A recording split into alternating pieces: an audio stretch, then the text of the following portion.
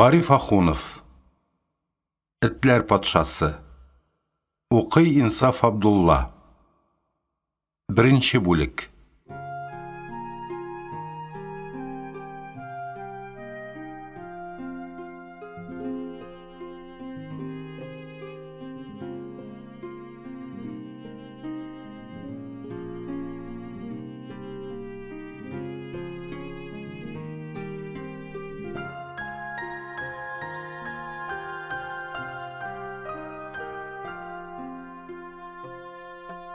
Янгын төнлә башланды.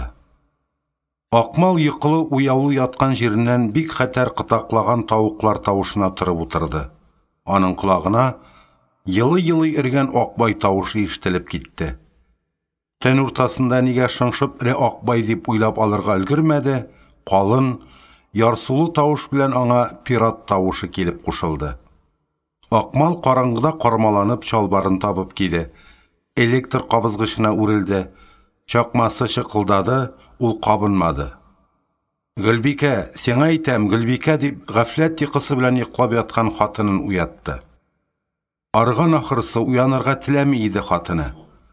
Акмал аны кочаклап алып торгызып утыртты. Үзе эчке күлмәк өстенә кыска тунын гына киеп урамга атылды.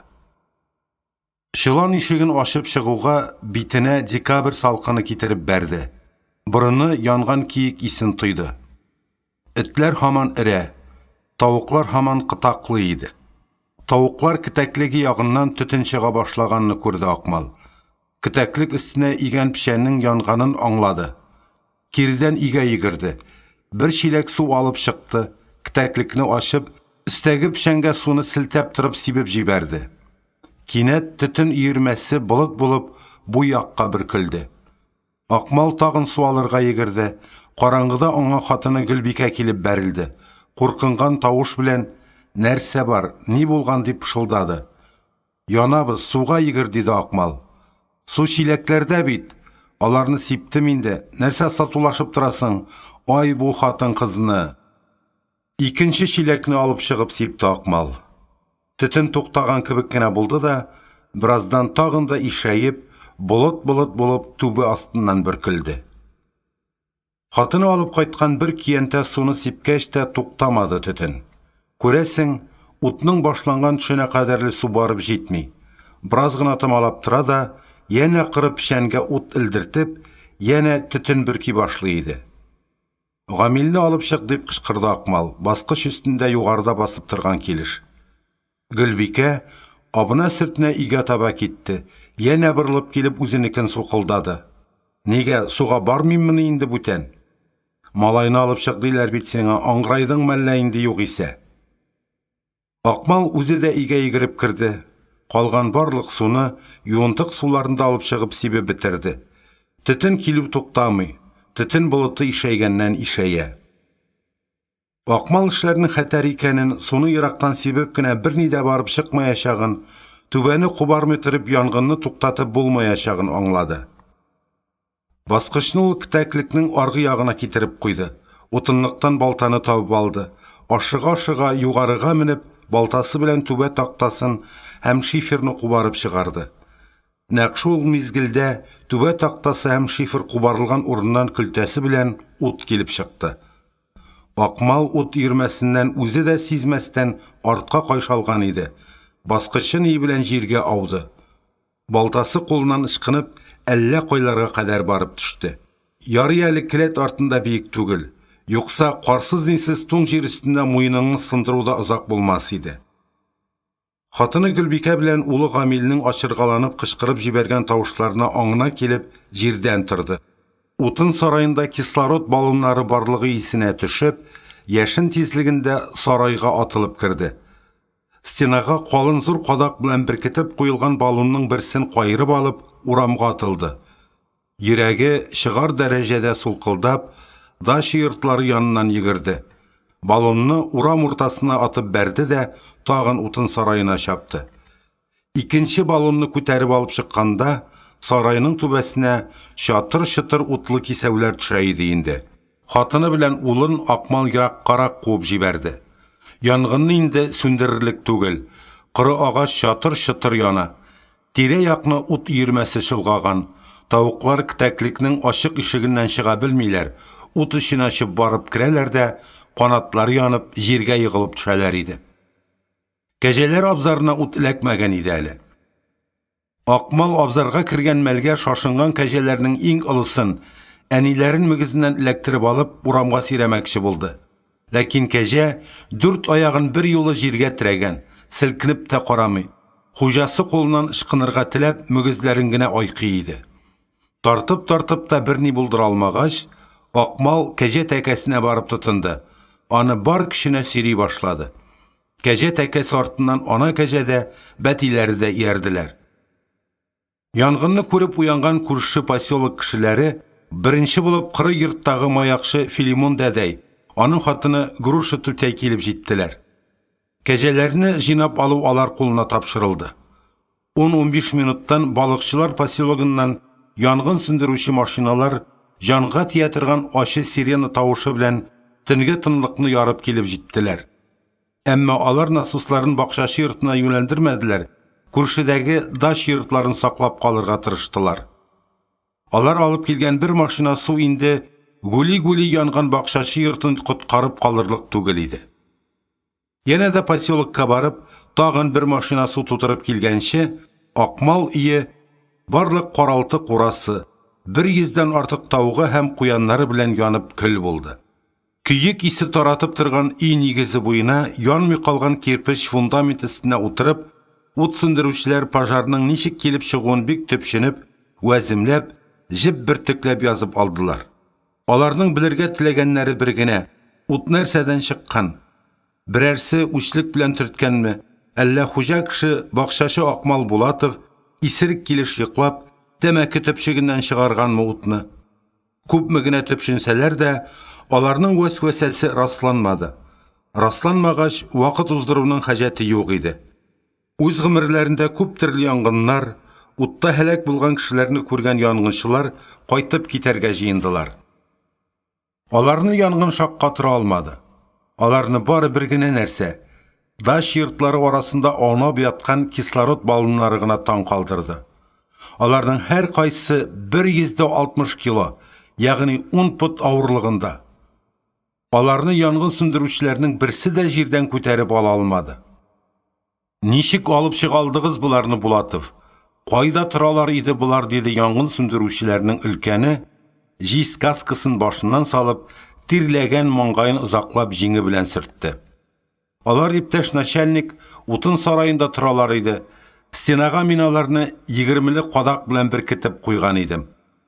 Ай-һай, көч тә бар икән үзегездә, диде янгын сөндерүчеләрнең башлыгы. Моны бит гадәти чакта янгын булмаган сурәттә 2 кеше дә күтәреп чыга алмый. 160 килограмм. Бер кеше 80 килоны күтәрә аламы? Таза беләклеләр, грузчиклар күтәрә ала. Менә ничек бит ул. Ә булар ут эчендә калса, нәрсә булыр иде, иптәш начальник, диде янгын сөндерүчеләрнең иң яше. Әле кара мыек төкләре беренче мәртәбә төртеп кенә чыга башлаганы.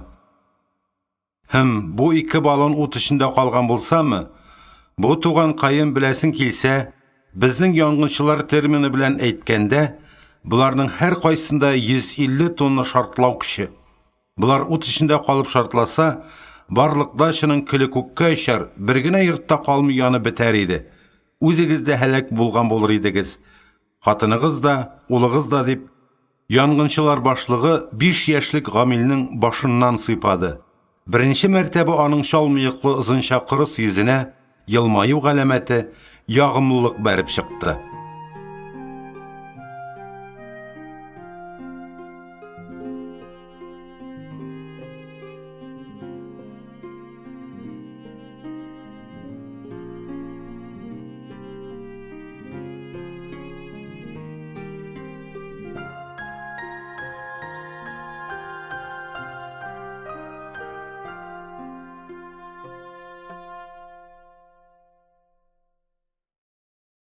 İkinci бүлек.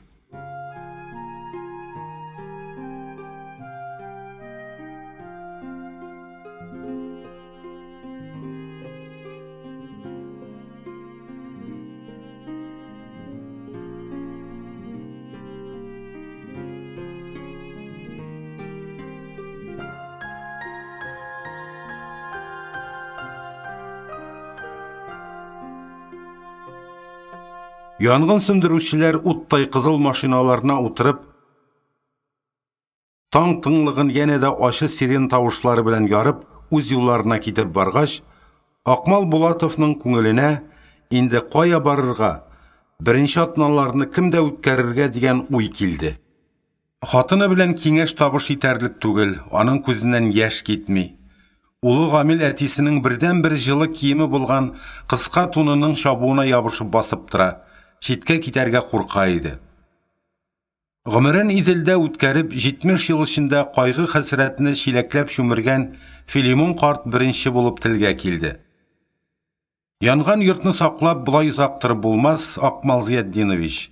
Крик әле безгә. Груши түтәеңә, шәй куярга куштым мин, шәй ичик, улыңны йоклатыйк, аннары нишләргә икәнен сөйләшербез диде.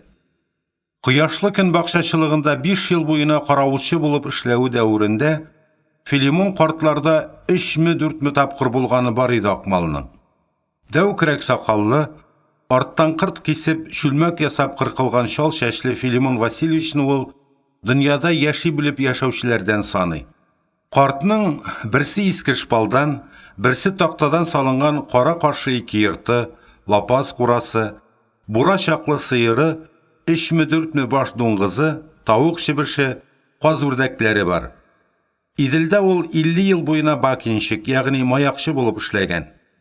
Суда шуртан кебек кизә торган 2 улын бер-бер артлы диңгез флотына озаткан. Берсеннән берсе таза, берсеннән берсе оста йөзә белә торган егетләр. Миша белән Алёша диңгез флотында хезмәт сорыкларын тутыргач, кайдадыр Ленинградтамы, Мурманскидамы укып чыгып, ерак диңгезләрдә, океаннарда йөзүче капитаннар булып киткәннәр. Берсе Ленинградта, берсе Одессада урнашып, гаилә корып, балалар үстереп яталар икән. Ел сайын бер мәртәбә алар әти-әниләр янына кайталар. Ерак диңгезләрнең сулышын, күз күрмәгән, колак ишетмәгән илләрнең гырыф-гадәтләрен үзләре белән алып кайталар. Гырыф-гадәт дигәннәре Hindistanның мәхәббәт алласы, Нигерияның авызыннан ут чәчеп торган драконы, Франциянең самагонга тартын виски дигән аракысы, груши түтәйгә, ягъни әниләренә төрле маймыллар, филләр сурәте төшерелгән, кыек яулык косынкалар, әллә нинди җепләрдән үреп бетергән әкәмәт сәер хуҗалык сумкалары алып кайталар. Әлбәттә, иң зур күчтәнәчләре балык консервалары була. Күпме еллар Иделдә көн итеп, күпме шигә балыгы ухалары ашап та, Филимон Васильевичның андый балык консервасын күргәне булмады. Авызга кабу белән эреп китә балык. Жанны ниндидер бер рәхәтлек, горурлык белән тутыра. Балалары алып кайткан ул консервларны карт балыкчы ашыгып, гуш урынына ашамый. Беренче күргәндә авыз гына итә, калганнарын җыеп куеп, балалары икенче ялга кайтканчы ипләп кенә тота. Яшереп, үзе генә ашап тотмый, күрше күләм белән бәйрәм мазар үткәргән чакта гына тота. Табыны мул аның, доңгыз салысы да, каклаган казы да, киптергән яки тызлаган Идел балыклары да була. Ә консерв ерак илләр, океаннар күчтәнәче үзләреннән еракта яшәгән улларын сагынып сөйләү өчен кирәк. Шундый авызга кабу белән эреп китә торган консервтан үз бакчасында үскән гөрҗәүнек, балам белән миләштән кайнаткан шәрабны да авыз итеп караганы булды Акмалның. Инде менә карт үзләренә чакыра. Янган кешеләрне юатыр өчен, аларның күңеле булсын өчен генә түгел, чынлап торып, дөньяда кайгы хәсрәтнең нәрсә икәнен белеп чакыра. 70 ел дөньяда яшәү дәврендә ул үзе дә энәсе җибедә калмыйча янып беткән кеше бит. Әгәр поселок халкы хәленә кермәсә, балыкчылар һәм маякчылар аңа дәррәү җыйналып, йорт нигезен салышып бирмәсә, ул кая барган булыр иде? Кешегә чын күңелдән ярдәм итәргә ниятең бар икән, син аның хәсрәтенең ачык яра кебек кан саркып торган чагында ярдәмгә кил. Акмал Булатовның нәкъ менә шундый чагы хәзер. Аның малайын кая урнаштырырга, хатынын яңа йорт салганчы кайда тотарга икәнен киңәшеп алырга кирәк. Киттек, туганым, диде Филимон карт. Аны-моны җыеп барлап торасы юк иде. Кайгыдан миңгерәүләнеп калган хатынына ипләп кенә әйтеп, улын кулыннан җитәкләп, Акмал бакчачы Филимон маякчыларга килеп кирде. Груша түтәй инде җиң сызганып эшкә керешкән, бер чиләк су сыешлы самавырын өстәлгә китереп куйган. Ул шаулап кайнап утыра.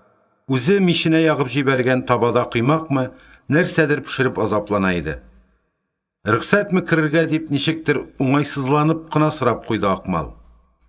Әйдәгез, әйдә күршләр, әйдәгез, тартынмагыз, түрдән узыгыз. Татарлар нәрсә дияле? Бәлә агач башыннан йөрми, әдәм башыннан йөри диме?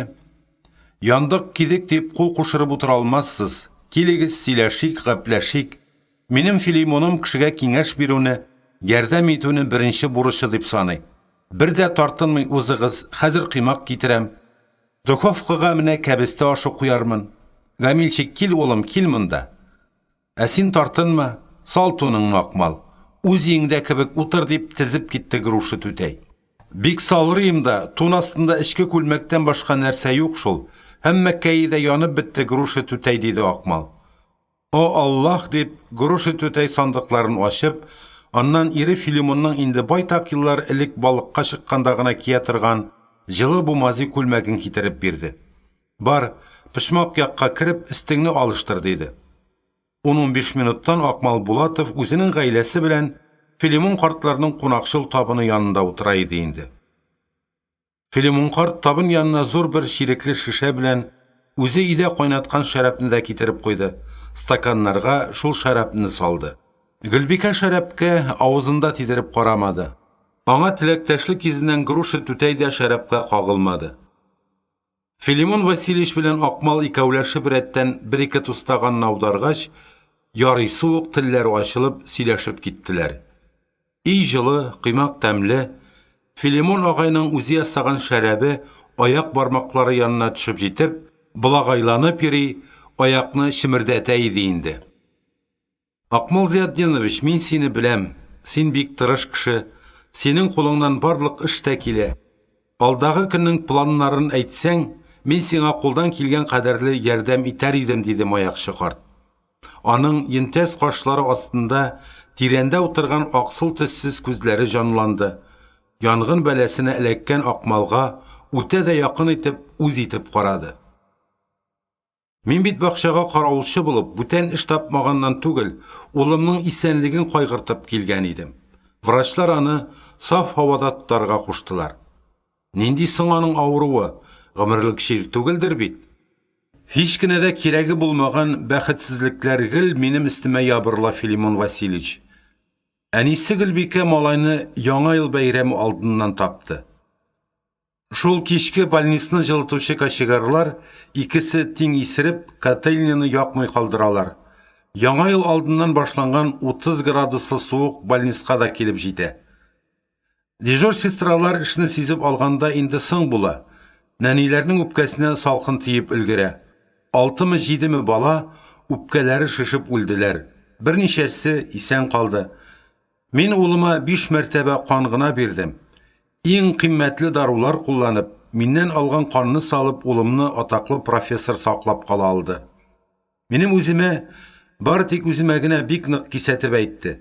Сез, иптәш Булатов, улыгызны саклап калырга теләсәгез, бүгеннән башлап саф һавага, урмангамы, бакчагамы күчеп китегез. Югыйсә, шәһәр төтеннәре эчендә ул гөл чәчәге төсле шиңеп төшәр. Мин сезгә башкача бернинди дә киңәш бирә алмыйм, диде.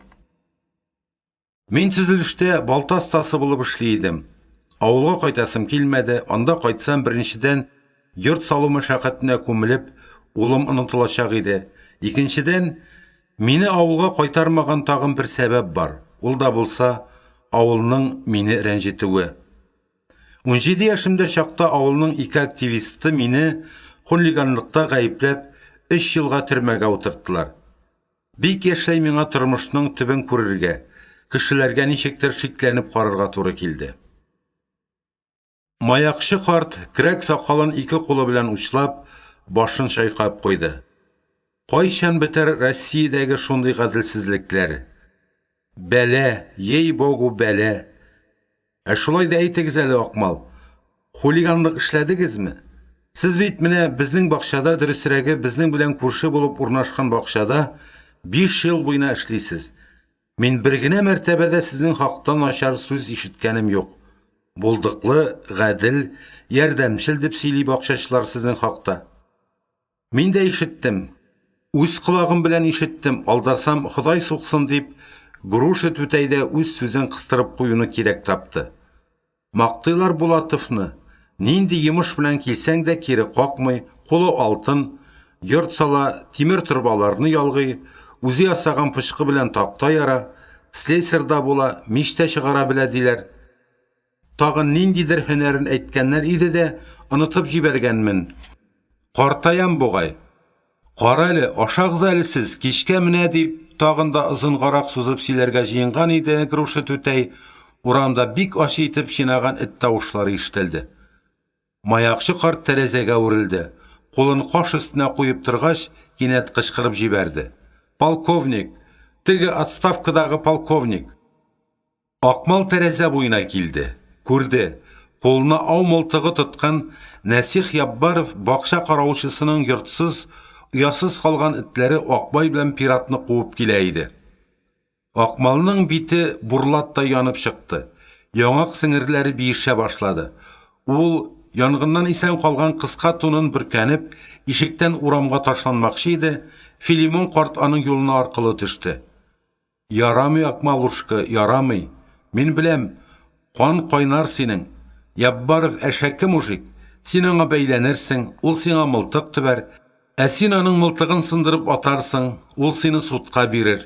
Мин беләм, ул бит отставной полковник, бузык кеше, закон капчыгы. Ул сине утыртып куярга да күп сорамас.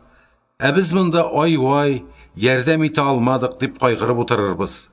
Ә ул минем җаннан кадерле этләремне атса, атмас, этләр качты. Мин аңа әйтермен, тиясе булма. Кешенең бит булай да кайгырсы баш түбәсеннән диярмен. Утыр, Акмал Зиятдинович, утыр, тынычлан, олы кешенең сүзен тыңла. Филимон картка кушылып, Груша Түтәй аңардан күрмәкче, Гөлбикәдә үгетли башлагач, 5 яшьлек улы Гамил дәтисенең кулына килеп тотынгач, Акмал урамга чыкмый калды. Киридән табын янына килеп утырды. Бик озак тынычлана алмады.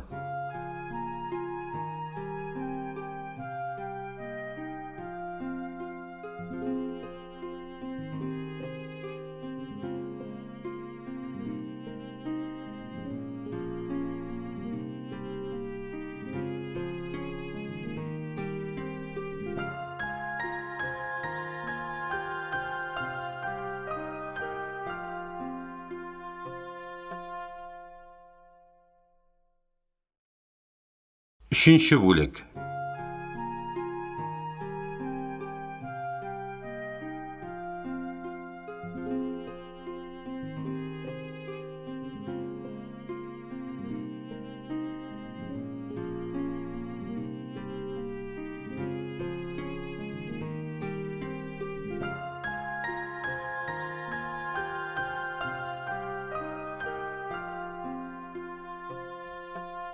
Акмал Булатов ул көнне маякчы карт Филимон Кривоногов белән сөйләшеп, киңәшеп үткәрде. Тәрәзәдән иңгер-миңгер ишенә үрмәли башлагач, һава сулап, тәмәке киретеп керер өчен дип алар ишек алдына чыктылар. Акмал маякчы картның зур һәм биек урыс капкасын, мал туар абзарларын, утын әрдәнәләрен, бүрәнәләре каралып беткән таза нык мунчасын авыр бер көрсенү белән күздән үткәргәч, әйтте: Филимон Васильевич, пожардан калган хәрабәләрне карап кайтыйк әле, диде. Маякчы картның кисәү исләре исенә бирергә бик теләге юк иде. Шөкер, көл иемнәрен ул сугышта да күп күрде. Йортсыз җирсез калган ятимә солдаткаларның балаларны ияртеп, урманнар ягына яки тимер юл станцияларына таба юл тотканнарын күргән чакта, аның йөрәгеннән кан тама торган иде. Бу юлы бәләгә тарыган бакча каравылчысының хәтерен калдырмас өчен барырга риза булды. Каравылчы йорты Филимон картлар өеннән күп булса 200 метрлар гына ары иде. Урыс капкадан килеп чыгуга Акмалның күзенә янган йорт нигезендә тырпаеп калган кара мич ташланды. Якынрак килеп җиткәндә, борыннарын ярып, киек исе килеп бәрелде. Бөтенләй якын килгәч, аларны тын калырга мәҗбүр иткән бер күренеш пәйда булды. Акбай, аклы-каралы эт, пират, шымырт караенлы, ак тәпиле эт. Табылдык, озын колаклы җирән эт. Көл ием эченнән казып чыгарган, йоннары янып бетеп, ите крәнсу булып кыздырылган тавыкларны бутарлап яталар иде. Ничаклы тавык утта янды, диде Акмал тәмәкесен кабызып. Янган инде, үлгән артыннан үлеп булмый, әнә этләргә сыйланырга язгандыр, диде маякчы карт, аны тынычландырырга теләп. Тукта, Акмалушка, тұрып тор, бәлки бирдә безгә дә өлеш чыгар әле. Филимон Васильевич күн итек башы белән берничә урында көлне актарып карады, һәм гаҗәп хәл. Актарган бер урыннан тавык килеп чыга. Йоны юк, үзе утта пешкән. Алабызмы, диде ул Акмалга карап. Гади генә әйтеп түгел, сынап карап әйтте. Нинди генә сүз әйтсә дә, ул бүген янгынга тарыган күршесен рәнҗетүдән курка иде. Алабыз, диде Акмал. Үзебезгә ярамаса, этләргә булыр. Мәчеләрем жәл. Алар уттан чыга алмаганнардыр инде. Янып көл булганнардыр инде. Җидәү иде бит алар, Филимон Васильевич.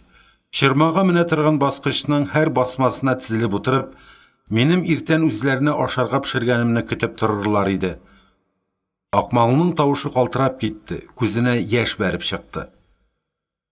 Бигрәкләр дә жәл Мәүлиям, ул бит бүген иртәгә балаларга тора иде.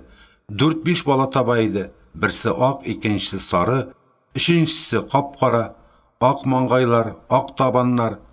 Этләр әнә урамда булгач чыгып качканнар. Балоннарны, теге кислород балоннарын чыгарам дип үтәләнеп, мәчеләремне онытып җибәргәнмен. Эй Алла! Бу ни хикмәт, дип маякчы карт гаҗәпләнеп кычкырып җибәрде.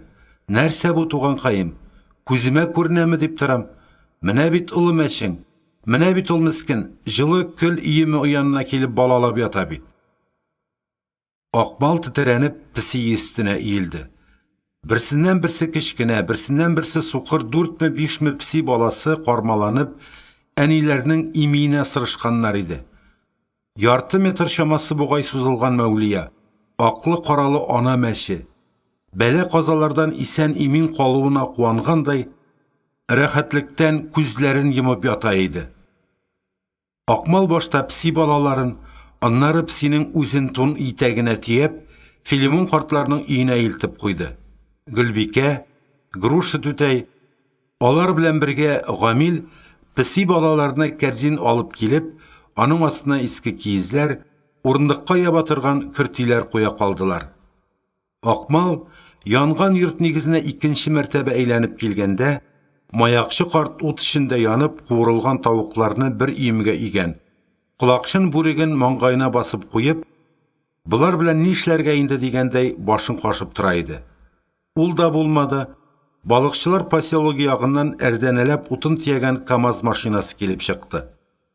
Кышкы суыкта төнгә каршы утын тиеп кем йөри дип уйларга да өлгермәделәр. Йөк машинасы туп-туры булар янына килә башлады. Килеп җитте, тайгак бузлавык юлда каты шыкырдап туктады. Машинаның бер як ишегеннән кара бушлат кигән шофер, икенче ишегеннән сыры тун, йөнтәс затлы бүрек кигән бер кеше җиргә сикереп төштеләр. Тукта, кем бу? Әүхәдиев түгелме, дип беренче булып аваз салды, кулын каш өстенә куеп басып торган Филимон карт. Горзеленхоз башлыгы бит бу. Шул нәкъ үзе, дип кулындагы перчаткасын сала-сала, Әүхәдиев башта Филимон карт белән оллап күреште, аннары Булатов янына килде. Казалы булганыңны ишеттем, Акмал. Үзебезнең бакча ширкәтендә идарә члены буларак, Горзеленхоздан быелгы ягулык утынны китерергә сүз биргән идем. Менә китердем. Тик мин моны утын итеп ягарга дип кенә китермәдем. Арада утынга гына яраклылары да бар әлбәттә. Әмма 2,5 метр озынлыктагы бу агачлардан син алтын куллы балта остасы үзеңә идә салып кирә аласың. 6-7 кубометр монда. Кая аударыйк? Акмал каушап китте. Әүхәдиевка карата җанында уянган җылы рәхмәт хиссеннән бер кавым сүзен әйтә алмый торды. Телгә килгәч, рәхмәтен сүз белән әйтергә дә онытып, бер читтәрәк 2 кулын чалбар кесәләренә тыгып, Аякларын айырып басып торган шоферга дәште. Кара әле туганкай, әнә кирпечтән фундаментын кырып куйган йорт. Урынын күрәсезме? Ул мин әйлә, миңа шул урынны бакчага дип биргәннәр иде. Шунда кадәр илтә аласыңмы? Шофер сүзсез-нисез кабинага менеп утырды. Машинасын булачак йорт нигезе янына китереп куйды. Кузовның арт капкачын ачып, яшникне бик текә күтәртте. Машинага тиелгән кыры утын доңгыр-даңгыр килеп туң җиргә кыелды. Бары тик шунда гына Акмал үзен кайгыртып килгән Әүхәдиевка рәхмәт әйтергә икәнен исенә төшерде. Әмма Әүхәдиев инде аның янында юк. Ул инде машина кабинасына кирип утырган. Бушлатлы егет машинаны үкертеп кузгата да башлаган иде.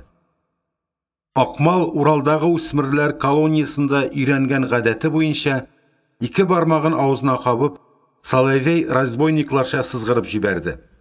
Машина үкерүдән туктады. Шофер егет кабинадан җиргә сикерде.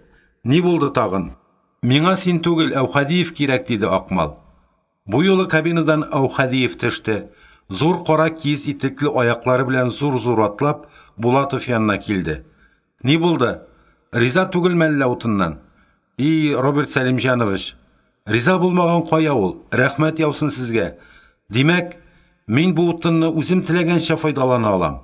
Әлбәттә, менә нәрсә, Булатов. Гадәттә янган кеше янына я бер парчынаяк, я каструль, һич югы бер дистә кашык күтәреп ярдәм итүчеләр килә торган була. Хуҗа хатын аларны ала, рәхмәт хисе белән йылы-йылы, кайгы хәсрәтен сөйли. Карыйсың, көн уза, ай уза, йорт салынмый. Бу утынны мин сиңа кайгырып, йорт саласын онытып утырмасын дип алып килдем. Авыз ачып бер генә сүз дә әйтмәгәч, әллә риза түгелсеңме дип торам. Бакча урының бар, ширкат председателен әйтермен, җитми калса тагын китерербез. Аннары урманчы белән дә сөйләшермен. Урман янәшәдә генә бит. Кырган наратлар, имәннәр дә бар анда. Тамга салыр. Алары менә бу 2 ярымлы түмәркәләрне тоташтыру өчен кирәк булыр. Бүгеннән башлап тотын иеңә. Торыр урын юк бит. Әнигә, Филимон Васильевич җәйгә тикле үзләрендә тотарга уйламыймыни? Карт әйбәт кеше, ул 2 дә уйламый кертте безне. Үзем уңайсызланам. Мал туары ишле үзе карт, бездә килеп өстәлгәч. Нәрсә? Гөлбикә ханым булышмас дисеңмени? Мин йорт саласы булгач, аны үз янында тотарга исәпләмим бит. Каладагы эшеннән аерга ярамый. Аерган сурәттә үз янымда тоту әйбәт түгел. Хатын-кыз, Роберт Сәлимҗанович, үзегезгә мәгълүм, өйрәтергә яратучан, бит әле бер генә останың да янында өйрәтеп торучыга түзгәне юк. Кем ашарга әзерләр сиңа? Кем булсын? Үзем? Улың? Аңа бит врачлар бакчада яшәргә киңәш иттеләр дигән идең. Ул ягын ишек. Гамилнең мәктәпкә барасын итәсе юк, ул әле 5 яшендә генә. Үземнең янымда әвәләнер иде әле. Тик менә кайда торып торырга? Көн сайын Казанга кайтып йөри башласам, йорт салу бик озакка сузылыр бит. Яхшы, мин менә шуларны ачыкларга теләгән идем. Менә сиңа ачкыч, минем бакча йортында яшәрсең, җәйгә тикле. Үзең генә караны кисәтеп куям, кеше китермә, эчү мәҗлесләре үткәргә уйлый күрмә. Мине якын тирәдә белмәгән кеше юк. Ак эт бәләсе кара эткә дигәндәй, авырлыгы сиңа төшмәс, миңа төшәр. Килештекме? Килештек, рәхмәт сезгә, Роберт Сәлимҗанович. Яхшылыкларыгызны онытмам. Йорт мазар салырга кирәк булса, мин сезгә 2 дә уйламыйча, минем йортта янсын дип теләмисеңдер ич, диде Әүхәдиев шаяртып. Аллам сакласын, сез ни сөйлисез, Роберт Сәлимҗанович, диде Акмал. Аннары әллә ничек уңайсызланып, каушап, диваналарга хас елмаю белән елмайды.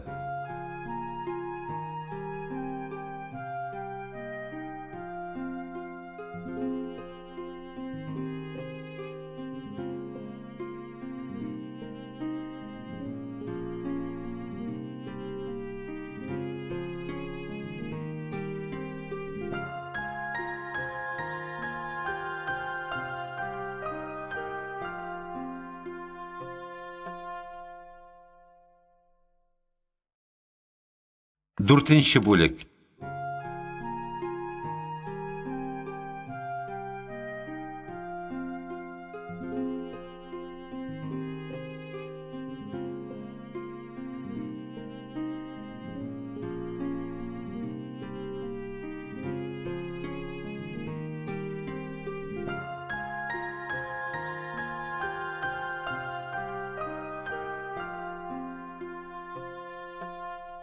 Яшермичә генә әйт әле, Акмалушка, сез анда горзеленхоз начальнигы Әүхәдиев белән нәрсә турында сөйләштегез? Ул миңа хәзер үк үз участогыңа йорт сала башлады. Молодец, Әүхәдиев, акыллы мужик икән. Мин аның ярдәмчел кеше икән элек тә белә идем. Я, тагын нәрсә ди? Лесникка әйтәм ди, бүрәнәлек бирдертәм ди. Буларын 2 метр ярымларын ялгап салырсың ди. Бүрәнәгә ярамаганнарын утынга ягарсың ди. Кайда ягарга? Даш йортының ачкычын бирде. Иңне салып чыкканчы җәйгә кадәр шунда торырсың ди. Филимон Васильевичның кинәт чырае үзгәрде. Күзләре ничектер рәнҗүле үпкәле караш белән Акмалга төбәлделәр. Минем игә ни булган? Аныкыннан начармыни? Синең искиткеч, синең җәннәт, Филимон Васильевич. Ләкин мин синең изгелегеңнән файдаланырга теләмим. Бозмыйм сезнең Груша Түтәй белән еллар буе урнаштырган тәртибегезне, диде Акмал, кулын күкрәгенә куеп. Рәхмәт, иң беренче авыр сәгатьләрдә урнаштырганыгыз өчен. Карт зирәк, ни әйтәсеңне авыз ачуга ук аңлый. Юрамалы сүз җилеме өчен генә сөйләшә торган гадәте юк.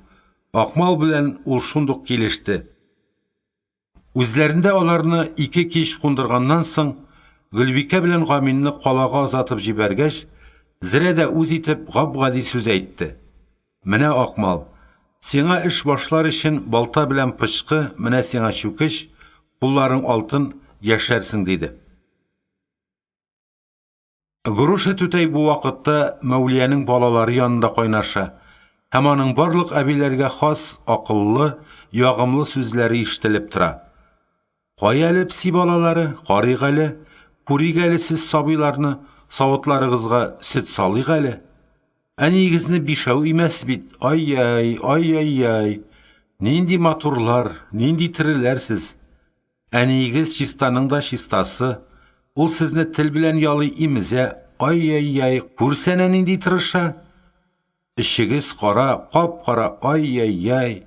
Минем күршем Маша әйтә, күзләре ачылмас борын батырырга кирәк аларны, ди. Мәшәкатеннән башаяк, ди. Дүртесен, менә монысын җирәнен калдыр, бигрәк җибәрди. Иде ахмак кешеләр бар инде дөньяда. Шушы тамаша тире сабыйларны ничекләр итеп суга батырып үтермәк кирәк. Пси балаларын суга батыру хакындагы сүздән Акмалның чәчләре үрә торды. Әбекәй, диде ул Груша Түтәйгә. Зинһар, псиләр сездә тагын 1-2 генә көн торсыннар инде. Әүхәдиев иенең тәртипләрен өйрәнеп төшенеп алу белән мин аларны сездән алып китәрмен. Торсыннар бәпкәм, торсыннар, җанлы малны яратам мин. Рәхмәт, әбекәй, яхшылыгыңны мин дә онытмам. Акмал хуҗалар белән саубуллашып, Филимон карт биргән эш коралларын күтәреп, Әүхәдиевләр йортына күчеп килде. Кышын анда кеше тормаганлыктан йорт бик суык, өстәвенә тәрәзәләре тышкы яктан капкач белән капланып, бүрәнә аркылы чыгарылган тимернең башын гайка белән бурып куйган иде. Шөкер, электр уты исән, кабызгычны бурып җибәрүгә гөлт итеп ут кабынды. Күзен киткән чакта хуҗабикәнең җыеп алырга өлгермәгән вак тияге, кастрюльләр, киндер капчыклар, гәзит кисәкләре идәндә унап ята иде. Тәрәзә капкачларын ачканнан соң, Акмал тәүге эш итеп ине җыештырды. Җыештырылмаган ине җене сөймиде аны. Эзли торгач, ул стенадагы кадакка элеп куйган берничә ачкыч тапты. Аларның берсе утын сарайыныкы иде. Сарайны ачып, утын алып керде. Галанка мичкә башта гәзит кисәкләр юмарлап салды. Аннары балта белән бер пүләне йомычкага ярып, пөхтәләп иде дә ут элдерде. Мич үләп яна башлады. Сөенде Акмал. Бу аның үзе чыгарган миче. Бакчага күчеп килгән елны чыгарып биргән иде Әүхәдиевкә. Инде менә 5 ел буе язын көзен суык айларда ягалар. Мичәле һаман гүләп суыра, төннекләре тыгылмаган икән әле. Бер кычак кыры утынны мичкә әрдәнәләп салгач, мич капкачын ачык калдырып, бәләкәй урындыкка чүмәште дә тәмәке кабызып җибәрде. Мичтә саргылт кызыл ут телләре уйнаклый. Элек салган вак чыралар чыртлап күмер ата. Әнә шул мич тутырып гүләгән ялкын телләре Акмалның 48 еллык гомер юлында чыраган шатлыклы да, фаҗигале дә хәлләрне исенә төшерә иде. Акмал, мин авыл малае.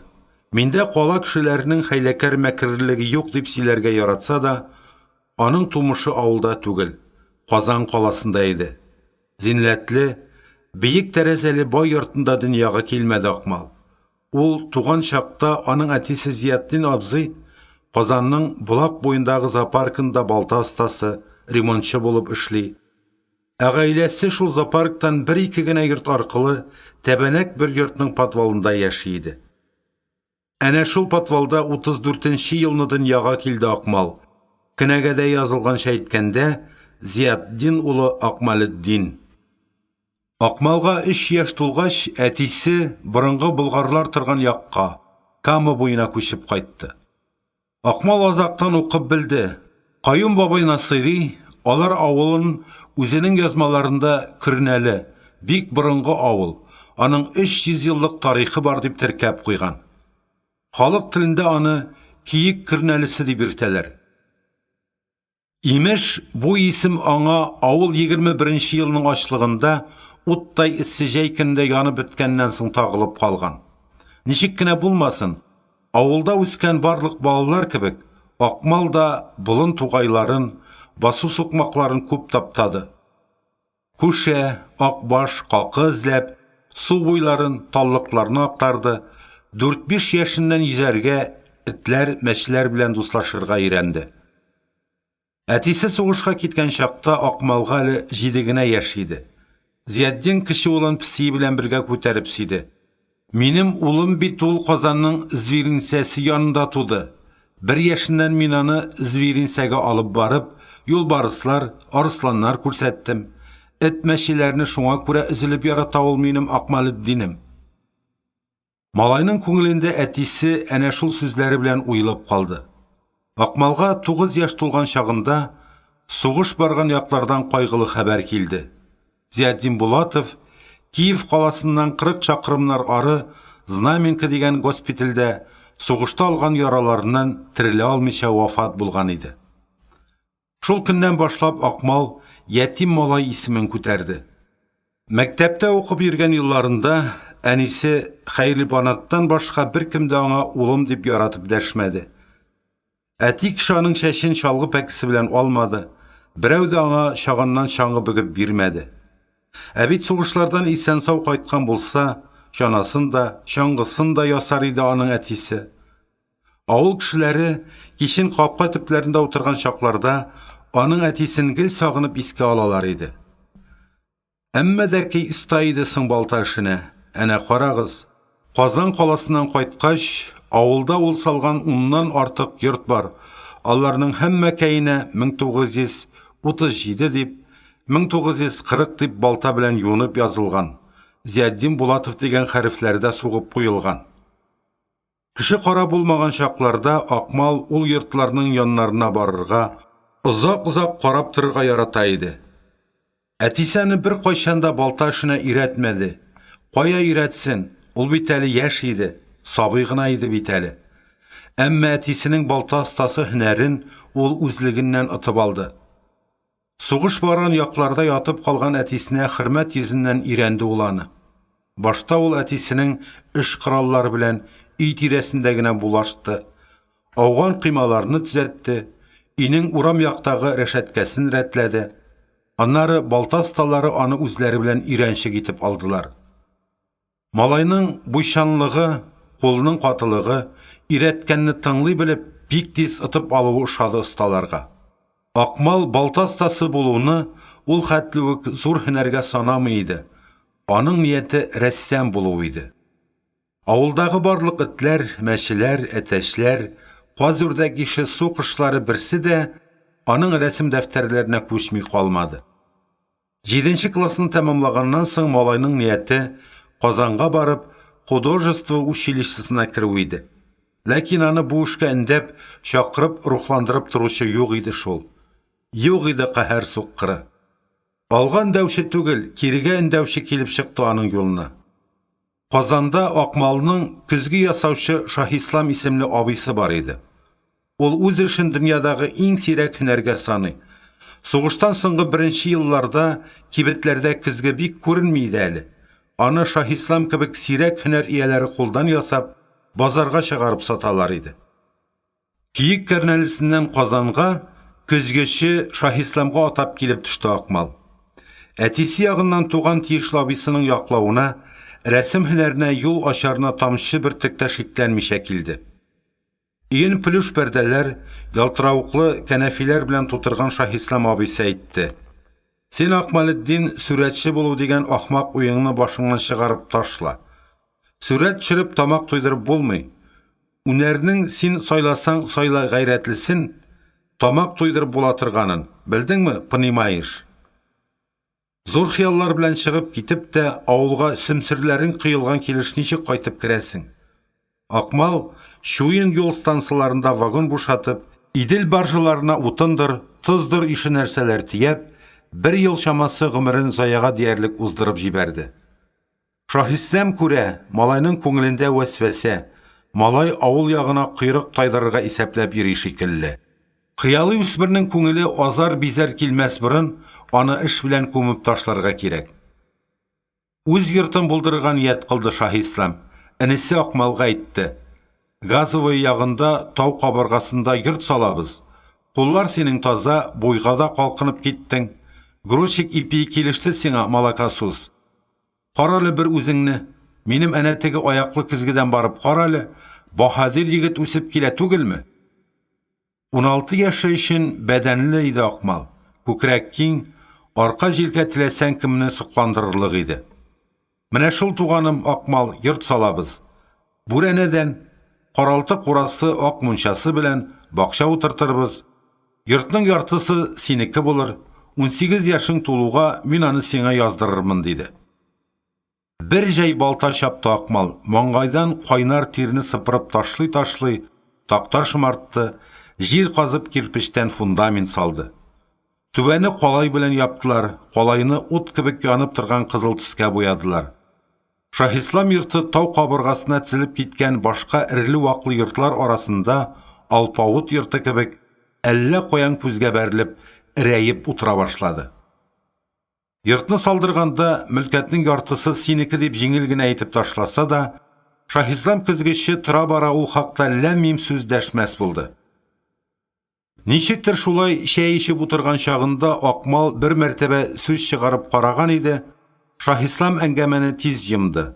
"Ашыкмыйк, Акмалетдин, йорт җирне тулайым җиткерик, аннары күз күрер", диде. "Син бит әле 17дә генә". Йорт җир, абзар кура лапас мунчалар тулайым өлгереп җиткәч тә, көзгеченең ашыгырга нияте юклыгы беленде. "Сабыр иткән морадына җиткән, сабыр итик, Акмалетдин", диде Шаһислам. Акмал сабыр итәргә әзер иде, әмма фани дөнья сабыр итәргә теләмәде. Йорт булдыру мәшәкатьләре белән расхутланган Шаһислам көзгече артык кымсызланып китүдәнме, сабырлыгын югалтып, артыгын тырышкангамы, пробиркада кайный торган төрекемеше шартлап, җан тәслим кылды. Моңарчаның янында бик үк кирмәгән Шаһислам көзгечене санга да сукмаган ниндидер шикле кешеләр, үзләре әйтүенчә туганнары, хатыны Шәкүрә ягыннан булган якыннары килеп тулды тау кабыргасына салынган алпавыт йортына. Йорт салуга бөтен көчен куйган Акмалетдинне алар сәгате минуты белән йорттан куып чыгардылар. Аңа авылга кайтып китүдән башка әмәл калмады. Мичтә утын янып бетте. Утлы күмерләр әкренләп сүнде, сүрелде, истәлекләр дә, күңелдә моңсу юшкыннарын калдырып, каядыр китеп сүнделәр, сүрелделәр. Акмал морҗаның калагын ябып, урамга чыкты. Баскыч төбендә 3 эт утырып тора иде. Алар гомерлек дусларын һау-һауламыйча гына колакларын тыргызып, башларын кыйгырак салып каршыладылар. Гүя алар аның бүгенге борчу мәшәкатьләрен, узгандагы газаплы көннәрен уртаклашалар иде.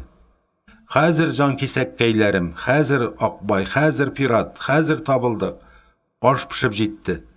Сыйлыйм мин сезне хәзер", дип күңелен ишкәреп сөйләнде Акмал. "Безнең бит әле пожардан калган тавыкларыбыз да бар".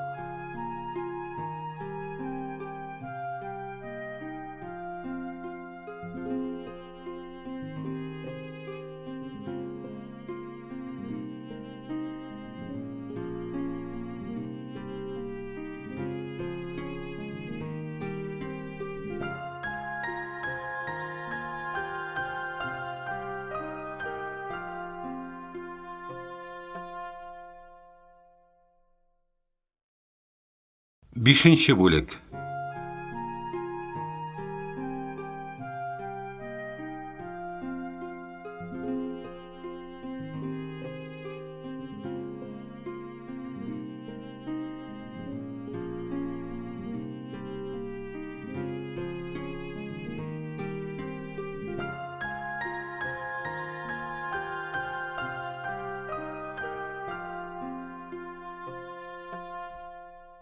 Кулга балта алу аның кабат узгандагы көннәрне исенә төшерде. Беләкләренә ныклыгы кайтты. Йорт салу өчен кирәкле барлык бүрәнәләрне кайыслап, юынып чыкканнан соң ул Казанга кайтып килде. Инструментлар кибетеннән кул пычкысы, ышкы, өтөрге, брау ише нәрсәләр сатып алды. Тигезләмә, отвески ише кораллар аның Казандагы фатирында саклана иде әле. Ул аларны барлады. Булары эш өчен кирәк.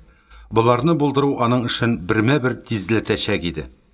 Әмма бер хикмәт аның күңеленә шактый ук авыр таш булып утырды. Хатыны Гөлбикә күңелсез, быек сүзсез иде. Әнисенә килеп сыенган Гамил дә күңелсез, ул да сүзсез, ул да быек иде. Хатынның нигә быек икәнен аңлашыла. Казандагы бер бүлмәле фатир тар. Әгәр Акмал да анда кайтып тора башласа, эшләр бөтенләй кыенлашачак. Әлбәттә, хатыны Гөлбикә ягыннан ярып килгән кыз Венера бар бит әле анда. Ул инде буй җиткән, юк, буй җиткән генә түгел. Кыз булып йөрер заманнары узып бара торган, сазыган кыз булып калудан йөрәге алынып тора торган кыз. Аның хәзер кияүгә чыгар вакыты, фатир юк. Кияү булып аларның бер бүлмәле фатирларына килеп кунакларга әзер торучылар бар. Үз йортына алырга теләүчеләр күренми. Әнә ни өчен Гөлбикәнең борыны салынган, сөмсерләре кыелган. Ул бит менә Акмал Казанга кайтып эшкә урнашыр да, Венерам кияүсез калыр дип курка. Аны аңлап була. Була аны аңлап. Дөньясы шулай кырылган. Фатир яклары бик тә кыен шулай Казанда. Бар яраштырыр, юк талаштырыр дип тикмәгә генә әйтмәгән инде аны халык. Акмалга бу йортка кайтырга, Казанда эшкә урнашырга һич кенә дә ярамый. Ярамый һәр суккыры. Әйе, ул кадәр аңлашыла, әмнә улы Гамил нигә быек? Аңа ни булган? Ул бит соңгы көннәрдә инде кир күңелле, уеннан тәм таба ала торган малайга әйләнгән иде. Әллә әнисенең быеклыгы, кашын күзен җимереп йөрүе йыгам икән аңа? Бу хәл Акмалны куркыта. Гамилнең быеклыгы каравылчы йорты янудан хәтәррәк. Әгәр айлар буе тоташ быек йөрсә, күңеле тамчы бөртек тә күтәрелмәсә, дөньяга килгән чакта күргән газаплары, каны бозылу куркынычы кабат искә калкып чыкмасмы? Иртәгәсен китәргә дип җыенгач, ризык мазар әзерләп йөргән хатынына ипләп кенә әйтте Акмал. Гөлбикә, мин синең нигә быек икәнеңне беләм. Йорт янды. Ул, конечно, безнең йорт түгел, җәмәгать йорты. Әмма дә ләкин без анда син, мин, улыбыз Гамил ипле генә гомер итә башлаган идек. Янды ул йорт. Без урамда калдык. Син хәзер мин калага кайтыр дип куркасың. Курыкма әнисе, кайтмыйм калага. Синең кызың Венерага тормышын кырырга кумаша уламыйм. Тик мин сиңа бер таләп куям. Синең буйык йөрүең безгә кыйбатка төшәчәк. Гамилнең тормышы миңа үз тормышымнан кадерлерәк, белдеңме дип, соңгы сүзен хәтта кыза башлап, кайнарланып әйтеп куйды Акмал.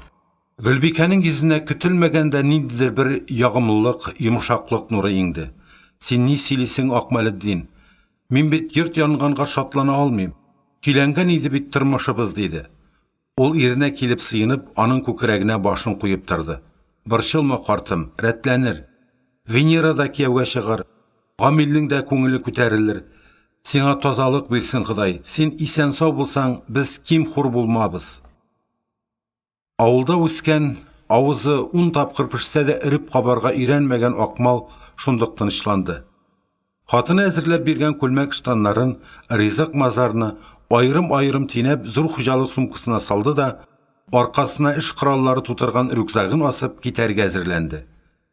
Ярар Гөлбикә, улыбызны сакла, быектырма. Насип булса, тагын 10-15-20 көннән мин аны үз яныма алырмын. Йортның бурасын гына иеп куйым да. Әтисе җаныкаем, бер дә генә борчылма. Барда рәтләнер, әйтәм бит, үзеңне сакла. Кызыбыз Венерның тормышын кайгыртуың өчен рәхмәт дип, Гөлбикә аяк очларына басып, Акмалны муеннан кочакларга үрелде. Ул арада караватта сүзсез нисез утырган буйык күңелле Гамил дә урыннан сикереп төшеп, әтисе янына килеп җитте. Акмалның күңеле тетрәнде. Үзе дә сизмәстән кинәт ашкынулы бер хәрәкәт белән уласка елде. Бер кулы белән ул Гамилне, икенче кулы белән хатынын көрәп алып, югары күтәрде. Икесен бер юлы алмаш-тилмәш үбәргә тотынды. Улының кәефе күтәрелүе әнисенә бәйле икәнен аңлаган иде бу минутларда. Электричкада барган чакта да, Идел буе урманнарыннан атлаганда да, аның күңеленә җыр сүзләре килеп тордылар. Кара урманнар якты була, шымырт чәчәк атканда, казгансаң маллар табыла, йөрәккә кан савыла. Кояшлы көн бакчачылыгына килеп җитәрәк, аны Филимон карт каршылады. Саумы Зияддиныч, Казанга кайтып килдеңме? Ничек анда хәлләр? Гүле ничек? Улың Гамил? Рәхмәт, Филимон Васильевич, барда тәртипле, диде Акмал сабыр гына. Менә хатын ризык мазар әзерләп бирде, кием салым. Үзем тагын кибетләрдән инструментлар җыйдым. Күңел пока күтәренке, улымны да күрдем бит әле, шуңа күтәрелде ахырсы күңел. Маякчы карт та аны тыныч һәм сабыр тыңлады. Аннары кеше гомере кыйбат Зияддиныч, мин беләм, кеше гомерен бер нәрсә белән дә сатып алып булмый. Син, Филимон Васильевич, нәрсәдер әйтергә җыенасың төсле, диде сизгер күңелле Акмал. Әйт, курыкма. Күңелсез хәбәр булса да әйт. Карт колакшынлы бүреген маңгайына таба шудырып куйды. Кирәк сакалын сыпырып алды. Зур киез итекләре белән карсыз туң җир өстендә таптанып торгач, әйтергә батырчылык итте.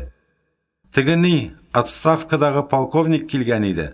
Сораша, агач материалын Булатов каян алды ди. Каян алса да алган, әмма материалы бар, кулы алтын, йортын салып керәчәк дидем. Ул нәрсә ди? Мин әле төбенә төшәрмен, мин әле аны чиста суга чыгарырмын, мин әле ди. Карал Зияддиныч, саграк булырга кирәк. Ул бит әйтүләренә караганда, теге елларны әллә кемнәрнең башына җиткән кеше диләр. Ширек күлдә эшләгән чагында. Сак булып нишлисең инде, Филимон Васильевич? Бүрәнәне мин урлап алмадым, аны миңа Әүхәдиев китерде бит. Синең күз алдыңда. Ансы шулай, Акмалушка. Мин сиңа туганыма әйткән күк әйтәм. Яббаров бызык мужик. Аңардан барысын да көтәргә була. Теләсә нинди этлекне. Сак булганың яхшы, син беләсеңме нишлә? Бу илек агачны сатып алуың хакында Әүхәдиев аркылы Горзеленхоздан белешмә ал. Менә булырсың, егет. Ярый, анысын да алдым ди, Аннары Яббаров әйтә миңа, Филимон Васильевич ди, әйдә, бакча каравылчысының үзе югында этләрен атып үтерик. Алар бит җәен бакча таптылар. Акбай ел сайын 4-5 бала таба. Бакча эт тавышы белән тула ди. Син нәрсә дидең? Мин аңа әйттем, Насих Яббарович дидем. Ничек син өстеңә каргыш алырга курыкмыйсың? Табигатьнең җан ияләре бит алар эт белән мәшче. Картаймыш көнеңдә кул аягын кырып, гарип булып ятсаң, нишләрсең дидем. Ул нәрсә ди? Курыкмыйм. Мин 37 елны халык дошманнарын шебен урынына кырдым. Кырып бетерә алмаганнарын сөргөнгә сөрдем. Кулнык минем. Ау мылтыгыннан эшетне бер юлы чүкеп ала алам ди. Фашист ул, бүтән бер кем дә түгел. Син моны Акмал бүтән кеше алдында әйтә күрмә. Әләкләрләр син аңа, үкенерсең. Саграк булганың яхшы. Үзең дә беләсең ич, сакланганны Алла саклармын дигән. Бу сөйләшү Акмалга шактый авыр тәэсир итте. Беренчедән, ул маякчы карт җанында курку сакланганны белми иде. Нинди батыр егетләр, ерак диңгезләрдә йөзә торган капитаннарның әтисе, җитмәсә, әле үзе ватан сугышы фронтларын кичкән кеше, тәки курку шикләнүләрдән арынмаган икән. Димәк, халыкның күпчелегендә әле кыллык психологиясе яши. Яши каһәр суккырысы. Бит инде 20-нче гасырның 82-нче елы. Шәхес культын фаш иткәнгә дә 26 ел вакыт узып киткән. Шәхескә табыну психологиясе әле һаман яши. Яббаровлар әле һаман кешеләрне курку иянәгендә тотмакчы булып кыланалар. Юк, кыланмыйлар. Алар әле үзләренең дулкын канатында икәнлекләренә тамчы бер тек тә шикләнмиләр. Кая бара бу дөнья? Акмал Булатов атна буена бурасын бурады. Атна буена аның күңеленнән Филимон карт белән булган әңгәмә китмәде. Иртәнге сәгатьләрдә йорт урынына барган чакта ишек төбендә бер юлы ишетнең колакларын шыңкайтып аны каршы алулары буламы, яки көндезләрен хәл белергә дип Филимон карт килеп чыгамы? Килт итеп Акмалның исенә отставкадагы полковник Яббаров килеп төшә. Ул аны аркасына аумылтыгы аскан итеп Акбайны, пиратны, табылдыкны сагалап, атып үтерергә җыенган итеп күз алдына китерә. Шулар янына тагын Казанда моңаеп һәм быегып утырган улы Гамил дә килеп кушылгач, бигрәк авыр булып китә аңа. Маякчы картаның бу хәлен аңлый. Бәлкем, теге чакта Яббаров хакында сүз кузгатып ялгыш эшләгәнмендер. Акмал нечкә күңелле адәм. Мин аның эшенә зыян китерә торганмындыр дип үкенә башлый иде. Гаибен аклар өчен дип, җаныма тынычлык килсен дип ул бер көнне Груша Түтәйгә, ягъни Аграпинасына бик шәпләп борщ пешерергә, табынга тызлаган кәбестә, кыяр, помидор, доңгыз салысы, каклаган каз ише нәрсәләр куярга кушты. Бик зур кунак киләмени, диде Груша Түтәй. Акмал ушкыны чакырырга ниятләдем әле. Хатынсыз яши. Кайнар аш күргән юктыр, диде Филимон Васильевич. Акмалга риза. Башка кеше булмый торгандыр бит, дип төпшенде Груша Түтәй. Тагын кем кирәк сиңа? Берәү булгач җитмимени, диде Филимон карт кәефе китә башлап. Бүтән бер кемне дә чакырмыйм мин. Беләсеңме? Чакырмыйм. Мунча тузган әнә, идән өрлекләре чирегән. Астан бер-ике ниргә бүрәнәләре дә бүген булмаса иртәгә ишелергә тора. Акмалга язын үз өен салып бетергәч, шул мунчаны яңа баштан салдыртып, мишен дә яңа баштан чыгартып булмасмы диебрәк йөргән көн иде әле. Ярый, Васильевич, син миннән күбрәк беләсең. Син бит бу йортның тоткасы, үзеңә кара. Чакыр, сыйла. Булатов сүзендә тора торган кеше, осталыгында бик мактыйлар, дип Груша Түтәй кәефе кырыла башлаган картының киен киләп җибәрде. Кичен табын янына утырганчы, Груша Түтәй Акмалга пси балаларын китереп күрсәтте. Ул аларны мул итеп тегелгән чуар сарафанның итәгенә тутырган иде. Аклы каралы ике пси малайын, нәфис сары төстәге тагын берсен, кап-кара ике чибәркәен кулына берәм-берәм алып, күзе янына ук китереп озаклап карады Акмал. Жаны җылылык белән тулды. Рәхмәт, Груша Түтәй, рәхмәт яусын. Синең бу яхшылыгың өчен Ходай сине мәрхәмәтеннән ташламас, диде. Зур гәүдәле, биршәйгән зур куллы балта стасының пси балаларына шул чаклы да мөкибән китә торган нечкә күңеллелегенә исе китеп карап утырды маякчы карт. Син, Груня, бик үк вакытында китермәдең әле бу җан ияләрен. Ашыбыз суына бит, дигәч, барысы да айнып китеп табын янына килеп утырдылар. Зур кунак хөрмәтенә дип Филимон карт бер акбашлыны табынга китереп утыртты. Шешәнең этикеткасына «Столичный» дип кып-кызыл хәрефләр белән кыйгачлап язылган иде. Картның озаклап, матур итеп сөйләшеп утырасы килгән ахырсы. Зәмзәм суын ул башка вакыттагы кебек балыкчылар сулы белән стаканнарга салмады, бәләкәй рюмкаларга тамызды. Әйдәле Акмал, күтәрик, синең эшләрең җайлы барсын, агачның бутаклысы балтаңның йөзен кайырмасын, диде. Борщ тәмле иде, ит күп эләккән. Суганы, борышы, тәм-тымы, бар хикмәте дә китерелгән. Өстәвенә ул кәстрүлдә мазарда түгел, казанда да түгел, чын шуенда мичтә пешкән иде. Акмал бер тәлинкәне кыстатып нитеп тормастан әйләндереп кенә куйды. Тагын бер тәлинкә өстәмә сорап алды. Бу хәлгә бик тә күңеле булган Груша Түтәй тәлинкәне тутырып, итнең сөякле бер калҗасында кушып китереп бирде. Икенче рюмканы бу йортның иминлеге өчен дип күтәрделәр. Ул сүзне Акмал Булатов әйтте. Филимон карт аның тәкъдимен күтәреп алды. Акыллы сүз әйттең, Зиятдинович, иминлек кирәк. Мин сиңа туганкай бер киңәшемне әйтмәкче булып торам әле. Нинди киңәш икән ул, Васильевич, тыңлап карыйк, диде Акмал, ашавыннан туктап. Аша син, аша, күрше. Рус әйтмешләй, кушай да слушай. Мунча тузды минем. Аны я ныгытып, җаен белеп сипләргә, я сүтеп алып, өр яңа баштан салырга кирәк. Үзеңнең йортыңны салып бетергәч әлбәттә. Йорт бит әле озакка сузылачак, Василич. Нишләп? Бурасын идең, тәрәзә бурысларын ясадың, инде бит түбәсен ябасы гына калды. Бөтен хикмәттә шунда шул, Филимон Васильевич, түбәсен ябасы. Ә нәрсә белән ябасы? Такта бит юк. Идәнгә, түшәмгә дә сайгаклар юк дип, иреннәрен сузып, тел шартлатып куйды Акмал. Менә шуның өчен чакырдым да инде мин сине. Чыгыйк әле ишек алдына, карыйк кайбер нәрсәләрне. Кая киттегез инде, ашыгыз суына бит, дип кычкырып калды алар артыннан Груша түтәй. Ишек алдына чыккач, Акмал күкрәк тутырып кышкы саф һаваны сулады. Папирос кабызып җибәрде. Һавасы да һавасы, диде. Берәр шәркә тоткач, һаваның сафлыгы бигрәк тә сизелә торган була ул, дип, Филимон карт үзенең фәлсәфәсен китереп куйды. Аннары ул бүтән сүз әйтмәстән лапаска таба атлады. Түбәсе шифер белән ябылган лапас эче бик иркен иде. Һәм анда аргы стена буенда җирдән түшәмгә кадәр такта өелгән. Такта араларына шакмак кыстырылган иде. Менә шушыны каралы син, Зиятдинович, диде карт бик җитди чырай белән. Карадым, диде Акмал. Ну ничек? Мал инде бу, мал, дөнья бәясе бу, Василич. Әгәр мин моны сиңа бирсәм, ул тамаша кисәк әйтмәле син, Василич.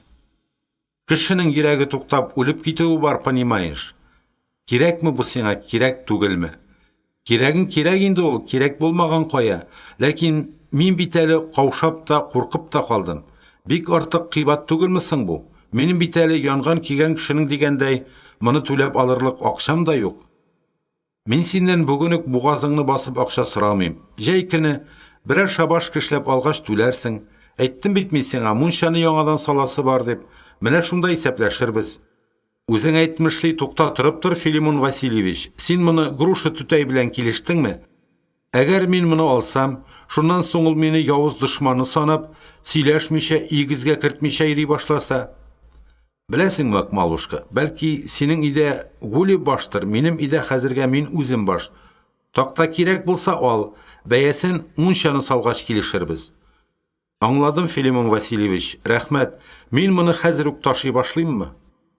Юк инде, нишләп хәзер үк? Табынны шыйг инде, юкса бит Агриппина түтәең үпкәләр безгә. Ә мин тагын табын әзерләп биргән булам дияр. Сабыр ит, яме Зиятдинович. Сабыр иткән морадына җиткән, белдеңме? Белдем, валлаһи белдем, дип рәхәтләнеп көлеп җибәрде балта остасы.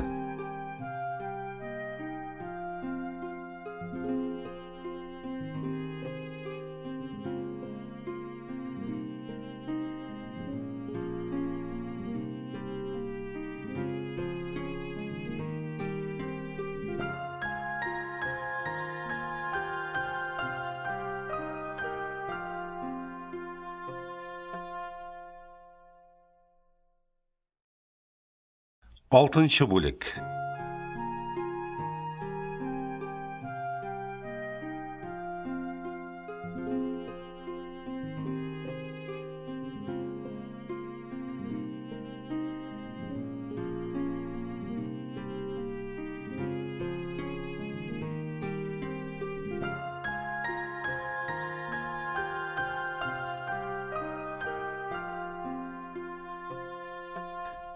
Бар бит дөньяда киң күңелле кешеләр, дип күңелен эчкәреп уйланды Акмал.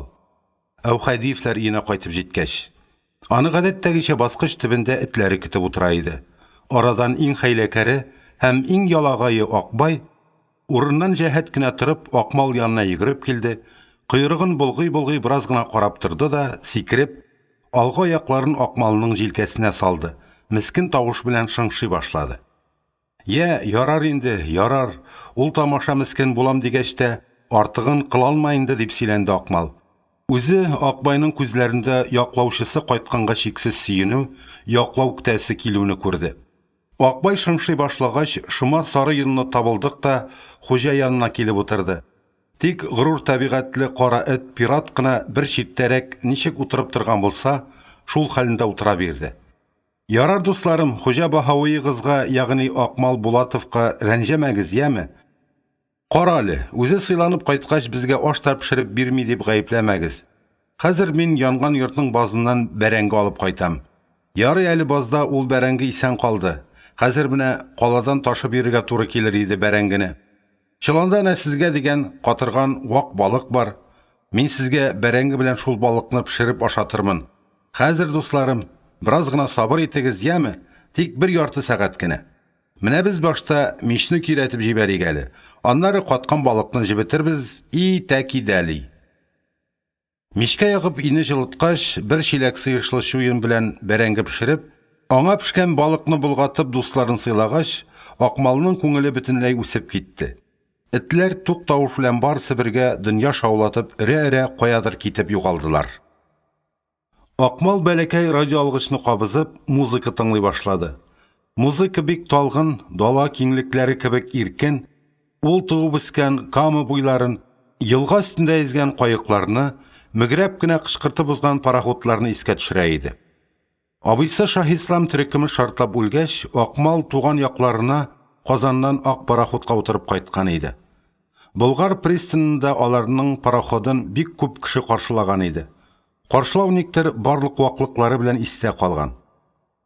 Казан каласында ел буена газаплы гомер кичереп, йөк тиеп, йөк бушатып, абыйсының вәгъдәләренә ышанып йорт салганнан соң шамасыз алданып кайткан егеткә пристандагы халык та, бурыннарны ярып кергән тозлы балык исе дә барсы да якын, кадерле, газиз иде.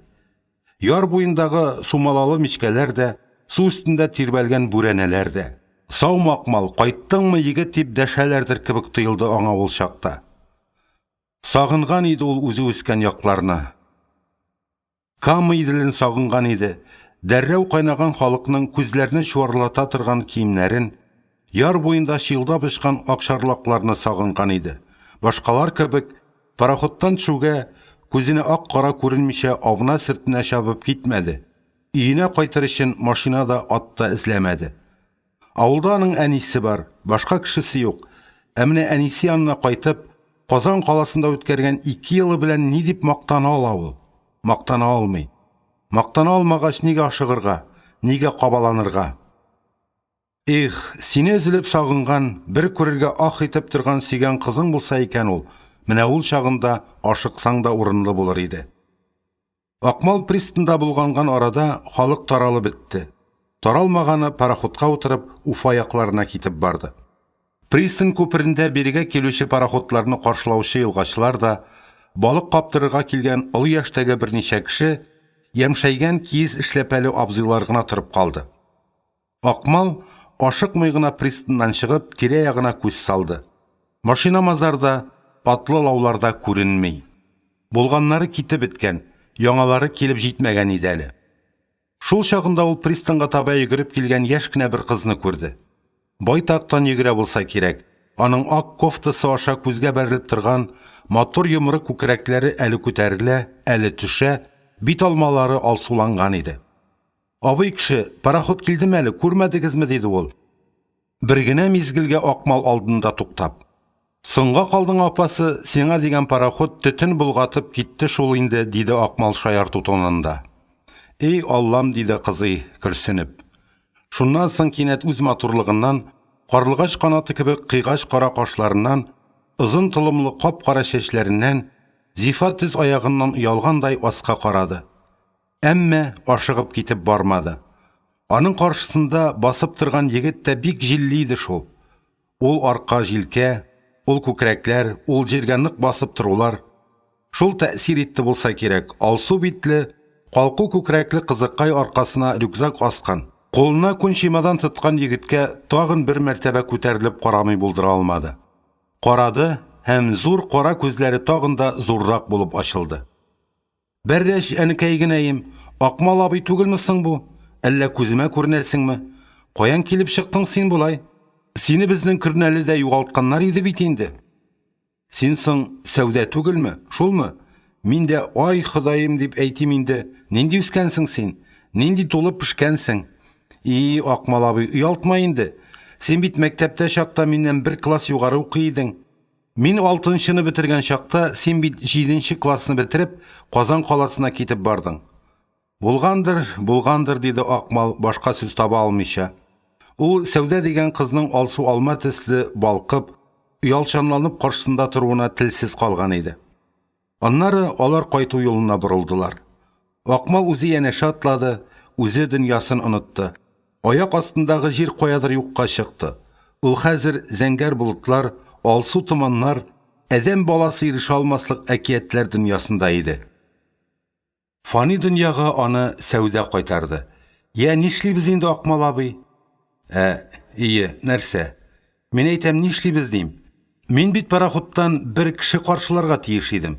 Казанның акушерлар техникумыннан кайтасы кызны. Сынга калдым, хәерсез. Без утырып чыккан машина ватылды да, ярты юлда калдырып китәргә мәҗбүр булдык. Ул кыз тегени акушермы, кемме? Нигә иде соң ул сиңа? Ул миңа Казандагы апамнан хат китерергә тиеш иде. Нинди хат? Бик кирәкле хат. Ул сиңа кагылмый, Акмал абый.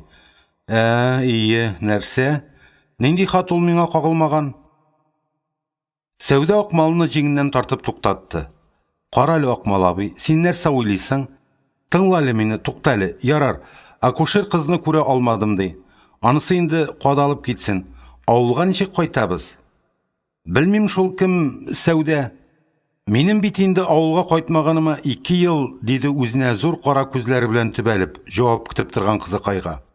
Нәрсә йөрисең монда? Машиналар йөриме безнең Көрнәле ягына?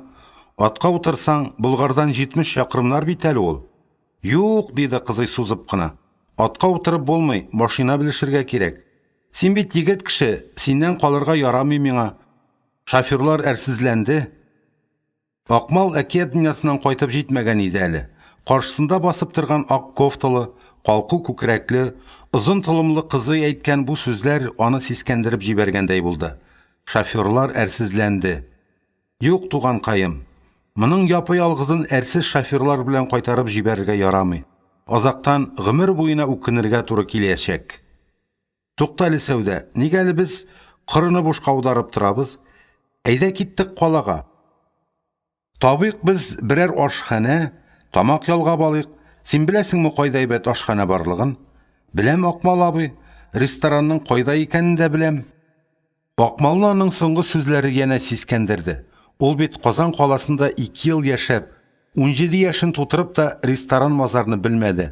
Грузчик булып эшләп тә, авызына зәмзәм суы капмады. Аны үгетләп тә, көчләп тә эшәргә тырышып карадылар өлкән яшьтәге грузчиклар. Син саран, акчаңны түбәтәй астына җыясың, шалбар төбенә тегәсең дип үртәделәр. Акмалның аңа да исе китмәде. Саран түгел икәнен күрсәтер өчен, ул йөк тияүчеләр күңелен ачарга дип ничәшәр сум акча җыйсалар, шуны бирә. Әмма үзе авызына бер тамчы да капмый иде. Монда алсу янып торган япь-яшь кызый синең алдыңда тартынмый нитми, ресторанның кайда икәнен дә беләм дип әйтеп торсын имеш. Ничә яшь икән соң әле аңа? Акмалдан ул 1 ел соң укыды, димәк 16да булып чыга ич. Юк, 17дәдер, укырга 1 ел соңга калып кирде бугай. Акмал әкият дөньясыннан җиргә кайтты. Кызга сынап карады. Аларның күзләре очрашты. Агы чынаяк тәти төсле ак, карасы кидереп алырдай шомырт кара чип-чиста күзләр әллә ниткән өметләр уята, сихерле иде. Акмал тагын башын югалтты. Тагын зәңгәр болытлар, алсу томаннар урап алды аны, һәм ул үзе дә сизмәстән киттек ресторанга. Әйдә, алып бар әле Акмал абыеңны бер рәхәтлек дөньясына, диде. Ләкин алар ул көнне рәхәтлек дөньясына барып җитә алмадылар. Юлда күрше авылга кайтучы колхоз машинасы очрады. Акмал белән Сәүдә машинасының кузовына селпыга кайта торган товар яшникләре арасына менеп чүмәштеләр. Юлларның никадәр чыкыр-чакырлы икәнен шунда аңлады Акмал. Аңлады, әмма юлларга үпкәләмәде. Казылмага төшкән сайын Сәүдә шиелеп китеп Акмалга килеп бәрелә. Тегесе кызы яшникләргә бәрелеп имгәнмәсен дип аны кулыннан тотып калырга тырыша. Аннары машина шымарак юлга чыгу белән кызның кулын ычкындыра иде. Бер мәртәбә зуррак казылмада Сәүдә Акмалның кочагына килеп ауды. Машина шыма юлга чыкканнан соң да егет кочагыннан ычкынырга ашыкмады. Аңардан ислемай исе, Гөлҗиһан сабыны исе, тагын ниндидер нәфис хуш исләр килә иде. Аңардан кышын мичтән бәрелгән төсле җылы бәрелә иде. Егет йөрәге ярсып типкәнне, башы әйләнгәнне, Машиналарын иләре белән болытлар янында йөзеп киткәнне тойды. Рәхәт, бик рәхәт иде аңа, шамасыз рәхәт иде. Дөнья йөзендә 17 ел гомер кичереп, аның әле бер кайчанда мондый рәхәтлекне татыганы юк иде. Ул аны бәяләп җиткермәде бугай ул чакта. Бәяләп җиткерлек идемени ул. Еллар узып, язмыш аны уңлы-суллы яңаклагач кына, аны бер чокырдан алып икенче чокырга китереп бәргәч кенә, ул яшьлегендәге әнә шул рәхәт мизгелләрнең нинди бәхет булганлыгын бәяли алды. Сәүдәне ул үзенә гомерлек итеп сайлады. Кыз 7-нчене бетергәннән соң 2 ел инде колхозда хисапчы булып эшли икән. Авыл кызларының барсыннан да шибәрдәк киенә, үзен бәйсез тота, аңа авылда гашык булмаган егет юк. Әмма ул үзе аларның берсен дә үз итми. Шул хакта су буйларыннанмы, авыл клубыннанмы кайткан чакта Акмалга әйтеп кенә калмый. Башын артка ташлап, толымнарын шайпалдыра көлә. Көмеш шыңыдай саф матур тавыш белән көлә Сәүдә.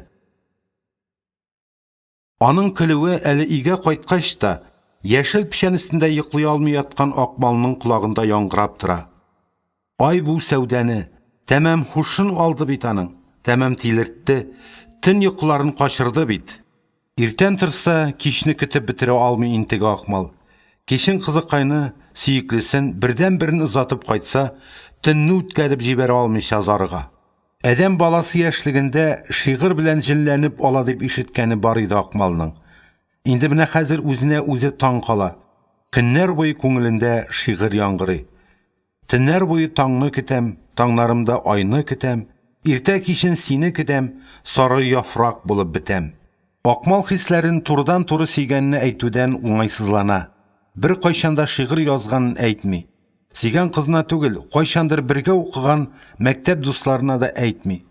Аның күп итеп рәсем ясаганын беләләр, шигырь язганын белмиләр. Белерләр иде, аның бит Сәүдәгә муеннан гашык икәнен бер генә кеше дә белми. Иптәшләр аның Сәүдәне өйләренә озатып куюын беләләр. Моңа әллә ни зур мәгънә салмыйлар. Яшьлегендә кем-кемне озатмаганда, кем өчен кем янып йөрмәгән. Яшьли сөйгән ярлар барыбер ятка кала, яр сөйсәгез, üzülеп сөймәгез дип, үсмер егетләр тальян гармунга кушылып, урамнардан җырлап узалар.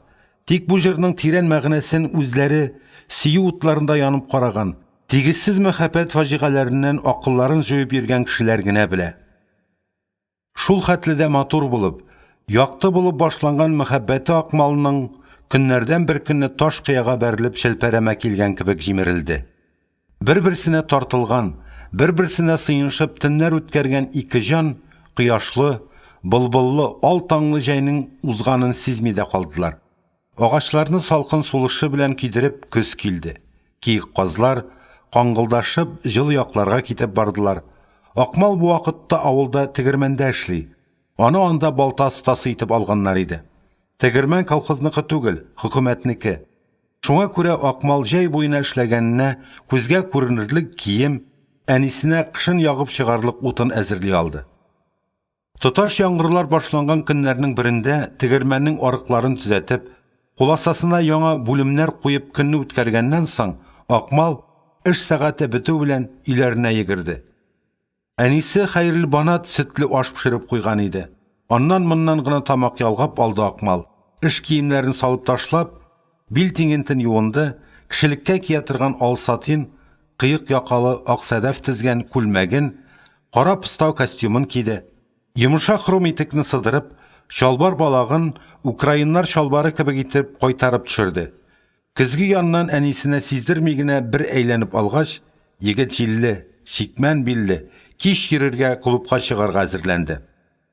Улым, әллә өйдә генә утырасыңмы бүген? Бигрәкләр дә пычрак бит урам. Әдәм хоры булып кайтырсың бит дип озатып калды ана әнисе. Кая ул? Урам пычрагы күренәмни гашыйклар күзенә. Күңелендә йөрмәләр кайнаган чагында. Клубка җитәрәк йөрәге ярсып, ашкынып тибәргә тотынды. Менә клубның бер чатыннан зәңгәр плашлы, ак косынкалы Сәүдә килеп чыгар. Гадәтенчә үртәшеп, Акмал абыйсы нишләп йөри клуб тирәсендә, әллә берәр тутый кышка күзә төшкәнме дигән булыр. Акмал абыйсы йөрер дә йөрер инде, ә менә Сәүдә апасы клуб тирәсендә нишләп йөри? Әллә берәр лашын егет йөрәгенә ут салганмы дип, җаннары җылынып җавап кайтарыр Акмал дигән хурум итекле егет. Аннары алар, кулларын кулга тотынмыйча, әйтерсең, бер-берсен белмиләр, әйтерсең, капка төбендә бер-берсенә сыйынып, сәгатьләр буе тормаганнар. Берсе алдан, берсе көттеребрәк клубка кереп китәрләр. Сәүдә дус кызлар янына барыр, кызыкайлар, төртмә сүзләр әйтешеп, үртәшеп шаугыр килерләр. Акмал үз кырдашлары янына барып басар. Егетләр, кызлар белән йөргәч, егет була инде. Чыннан да егет икәнлекләрен исбат итәр өчен каты итеп кул кысышырлар. Шап-шоп китереп бер-берсенең җилкәләренә сугарлар. Кызларның аларны үзлексез күзәтүләрен, үзара шыпырт сүз әйтешүләрен аркалары белән тыеп торырлар. Аннары әйлән-бәйлән уены башланыр. Аккышлар юлы ясап, күпер астыннан чыгарлар. Сөйгән егете белән туры килгән кыз башкаларга сиздерми генә егетенең кулын кысып-кысып куйган булыр, янәсе ул бәхетле. Бүген тагын аны күрү насыйп булды. Җанына сарымай булып ягыла торган әнә шул күренешләрне берәм-берәм күз алдыннан үткәреп, йөрәгенең ярсып типкәнен сизгән хәлдә, Акмал клуб ишегенә килде. Килсә, ишектә түбәтәй хәтле йозак. Тәрәзәләргә күз салды. Аларның берсендә дә ут юк. Кайчандыр 30-нчы елларны ук мәчет белән Сәйфи бай йортын кушып салган клубның тәрәзәләре караңгы иде. Акмал ишектә чыннан да йозакмы икәнен белергә теләгәндәй, кулы белән тотып тартып карады. Аннары башын түбән иеп, кайту юлына борылды. 2-3 минутны узгач, аңа сабакташы Мирзәки очрады. Шамадан тыш бер катлылыгы белән дивана дип даны чыккан, фәкыйрлеге аркасында бер генә кызын да үзенә карата алмый аптыраган бу егет 5-нче класстан ук укуын ташлап, авыл көтүчесе Сәмигулла бабайга ияреп, яланнарга чыкты. Инде менә 4 ел һаман көтү көтә икән әле. Караңгыда ул Акмалга бәрелеп сугылып узып китте дә, Акмал борылып туктагач, кире әйләнеп килде. Абзый, гафу ит, яме, ачуланма, яме абзый. Ялгыш бәрелдем. Уйланып барадыр ем, гафу ит, яме абзый. Мин Сантыйны дип сөйләнә башлады. Нишләп мин сиңа абзый булыйм? Без бит бер мәктәптә, бер класста укыдык синең белән, Мирзәки, диде Акмал, тагын да ныграк кәефе китеп. Тукта, син кем әле? Баш-машмайт. Минем белән бер класста укыган кем була әле ул? Яле карыйм әле дип, ул кесә фонары кабызып, аның утын Акмалның битенә төшерде. Аннары тире тиен тоткандай сөйнеп кычкырып җибәрде. Бәррәш, пәрәмәч күмәч. Бу соң теге кем? И атын кыргыры. Акмалдин түгелме соң? Балтастасы Зияддин абзый малай түгелме? Хәтер үзеңдә Мирзәки, ну малай хәтер. Әтине дә онытмаган, мине дә онытмаган. Исемнәребез белән үк дәшә бит дип, Акмал бер катлы сабакташын бөтенләй үссендереп җибәрде.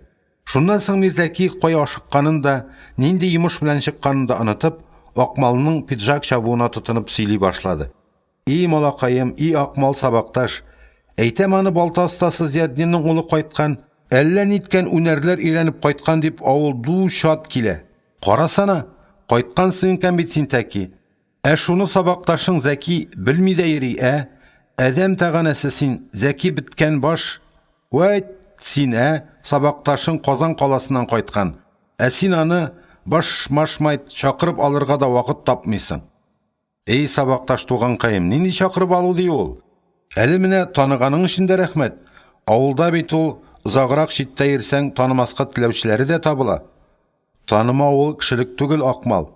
Юк, кешелек түгел ул танымау. Әйдәл дустым сабакташым, кирик безгә. Әни тузга ярып бәрәңге пешергән бүген, атланмай да язып куйган ие. Бәхетле кунак икәнсең, кирик әле безгә. Бушатыйк әле эш серләребезне. И күбәйде дә инде менә сөйлисе сүзләрем. Түлке мин аны теләсә кемгә сөйли алмыйм бит. Җаныем сабакташым Акмал. Сиңа сөйли алам. Син мал җанлыклы, хайван җанлыклы малай иең. Кеше яшьтән үк. Авылның теләсә нинди усал итләре арасында йөри торган иең бит син. Әйдәле малакаем, әйдәле. Дөньясына бер тикреп, рәхәтләнеп бер кич утырыйк әле. Юк, Мирзәки сабакташ, башка вакытта. Уңайсызланам, тик тымалдан Хәмдениса апа янына барып кергә оялам. Кыстама, яме сабакташ. Берәр күчтәнәч әзерләгәч кирермен, яме. Мирзәкинең хәтере калды. Шамалдан тыш бер катлылыгы эченә генә сыйша алмыйча тышка бәреп чыкты. Ярар, Biz дә шулай эшләрбез. Безгә дә ялнышың төшкән чак булыр әле. Көтүче дип мыскыл итәсең, әдәм тәганәсе дип көләсең. Шулда кунакка чакырган була бит әле дип авыз ярасың. Син Казан каласында рәхәтләнеп йөргән чагында Хәйрелбанат түтинең сырын кем көтте? Булында сарыгы бәкәйләгәч, кем ул бәрәннәрне кажан итәгенә салып алып кайтып бирде? Ярар, әйдә, мыскылга калган башлар инде бу дип елап ук җибәрде Мирзәки. Кул селтәп китеп ук барды. Тукта, сабакташ, нигә шул хәтле үпкәлисең әле? Мирзәки дим, Мирзәки, тукта әле. Юк, туктамады Мирзәки. Адымнарын кызулатканнан кызулатып йөгерә үк башлады.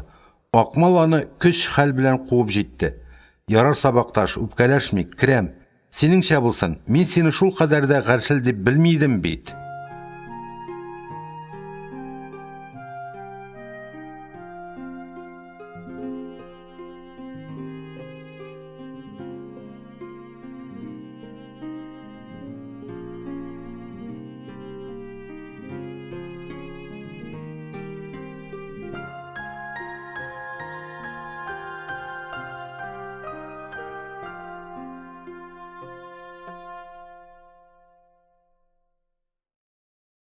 Җиденче бүлек.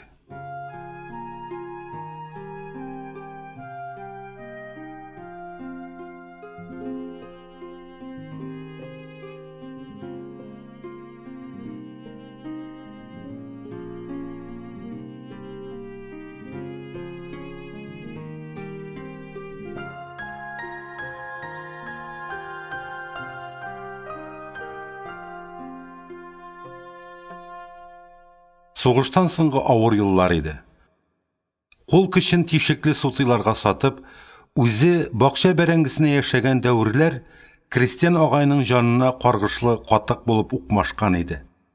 Лапас түбәләрнең саламы каралып беткән, тәбәнәк иләре җиргә чүккән Мирзәкиләргә килеп кергәч, авыз читен яулык пычмагы белән каплап сөйләшә торган Хәмдениса җиңгене күргәч, ул каршысында басып торган алып батырдай әзмәвер Акмалдин белән кул өчен сузып кына күрешкәч, һәм аны таныганнан соң исе акылы китеп башын селкеп тора башлагач, дөнья хәлләре күңелендә яңарды шәһәр егетенең. Ярату янәге белән янып, тилереп йөрүләреннән ул айнып киткәндәй булды. Хәмдениса җиңги зур агач табак белән өстәлгә шакмаклы кызыл ашъяулык өстенә пар бөркеп торган ярмалы аппак бәрәңге, гөбедә язган атланмай китереп куйды. Шакмаклы кызыл тастымалны сүтеп ипи алды, вак кына телемнәр итеп кисте.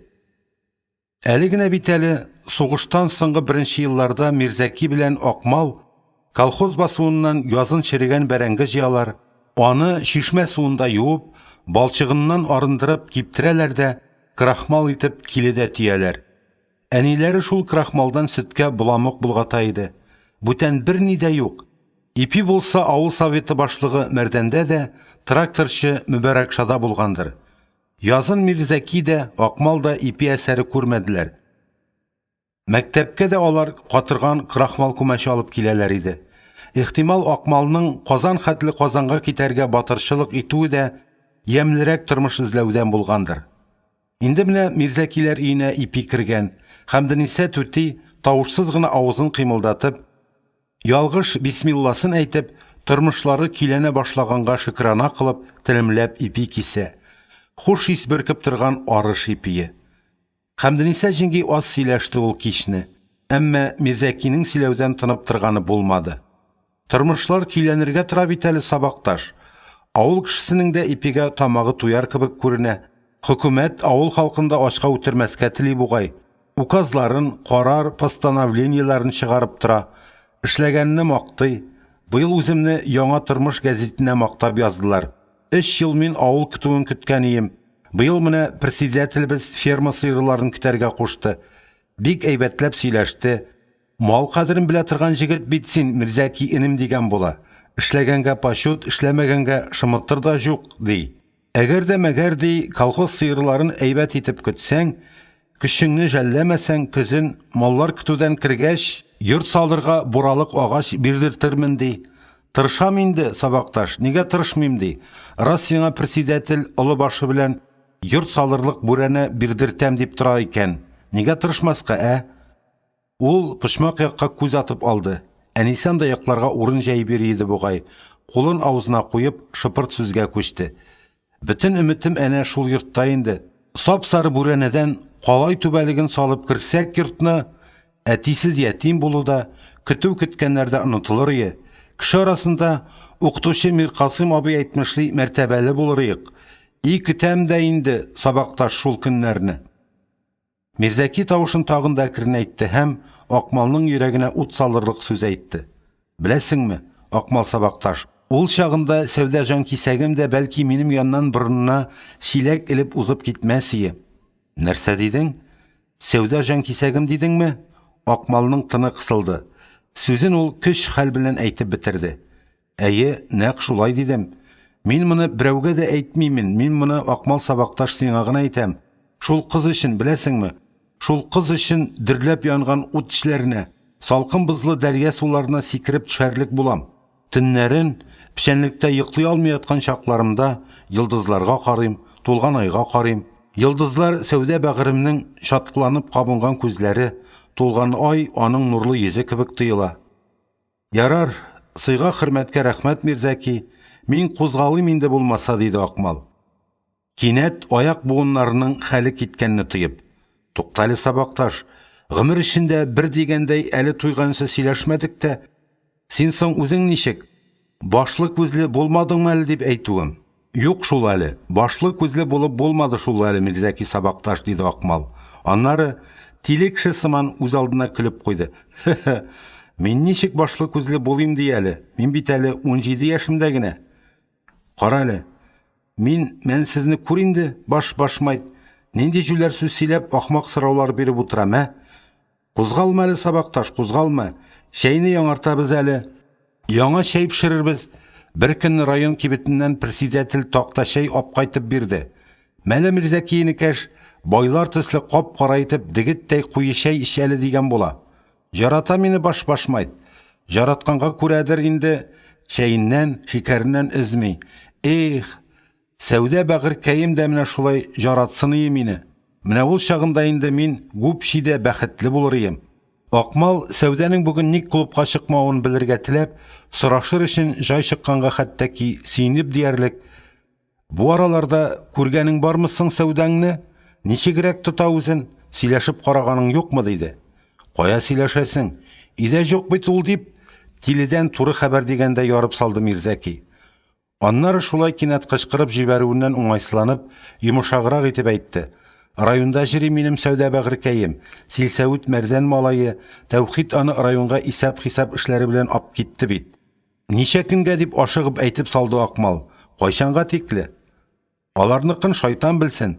Силсәвит Мәрдән үзе дә бик тупас, малае Тәүхид тә кызгын төсле. Кайда шибар кыз күрә? Тырнагын батырга гына тора, башмайт дип йомыкый дигән Мирзәкиебез сүгенеп үк ташлады. Бу хәл Акмалның җанын итеп алды. Әнә кайларда йөри икән аның төн йокыларын качырган сәүдә сылу. Әнә нинди хыянәтләрдә була икән әле дөньяда. Ә шунда районга китәсен әйтсә, син инде Акмал бик борчылма, яме?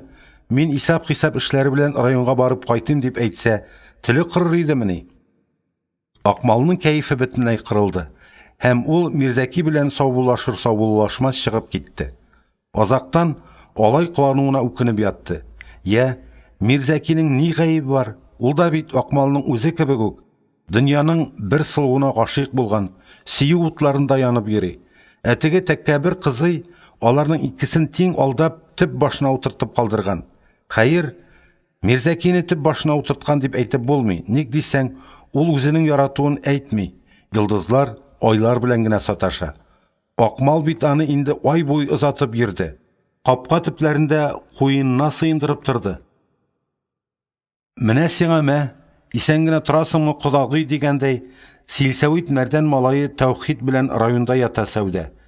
Әйтәм аны теге чакта Акмал Булгарга кайтып төшкән көнне ресторан турында сүз чыгарган иде. Димәк, Мәрдән малае аны ресторанга алып керә. Алар анда шикердәшеп, зәмзәм суы эчеп утыралар, мәхәббәт саталар. Кем белә, бәлкем әле Акмалдан мыскыллап көлә дә торгандыр. Зимагур башың белән кемгә үрләсең син, и тиле, и аңгыра. Акыл Акмалга шуларны тукый, йөрәгеннән кан тамайды үсмер егетнең. Ул көч хәл белән Сәүдәнең районнан кайтканын көтеп ала, һәм хисапчы кызның кайтканын ишеткән көнне үк кичен клубка ашкына. Ул аны күрергә, дөресрәге, күрмәмешкә салышырга тиеш. Күтәрмәсен борынын, йөрмәсен бер юлы әллә ничә кешене алдап. Ярсына Акмал, кая барыр урын тапмый, кичне җиткерә алмый аптырый. Ниһаять кич җитә. Урам тутырып көтү кайта, мискинкәем Мирзәки колхоз сыйырларын алып кайта. Иңенә озын чыбыркысын салган, башында ямшәйгән киез эшләпә, аягында юк, чабата түгел. Аягында җиңел шүәкләр.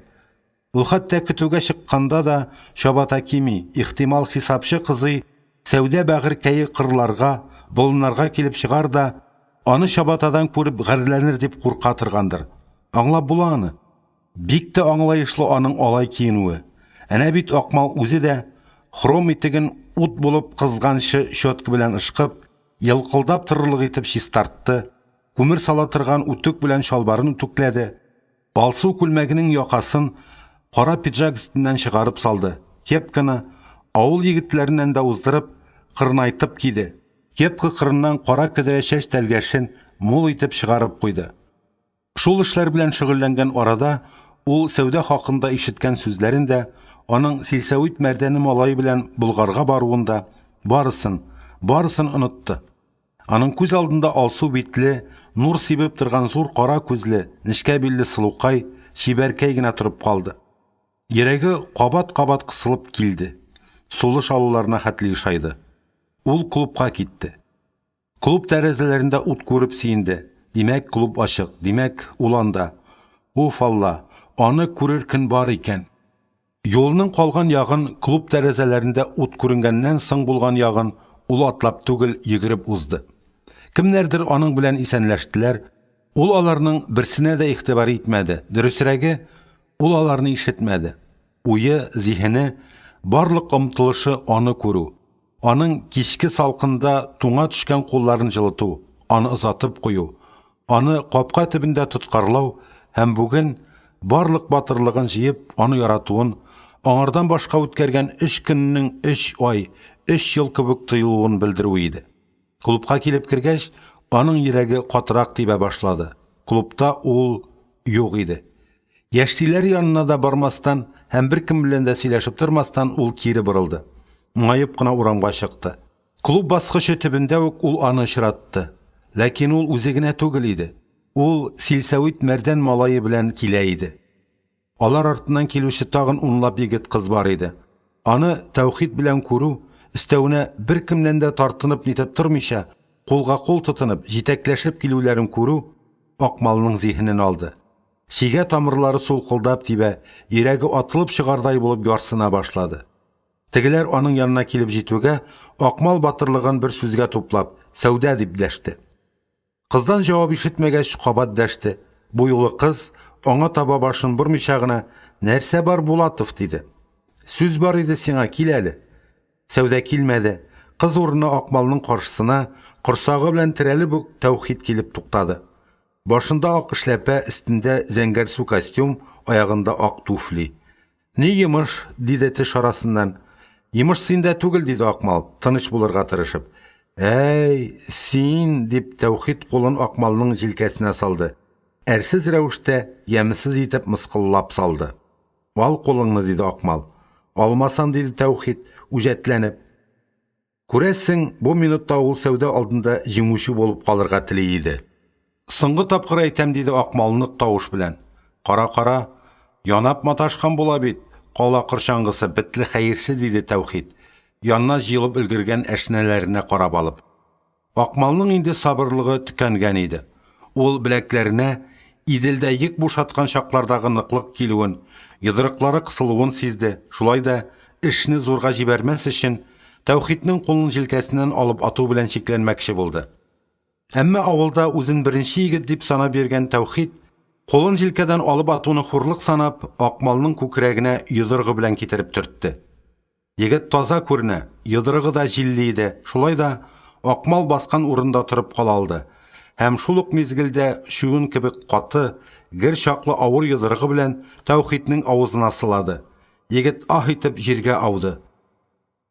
Сәүдә җан ашысы белән шырылап кычкырып җибәрде. Үтерәләр! Каравыл! Тәүхид җирдән күтәрелмәгән иде әле. Аның әшнәләре Акмалга төрле яктан ташландылар. Ләкин Акмал кимсетүләрне байтак күргәнлектән үзен үзе якларга һәм сдача бирергә өйрәнгән иде. Ул аркасын клуб стенасына терәп алды да, үзенә ышынып кунган авыл үсмерләренең һәрберсен тибеп очратырды. Ул арада инде Тәүхид Мәрдәнов үзе дә җирдән торган, кулына ниндидер тимер тотып, сүзәргә килгән үгездәй башын иеп Акмалга якынлаша, ә үзенең авыз-борыныннан кан ага иде. Менә ул тимер тоткан кулын югары күтәреп Акмалга ташланды. Ләкин Акмал җитезрәк булып чыкты. Аның тимер тоткан кулын эләктереп, шундый каты кысты, теге баягы чагына ах итеп калмады, акырып ук җибәрде. Тимер кулыннан ышкынып җиргә барып төште. Шул мәлне кинәттән берничә ир уртасы кеше Акмалны эләктереп алып, кулын кайрып артка бәйләделәр. Алар арасында Тәүхиднең әтисе Силсәвит Мәрдән дә бар иде. Акмал куллары бәйләнгән килеш авыл советы кәнсәләрендә төн кунды. Иртәгәсен участок милиционеры килеп, аны райүзәккә алып китте. Бер айдан суд булып, хулиганлык эшләгәне өчен Акмалдин Зияддин улы Булатовны 3 елга ирегеннән мәхрүм иттеләр. Мәхәббәт кыйбатка төште Акмалга. Себергә балих булмаганнарны хезмәт белән төзәтү колониясына эләкте Акмал. Беренче көннәрне тимер чыбык белән уратып алынган 2 метр ярымлы биек койма эчендә утыруына гарләнсә дә, вакыт дигәнең гарьлекне оныттырды. Колониядан ул слесарьлык, малярлык, тегүче моторист һөнәрләренә өйрәнеп кайтты. Бу һөнәрләр аңа алга таба сугыштан соңгы авыр елларда ыңгырашмый-нитми яшәр өчен, үз көнен үзе алып барыр өчен бик тә кирәк булып чыктылар. Озакламый ул тегү машиналары ремонтларга киреште. Авылда ул елларны аңардан да кирәклерәк, аңардан да кадерлерәк кеше булмагандыр. Киек кирнәлесе кебек 300-400 йортлы авылда тегү машиналары күп. Шуңа күрә кирнәле кешеләре Акмалны үз йортларында тегү машинасы янында күрү өчен чират торалар иде. Колониядан ул аз сөйләшә торган булып кайтты. Нинди генә һөнәрләр алмасын, тимер чыбыклы койма эчендә уздырган 3 елын ул җилгә очкан вакыт. Суд хөкемен гадел булмаган хөкем дип саный. Ни дисәң дә, Мәрдән малайы Тәүхидкә беренче булып ул бәйләнмәде. Тәүхид үзе бәйләнде. Тәүхид беренче булып аңа кул күтәрде бит. Дөньяда гаделлек юк дигән ныклы фикергә килде Акмал Булатов. Шуңа күрә кешеләрне якын итмәде, үз күрмәде. Киек кирнәлесендәге атаклы тегермәнгә моторист булып кирде дә, көннәрен шунда үткәрә башлады. Әнисе ул югында шактый ук бирешкән, улның хәсрәтеннән кичерәеп калган, сеңлесе Тәгъзимә ярты ел элек кенә кияүгә чыгып, ире янына Мурманскига киткән иде. Тегермән колхоз карамагында түгел, дәүләт карамагында булганга, Акмал тишекле сутыйга эшләми, акчага эшли. Өстәвенә әле тегү машиналары ремонтлап та акча төшерү җаен таба иде. Колонияда утырган чагында тузган үй түбәсен кабаттан такта белән ябарга, кыйлган тәрәзә пиялаларын яңадан куеп чыгарга кирәк иде. 1 ел эчендә ул балта эшенә тагын да остарды. Тәрәзә рамнары, стәл урындыклар, кием шкафлары ясарга өйрәнде. Йортын аякка бастырып, әдәм рәвешенә китерер өчен булары да бик җиткән иде. Йорт җиргә коткунгач, үзенә иптәшкә дус итеп, Акмал бик хәтәр йөнтәс кап-кара бер эт алды. Шуның белән урманнарга, су буйларына чыга торган булды. Рәхәт гөнаһсыз җан ияләре белән сөйләшеп йөрү. Иш янына куш булып дигәндәй, йортка Бохар пси дә килеп урнашты. Әнә шул көннән Акмал Булатовның 4 аяклы җан ияләре белән дуслыгы башланды. Булар гадел, булар берәүне дә сатмыйлар. Булар дуслыкның кадерен белүчеләр иде.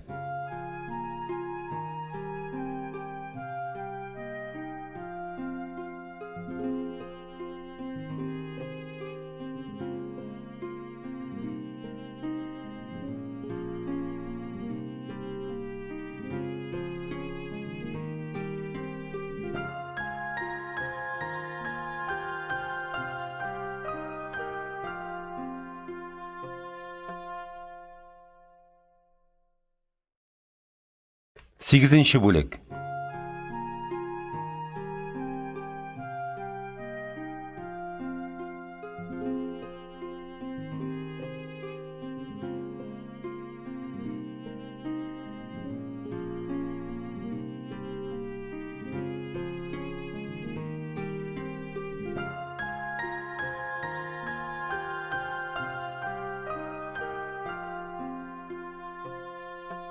Яз тиз һәм дәррәү килде.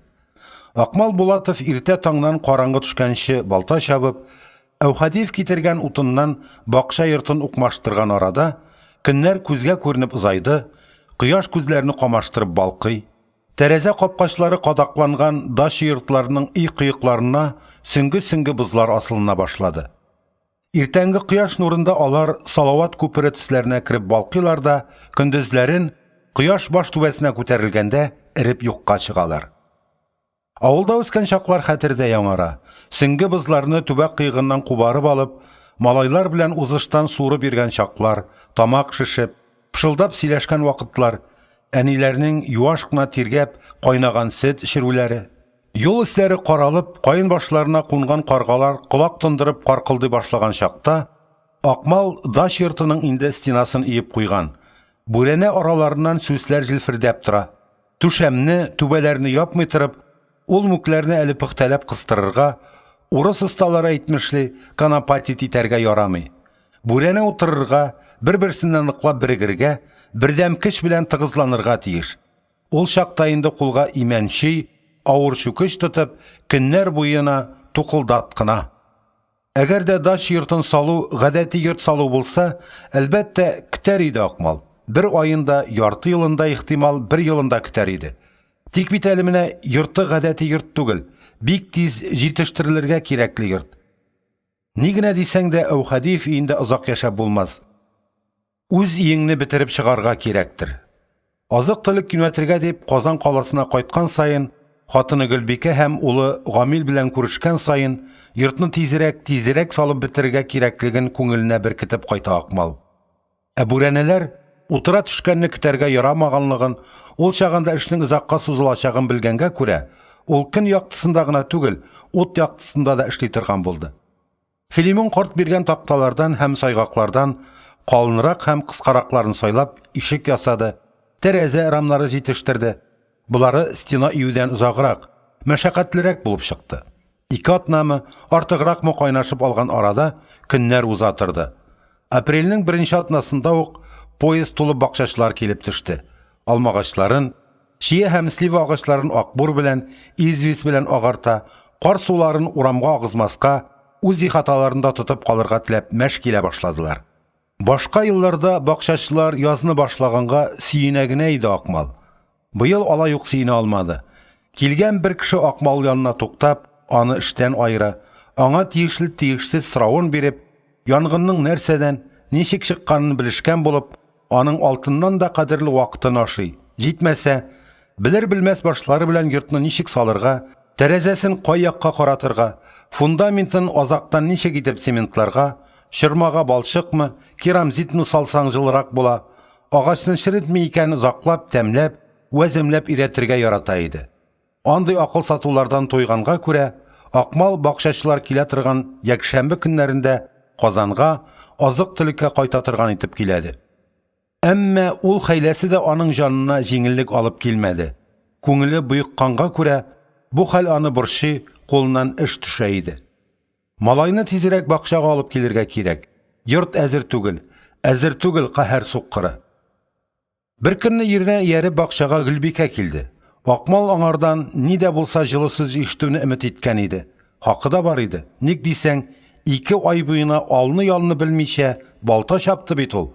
Кул пычкысы белән күпме бүрәнәне кисеп тигезләде, ышкы белән шомартты, кичләрен куллары сызлый, ян башлары үйи торган иде. Гөлбикә аның эшенә бәя бирә белмәде. Юктан бар иткән йортны төрле ягыннан карап йөрде дә ләммин бер сүз әйтмичә кайтып китте. Ничәмә еллар түгәрәкләп исәпләгәндә 10 еллар чамасы гомер иткән хатынының күңел өчен генә булса да бер җылы сүз әйтми китүе аның хәтерен калдырды. Көне буе ул кәефсез йөрде. Маякчы картка кереп, аңардан самтрес шәрабы тотып чыкканнан соң, капка төбендә тәмәке тартып утырган чакта, беренче мәртәбә ир-егеткә хас булмаган эшне эшләде, хатыныннан зарланды. Үтерде мине ул бүген, барлык тырышканнарымны юкка чыгарды.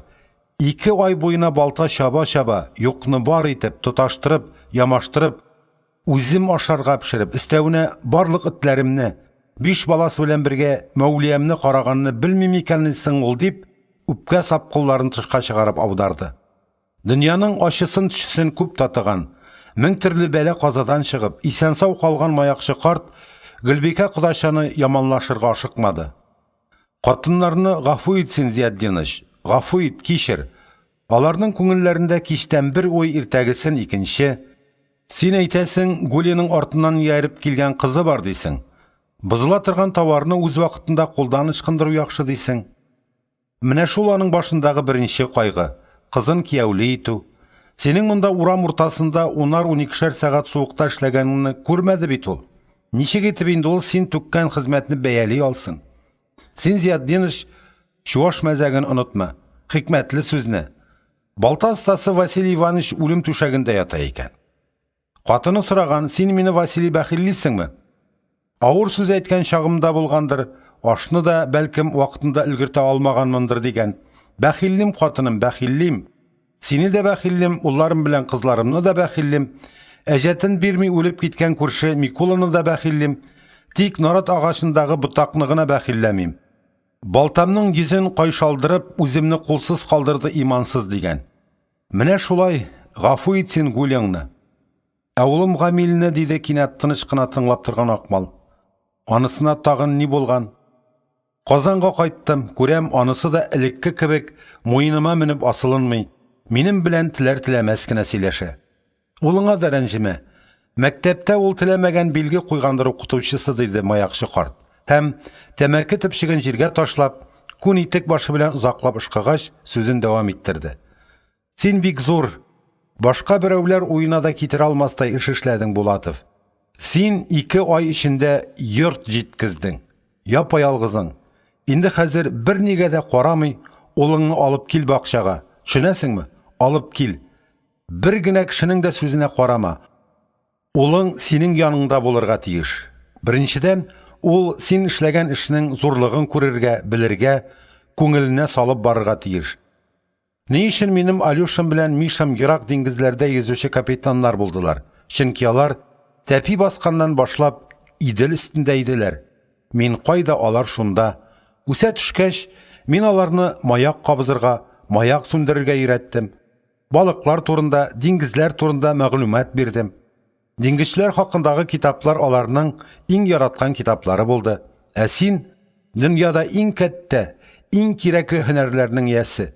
Бүген балта остасы юк икән, төзелеш юк.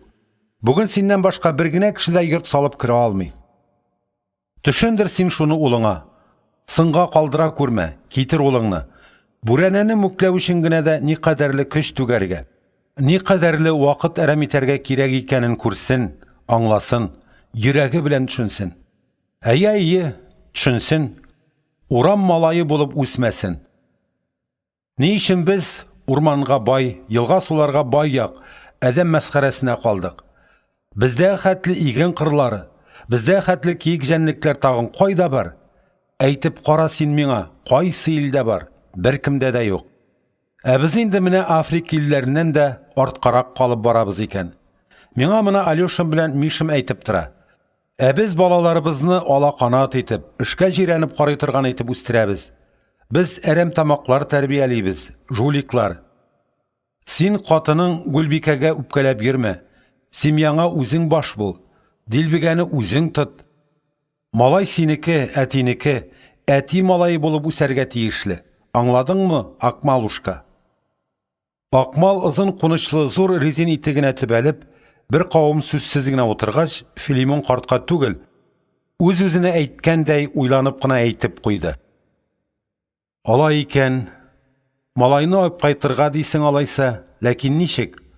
Ул хәзер 2 ай инде Казан детсадына йөри, ай буе шул бакчага ияләнә алмый аптырады. Инде тагын бирегә күчерсәм, Yine de kilip поселок бакчасына ияләнә алмый аптыраса.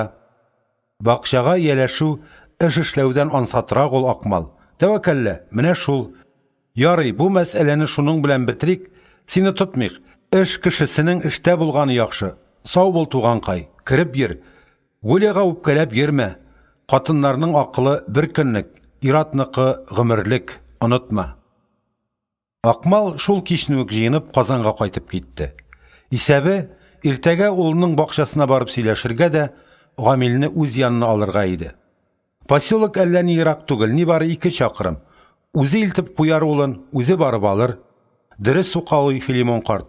Ир малайның әтисе янында үскәне мәслихәт. Авырга килсә, апрельдә авыр булыр, аннары май айында көннәр җылына, гөлләр чәчәк ата, бакчада улы акбайлар белән бергә яшәр, аның сау сәламәт булуы кирәк әти кешегә, дөньяны танып үскәне. Эйх дип әйтерсең ди, әнә шул үзәкләрдән өзелеп әйтә торган эйх дигәне булмаса иде аның. Акмал малайын бик ансат кына алып кайтырга дип барган җиреннән сөмсерләре кыелып, даш йортына япа-ялгызы кайтып керде. Юлда чирап хәл сорашкан Филимон Васильевичка да озаклап аңлатып тормыйча, «Эй, әйтмә инде, Васильевич, сукыр тавык юлга чыкса, буран була диме? Пешмәде борчак» дип, кыскача гына әйтеп узды. Асыл сәбәбен аңлатып тормады. Асыл сәбәбе шул. Хатыны Гөлбикә улын бакчага чит ят кеше йортына җибәрергә теләми. Гамил үзе дә әти белән китәм дип ашкынып тормый. Әнисе улын әтисенә карата ихтирамлы итеп тәрбияләми булса кирәк. Бу хәл Акмалның кулыннан эш төшәргә тагын сәбәп булды. Шунлыктан бер көнен ул яңа йортында эшләмичә, бакчага килгән бакчачылар белән гәп сугып, кырыны бушка ударып уздырып җибәрде. Ә бит аңа ул бер көн ни кадәрле кирәк иде, ни кадәрле кадерле иде. Йорт шул ул балта пычкы белән генә салынмый, кәеф белән дә салына.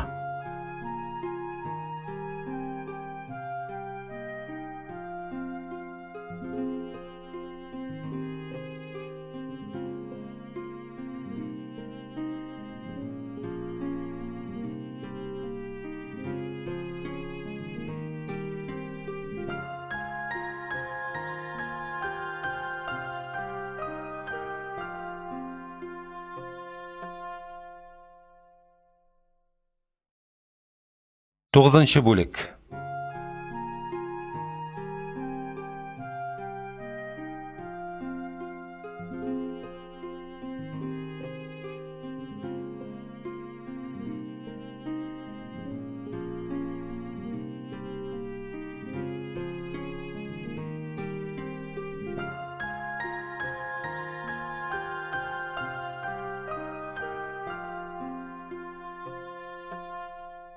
Кич күңелсез узды. Акмал итләренең тамагын туйдырды, мәчесе Мәүлиягә аның 5 баласына Казаннан бидон белән алып килгән сөтне җылытып эчерде. Тамаклары туйган псиләр өйнең югары катына, мансардага алып менә торган баскычка тезелеп утырдылар. Берсеннән берсе матур, күңел кузгатыр дәрәҗәдә сөйкемле пси балаларына Акмал озак кына карап утырды. Менә булар бәхетле ичмасам, буларның дөньяда бер генә дә гамнәре юк. Утны сөндереп йокларга ятты Акмал, ләкин тиз генә йоклап китә алмады. Гаиләсендә аңа карата килеп туган яңа мөнәсәбәт аның йокысын качырды. Моның вакытлы чагына булуы да ихтимал бит дип үзен юатырга теләде ул. Хатын кызның акылы бит аның көненә 40 төрлегә үзгәрә. Тик бу уйлары үзләре вакытлыча булып чыктылар. Вәсвәсәгә бирелеп ята торгач, Акмал нәрсә җанын талаганны тәгаен генә төшенеп алды. Жанны борчыган нәрсә айырылган беренче хатыны сәүдәгә барып тоташа иде. Уйлары аны Кама иделе буйларына алып киттеләр. Акмал Себердән балиг булмаганнар колониясеннән 19 яшьлек буйчан таза егет булып кайтты. Кешеләр төрмәдән сынып, сытылып, күңел канатлары кайрылып кайталар. Акмал канатлы килеш кайтты. Аның күңелендә гәрлек булып, авыр яра булып сакланган бер генә кеше бар. Ул да булса, киек кирнәлесенең күз камашырдай шибәре Сәүдә. Колонияда ул Сәүдәнең тәүхидкә кияүгә чыкканлыгын белде. Акмалның сеңлесе Тәгъзимә язган иде. Шуннан соң Акмал Сәүдәне күңеленнән гомерлеккә сызып ташлады. Дөресрәге, сызып ташладым дип уйлаган иде. Юк икән, сыза алмаган икән. Күңелдәге авыр яра җиләнгән генә булган икән. Киек кирнәлесенә кайтып, атна укын торуга, яра кабат ачылды. Кабат кан саркый башлады. Әйе, Сәүдә Силсәвит Мәрдән малаена кияүгә чыккан. Әмма 2 ел итле-мәчле торганнан соң аерылып кайткан. Баласы да кемедә юк икән. Авылда аны бәхетсез дип, Мәрдән малае аны хур итте, эт типкесендә тотты дип сөйлиләр.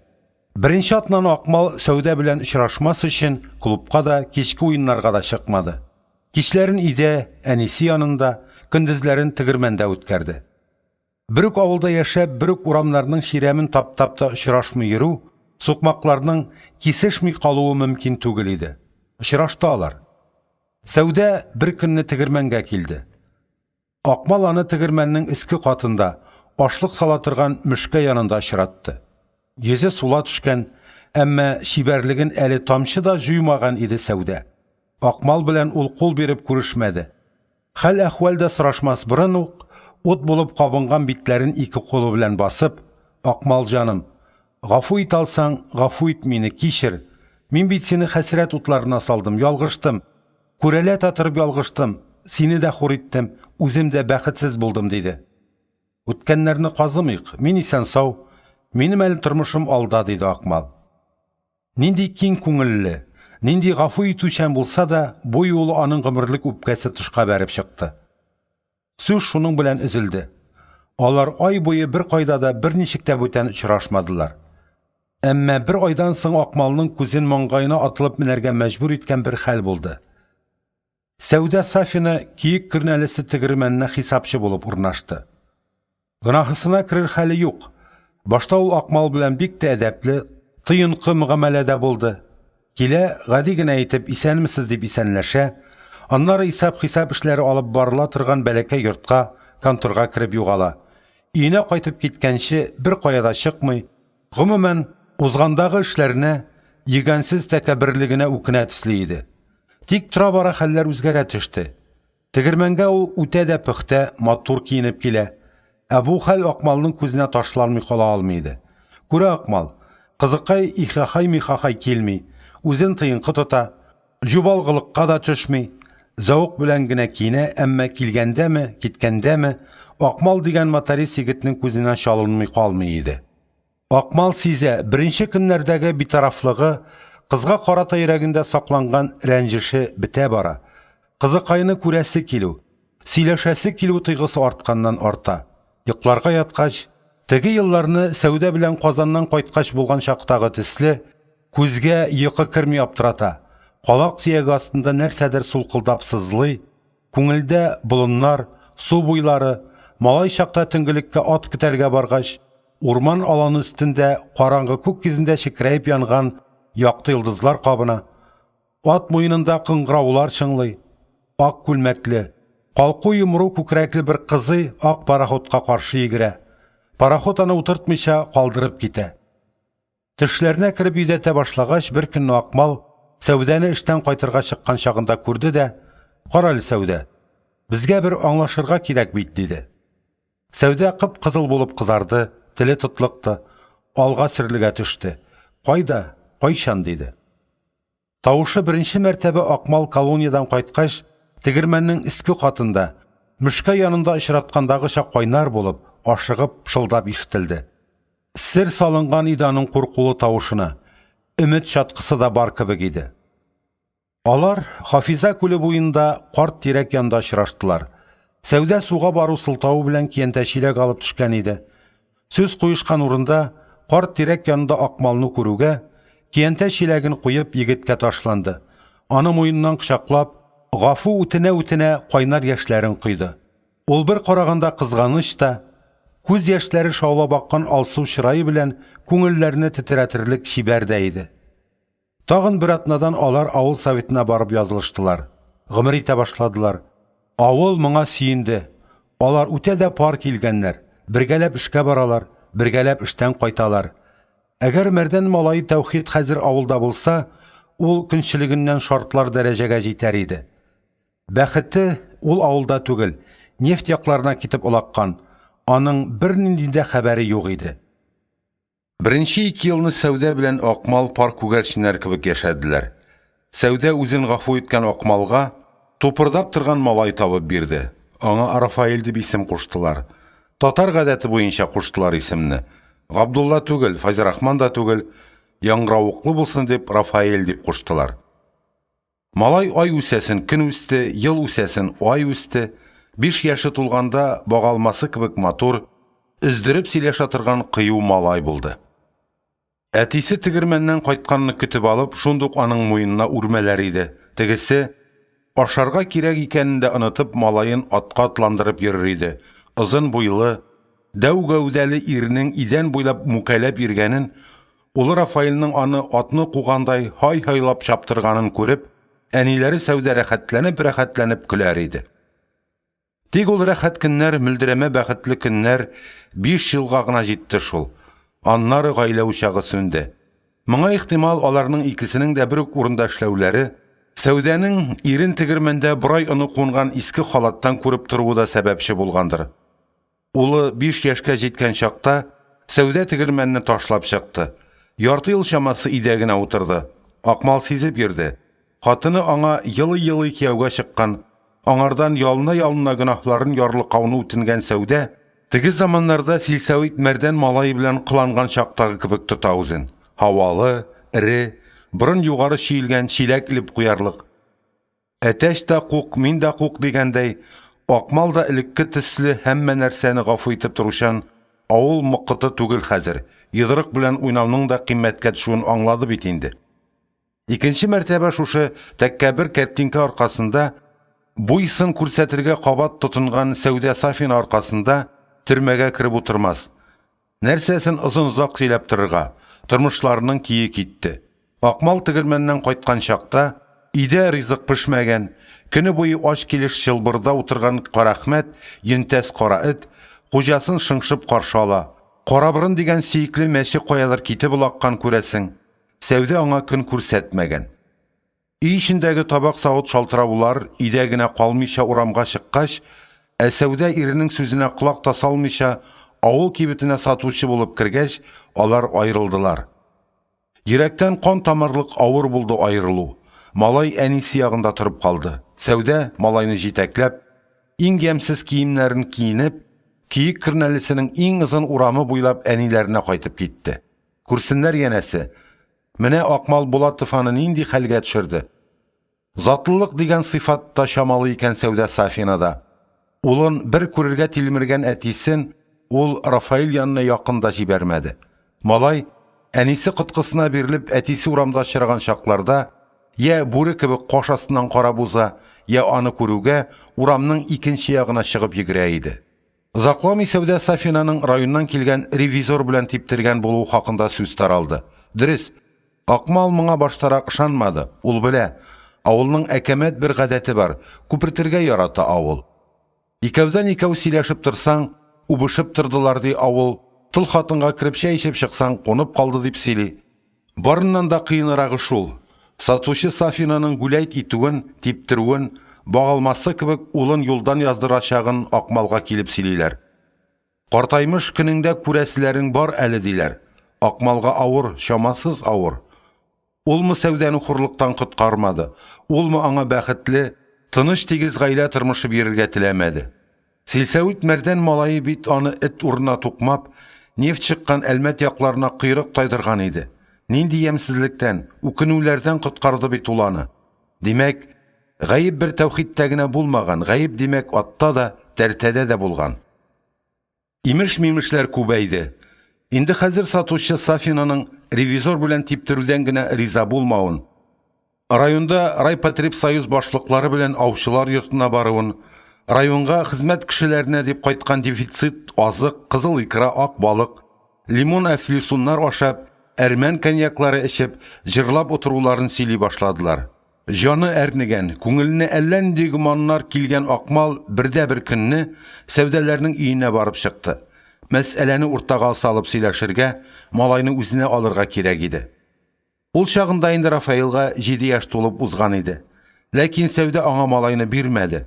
Ул Рафаэльне Акмал пиялалы ишек ашагына күрә алды. Малай әтисен күрүгә борны белән ишек пияласына сыланды, күзеннән мөлдерәп яшь ага иде.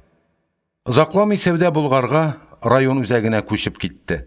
Аны киек кирнәлесе кешеләре галантерея кибетендә күреп кайтканнарын сөйләделәр. Колагында алтын алка, авызы тулы алтын теш, кулында авыл кешеләренең төшенә дә кермәгән хикмәтле сәгать имеш. Шуның белән Сәүдә турындагы сүзләр әкренләп кимеде. Акмал улына ай сайын төп төгәл акча җибәреп торды, әмма үзен күрүдән мәхрүм иде. Акмалга табигать сәләтне мул итеп биргән иде. Ул ничектер тегермәннең бер ай аны тузаннарына гына күмелеп ятарга теләмәде. Районга күчеп, язу-сызу эше белән бәйле булган берәр урынга урнашырга ният кылды.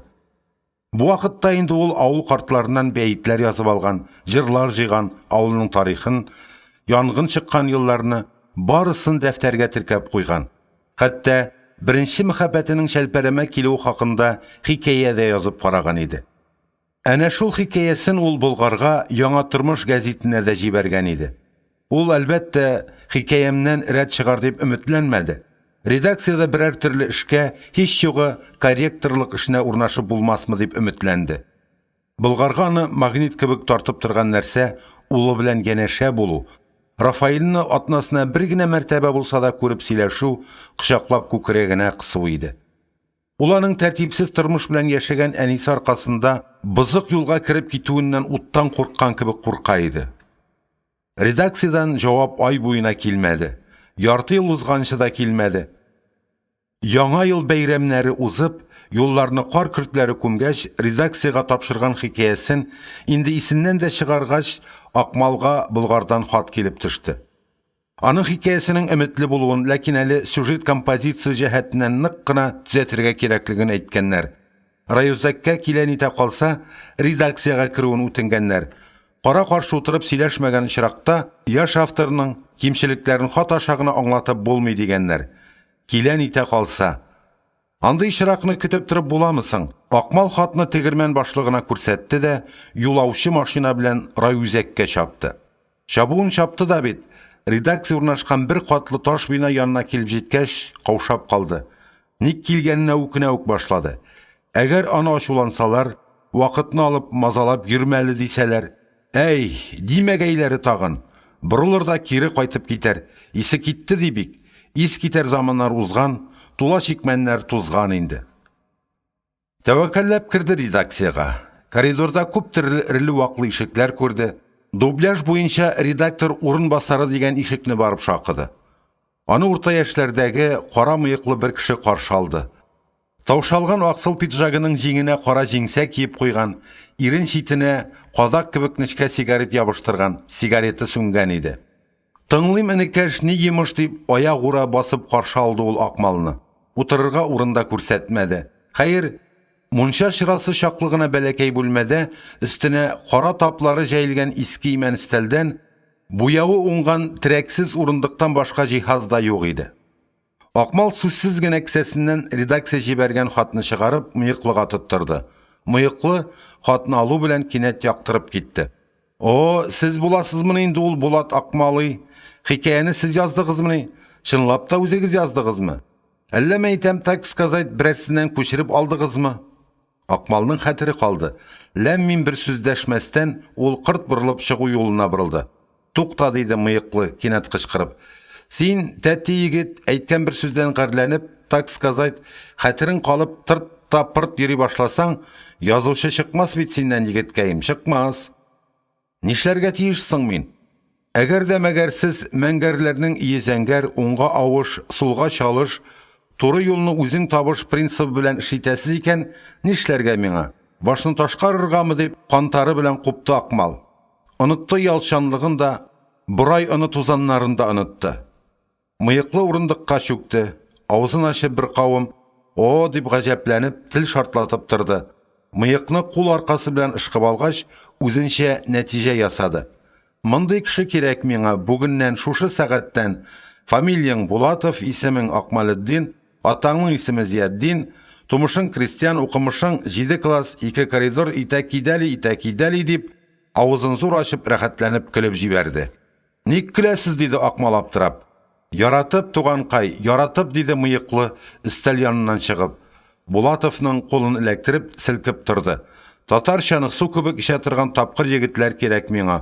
"О, ничек кенә кирәк әле, мин сине эшкә алам. Ни бит утырган, ничек утырган? Төрмәдә булган, нәрсә өчен? Сугышкан өчен. Сугышчан кешеләр кирәк миңа, лачыннар кирәк. О, ничек кенә кирәк әле. Минем бит белем 7 класс кына. Безгә диплом кирәкми, безгә кеше кирәк." Башта хәреф санарсың, аннары тәрҗемәче, кичләрен эшче яшьләр мәктәбендә укырсың, киттек редакторга. Хикәяче чыкмады Акмалдан. Бәлкем чыккан да булыр иде. Аның ул эш белән ныклап утырырга вакыты булмады. Корректор булды ул, тәрҗемәче булды, техник редактор да булды. Әллә ничә эшне бер дә ялыкмый бер үзе башкарды. Аның шундый дәрәҗәле урында утыруына кызыккан Сәүдә Сафина ахирәтләре аша Акмалга янә бер мәртәбә дуслашу, үткәннәрне оныту хакында сүз катып карады. Тик инде Акмал дигән шуртан балык бу юлы арзанлы җимгә капмады. Аңа укырга кирәк, белемле булырга, дөньяны танырга, әйләнә-тирәгә күзләрен зуррак ачып карарга кирәк иде. Ул укуын 2 юнәлештә алып барды. Иң әүвәл кичке эшче яшьләр мәктәбенә керде. Аннары гәзитләрдән укып белеп, Мәскәүнең Крупская исемендәге Халык университетына читтән торып укырга язылды. Анда графика һәм живопись буенча укыталар иде. Акмал табигате, яшьлеге, энергиясе таләп иткәнчә эш белән күмелде. Тиздән ул урта мәктәпне тәмамлаганына өлгергәнлек аттестаты алды. Тагын 2 елдан Мәскәү университетыннан диплом алып кайтып, гәзиттә эшләүче хезмәттәшләрен сөендерде. Дубляж буенча урынбасар Мөхәммәд Нуров Акмалны тел шартлатып эшкә алган Мыеклы абый бу юлы да соклануын үзенчә белдерде. "О, менә тиле, әбит син, так сказать, урамда сугышып йөри алырыйың. Синнән менә дигән хулиган чыга аладырые. Ә син кем булдың? О, кил әле, шатырдатып бер кулыңны кысыйм әле. Молодец, иблис." Үзләрендә эшләп рәссам булган журналисттан айруча риза икәнлекләрен белдереп, яңа тормыш егетләре Болгарның Культура сарайында Булатовның күргәзмәсен оештырдылар. Халык күргәзмәгә ай буена йөрде, сокланды, бәхәсләште. Булар берсе дә Акмалны дулкынландырмады. Ул зарыгып улының күргәзмәгә килгәнен көтте. Бу вакытта инде Рафаэль 7-нчене тәмамлап, 8-нчегә күчкән. Әтисе кебек буйчан, киң күкрәкле, баһадир егет булып үсеп килә иде. Юк, килмәде Рафаэль күргәзмәгә. Әтисенең моңа йөрәге ташалды. Берни дә, хәтта Мәскәүнең Халык университетын тәмамлаган булуы да аңа шатлык китермәде. Әти кеше улын көтте. Көтә белеп көтсәң, теләгеңә ирешеп була икән. Иртән иртүк сәгать 7-дән үк Акмал редакциягә килгән иде. Аның анда ашыгыч эшләп бетерәсе тәрҗемәсе бар. Гәзитне техник яктан да карап чыгарга, татарча гәзиттә район әдәби берләшмәсенә йөрүчеләрнең әдәби сәхифәсен чыгарырга кирәк иде. Эше муеннан булганга күрә, Акмал гадәттәгечә 9-га түгел, 7-гә үк килде. Гәзит полосаларын таратып ташлап, эшкә генә утырган иде. Шакымый нитми Рафаэль килеп керде. Әтисе каушап һәм каударланып аңа ташланган иде. Рафаэль бармагын авызы турысына китереп, әкрен, әнидән качып кына килдем. Күрсәт әле миңа күргәзмәңне диде. Ай Аллам, анда бит әле дворецта кеше мазар юктыр, бикледер ул, диде әти кеше. Улына сокланып карап, ай Аллам, нишләргә соң? И әти, шул бер дворецны да ачтыра алмагач, нинди журналист инде син, диде Рафаэль. Әнисенеке төсле зур шомырт кара күзләрен тутырып карап. Акмал шундук эшен ташлады, улын яртып, культура сарайының директорын эзләп китте. Таптылар, сарайны ачтырдылар, күргәзмә залына килеп керделәр. Рафаэль һәр картина янына туктап, залда озак йөрде. Әтисе улыннан күзен дә алмады. Бу аның өчен көтеп алынган сөйнечле минутлар. Бу аның өчен шиксез бәхет иде. Ул аның эшләре белән таныша, йөзе әле караңгылана, әле кояш кебек балкый. Иреннәре елмаюдан ачылып китәләр. Таза ак тешләре күренә, күзләре нур белән тула. Бу аларның соңгы очрашулары, бер-берсен соңгы мәртәбә күрүләре булыр дип кем уйлаган? Акмал улын бүтән күрә алмады. Сәүдә Рафаэльне Кемеровадагы туганнарына алып китте, әтисенә үч итеп. Ул Рафаэльнең әтисе күргәзмәсендә булуын белгән һәм моңа бик нык котырган иде. Сәүдә белән бергә аның сөяркәсе дә киткән. Юлда ул исерекбаш, намуссыз бәндә бу ирсез хатынның барлык әйберләрен, акчаларын урлап качкан. Аларны сатып, эчеп туздырып бетергәннән соң, Кемеровага барып чыгып, сәүдәдән яне дә акча таптыра башлаган. Тегесе катгый рәвештә баш тарткач, аны кыйнарга тотынган. Әнисен яклап, Рафаэль теге исерек башка ташланган. Авыл куеннан пычак чыгарып, Рафаэльне кадап үтергән.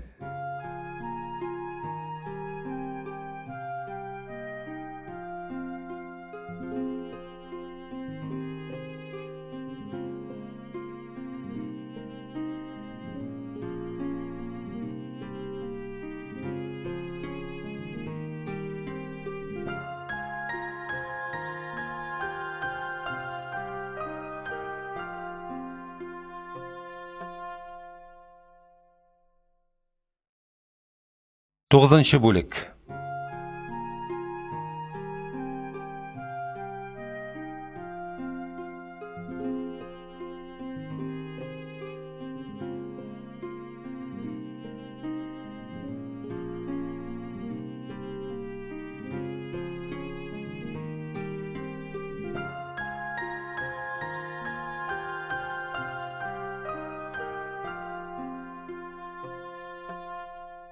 Кич күңелсез узды. Акмал этләренең тамагын туйдырды, мәчесе Мәүлиягә аның 5 баласына Казаннан бидон белән алып килгән сөтне җылытып эчерде. Тамаклары туйган псиләр инең югары катына, мансардага алып менә торган баскычка тезелеп утырдылар. Берсеннән берсе матур, күңел кузгатыр дәрәҗәдә сөйкемле пси балаларына Акмал озак кына карап утырды. Менә булар бәхетле ичмасам, буларның дөньяда бер генә дә гамнәре юк. Утны сөндереп йокларга ятты Акмал, ләкин тиз генә йоклап китә алмады. Гаиләсендә аңа карата килеп туган яңа мөнәсәбәт аның йокысын качырды. Моның вакытлы чагына булуы да ихтимал бит дип үзен юатырга теләде ул. Хатын кызның акылы бит аның көненә 40 төрлегә үзгәрә. Тик бу уйлары үзләре вакытлыча булып чыктылар. Вәсвәсәгә бирелеп ята торгач, Акмал нәрсә җанын талаганны тәгаен генә төшенеп алды. Жанны борчыган нәрсә айырылган беренче хатыны сәүдәгә барып тоташа иде. Уйлары аны Кама иделе буйларына алып киттеләр. Акмал Себердән балигъ булмаганнар колониясеннән 19 яшьлек буйчан, таза егет булып кайтты. Кешеләр төрмәдән сынып, сытылып, күңел канатлары кайрылып кайталар. Акмал канатлы килеш кайтты. Аның күңелендә гәрлек булып, авыр яра булып сакланган бер генә кеше бар. Ул да булса, киек кирнәлесенең күз камашырдай шибәре Сәүдә. Колонияда ул Сәүдәнең тәүхидкә кияүгә чыкканлыгын белде. Акмалның сеңлесе Тәгъзимә язган иде. Шуннан соң Акмал Сәүдәне күңеленнән гомерлеккә сызып ташлады. Дөресрәге, сызып ташладым дип уйлаган иде. Юк икән, сыза алмаган икән. Күңелдәге авыр яра җиләнгән генә булган икән. Киек кирнәлесенә кайтып, атна укын торуга, яра кабат ачылды. Кабат кан саркый башлады. Әйе, Сәүдә Силсәвит Мәрдән малайына кияүгә чыккан. Әмма 2 ел итле мәчеле торганнан соң аерылып кайткан. Баласы да кемедә юк икән. Авылда аны бәхетсез дип, Мәрдән малайы аны хур итте, эт типкесендә тотты дип сөйлиләр. Беренче атнаны Акмал Сәүдә белән очрашмас өчен клубка да, кичке уеннарга да чыкмады. Кичләрен өйдә, әнисе янында, көндезләрен тегермәндә үткәрде. Бер үк авылда яшәп, бер үк урамнарның ширәмен таптап та очрашмый йөрү, сукмакларның кисешми калуы мөмкин түгел иде. Очраштылар. Сәүдә бер көнне тегермәнгә килде. Акмал аны тегермәннең иске катында, ашлык сала торган мөшкә янында очратты.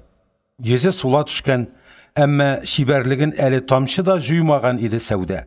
Акмал белән ул кул биреп күрешмәде. Хәл-әхвәлдә сорашмас борын ук, ут булып кабынган битләрен 2 кулы белән басып, Акмал җаным, гафу ит алсаң, гафу ит мине, кичер. Мин бит сине хәсрәт утларына салдым, ялгыштым. Күрәлә татырып ялгыштым. Сине дә хур иттем, үзем дә бәхетсез булдым диде. Үткәннәрне казымыйк, мин исән сау, минем әле тормышым алда диде Акмал. Нинди киң күңелле, нинди гафу итүчән булса да, бу юлы аның гомерлек үпкәсе тышка бәреп чыкты. Сүз шуның белән өзелде. Алар ай буе бер кайда да берничек тә бүтән очрашмадылар. Әмма бер айдан соң Акмалның күзен маңгайына атылып менәргә мәҗбүр иткән бер хәл булды. Сәүдә Сафина киек кирнәлесе тегермәненә хисапчы булып урнашты. Гынаһысына керер хәле юк. Башта ул Акмал белән бик тә әдәпле, тыйынкы мөгамәләдә булды. Килә, гади генә әйтеп, исәнмесез дип исәнләшә, аннары исәп-хисап эшләре алып барыла торган бәләкәй йортка, конторга кереп югала. Өенә кайтып киткәнче бер каяда чыкмый, гомумән узгандагы эшләренә, йөгәнсез тәкәбберлегенә үкенә төсле иде. Тик тора бара хәлләр үзгәрә төште. Тегермәнгә ул үтә дә пөхтә, матур киенеп килә. Ә бу хәл Акмалның күзенә ташланмый кала алмый иде. Күрә Акмал, кызыкай ихахай-михахай килми, үзен тыйынкы тота, җубалгылыкка да төшми, зауык белән генә киенә, әмма килгәндәме, киткәндәме, Акмал дигән моторист егетнең күзенә чалынмый калмый иде. Акмал сизә, беренче көннәрдәге битарафлыгы, кызга карата йөрәгендә сакланган рәнҗеше бетә бара. Кызыкайны күрәсе килү, сөйләшәсе килү тойгысы артканнан арта. Йокларга яткач, теге елларны Сәүдә белән Казаннан кайткач булган чактагы төсле, күзгә йокы керми аптырата. Калак сөяге астында нәрсәдер сулкылдап сызлый, күңелдә болыннар, су буйлары, малай чакта төнгелеккә ат көтәргә баргач, урман аланы өстендә караңгы күк йөзендә чикрәеп янган якты йолдызлар кабына, ат муенында кыңгыраулар чыңлый, ак күлмәкле, калку йомру күкрәкле бер кызый ак пароходка каршы йөгерә. Пароход аны утыртмыйча калдырып китә.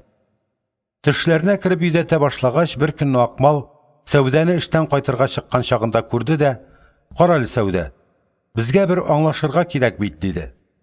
Сәүдә кып-кызыл булып кызарды, теле тотлыкты, алга серлегә төште.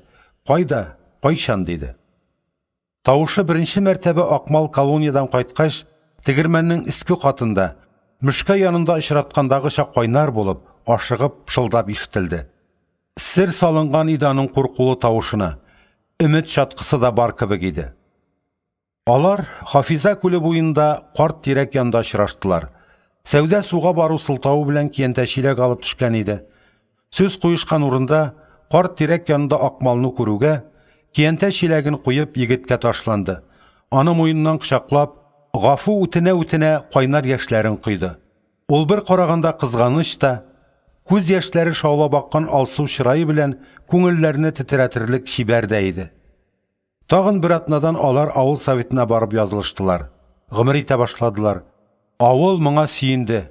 Алар үтә дә пар килгәннәр. Бергәләп эшкә баралар, бергәләп эштән кайталар. Әгәр Мәрдән малай Тәүхид хәзер авылда булса, ул көнчелегеннән шартлар дәрәҗәгә җитәр иде. Бәхете ул авылда түгел, нефть якларына китеп улаккан. Аның бер нинди дә хәбәре юк иде. Беренче 2 елны Сәүдә белән Акмал пар күгәрченнәр кебек яшәделәр. Сәүдә үзен гафу иткән Акмалга тупырдап торган малай табып бирде. Аңа Рафаил дип исем куштылар. Татар гадәте буенча куштылар исемне. Габдулла түгел, Файзрахман да түгел, яңгыравыклы булсын дип Рафаил дип куштылар. Малай ай үсәсен көн үсте, ел үсәсен ай үсте. 5 яшы тулганда багалмасы кебек матур, өздереп сөйләшә торган кыю малай булды. Әтисе тегермәннән кайтканны көтеп алып, шундук аның муенына үрмәләр иде. Тегесе ашарга кирәк икәнен дә онытып, малайын атка атландырып йөрер иде. Озын буйлы, дәү гәүдәле ирнең идән буйлап мүкәләп йөргәнен, ул Рафаилның аны атны кугандай һай-һайлап чаптырганын күреп, әниләре Сәүдә рәхәтләнеп көләр иде. Тик ул рәхәт көннәр, мөлдерәмә бәхетле көннәр 5 елга гына җитте шул. Аннары гаилә учагы сүнде. Моңа ихтимал аларның икесенең дә бер үк урында эшләүләре, Сәүдәнең ирен тегермәндә бер ай оны кунган иске халаттан күреп торуы да сәбәпче булгандыр. Улы 5 яшькә җиткән чакта Сәүдә тегермәнне ташлап чыкты. Ярты ел чамасы өйдә генә утырды. Акмал сизеп йөрде. Хатыны аңа йылы-йылы кияүгә чыккан, аңардан ялына гөнаһларын ярлыкауны үтенгән Сәүдә, теге заманнарда Силсәвит Мәрдән малай белән кыланган чактагы кебек тота үзен. Һавалы, ире, борын югары чиелгән чиләк илеп куярлык. Әтәч тә кук, мин дә кук дигәндәй, Акмал да элекке төсле һәммә нәрсәне гафу итеп торучан, авыл мыкыты түгел хәзер. Йыдрык белән уйнауның да кыйммәткә төшүен аңлады бит инде. Икенче мәртәбә шушы тәккәбер картинка аркасында, буйсын күрсәтергә кабат тотынган Сәүдә Сафин аркасында төрмәгә кіріп отырмас. Нәрсәсен озын-ұзақ сөйләп торырга, тормышларының кие китте.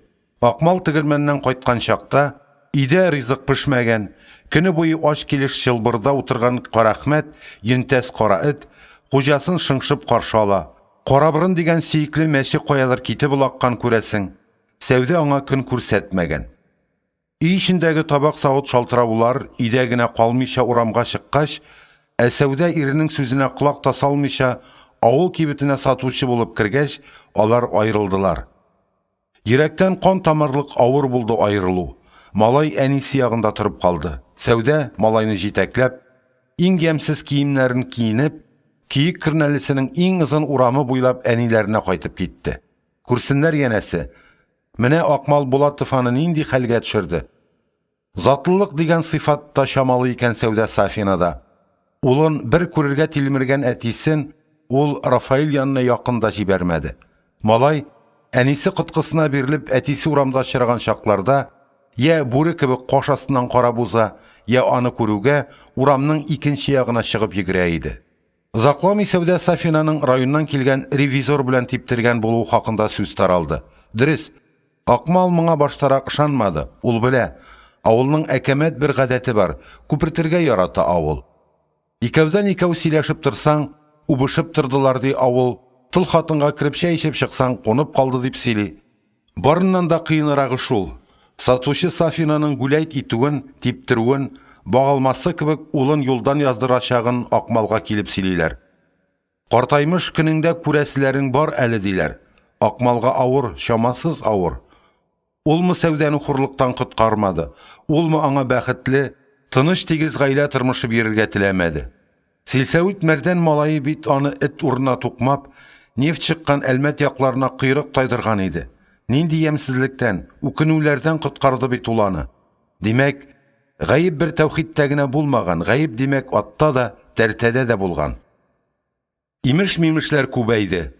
Инде хәзер сатучы Сафинаның ревизор белән типтерүдән генә риза булмавын, районда райпотребсоюз башлыклары белән аучылар йортына баруын, районга хезмәт кешеләренә дип кайткан дефицит, азык, кызыл икра, ак балык, лимон әфлисуннар ашап, әрмән коньяклары эчеп, җырлап утыруларын сөйли башладылар. Җаны әрнегән, күңеленә әллә нинди гуманнар килгән Акмал бердә-бер көнне Сәүдәләрнең өенә барып чыкты. Мәсьәләне уртага салып сөйләшергә, малайны үзенә алырга кирәк иде. Ул чагында инде Рафаилга 7 яшь тулып узган иде. Ләкин Сәүдә аңа малайны бирмәде. Ул Рафаилны Акмал пиялалы ишек ашагына күрә алды. Малай әтисен күрүгә борны белән ишек пияласына сыланды, күзеннән мөлдерәп яшь ага иде.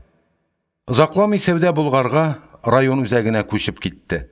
Аны киек кирнәлесе кешеләре галантерей кибетендә күреп кайтканнарын сөйләделәр. Колагында алтын алка, авызы тулы алтын теш, кулында авыл кешеләренең төшенә дә кермәгән хикмәтле сәгать имеш. Шуның белән Сәүдә турындагы сүзләр әкренләп кимеде. Акмал улына ай сайын төп төгәл акча җибәреп торды, әмма үзен күрүдән мәхрүм иде. Акмалга табигать сәләтне мул итеп биргән иде. Ул ничектер тегермәннең бер ай аны тузаннарына гына күмелеп ятарга теләмәде. Районга күчеп, язу-сызу эше белән бәйле булган берәр урынга урнашырга ният кылды. Бу вакытта инде ул авыл картларыннан бәйтләр язып алган, җырлар җыйган, авылның тарихын, янгын чыккан елларны барысын дәфтәргә теркәп куйган. Хәтта беренче мәхәббәтенең шәлпәрәмә килү хакында хикәя дә язып караган иде.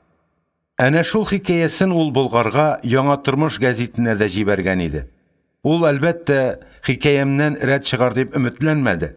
Редакциядә берәр төрле эшкә, һич югы корректорлык эшенә урнашып булмасмы дип өметләнде. Булгарга аны магнит кебек тартып торган нәрсә улы белән янәшә булу, Рафаилны атнасына бер генә мәртәбә булса да күреп сөйләшү, кочаклап күкрәгенә кысу иде.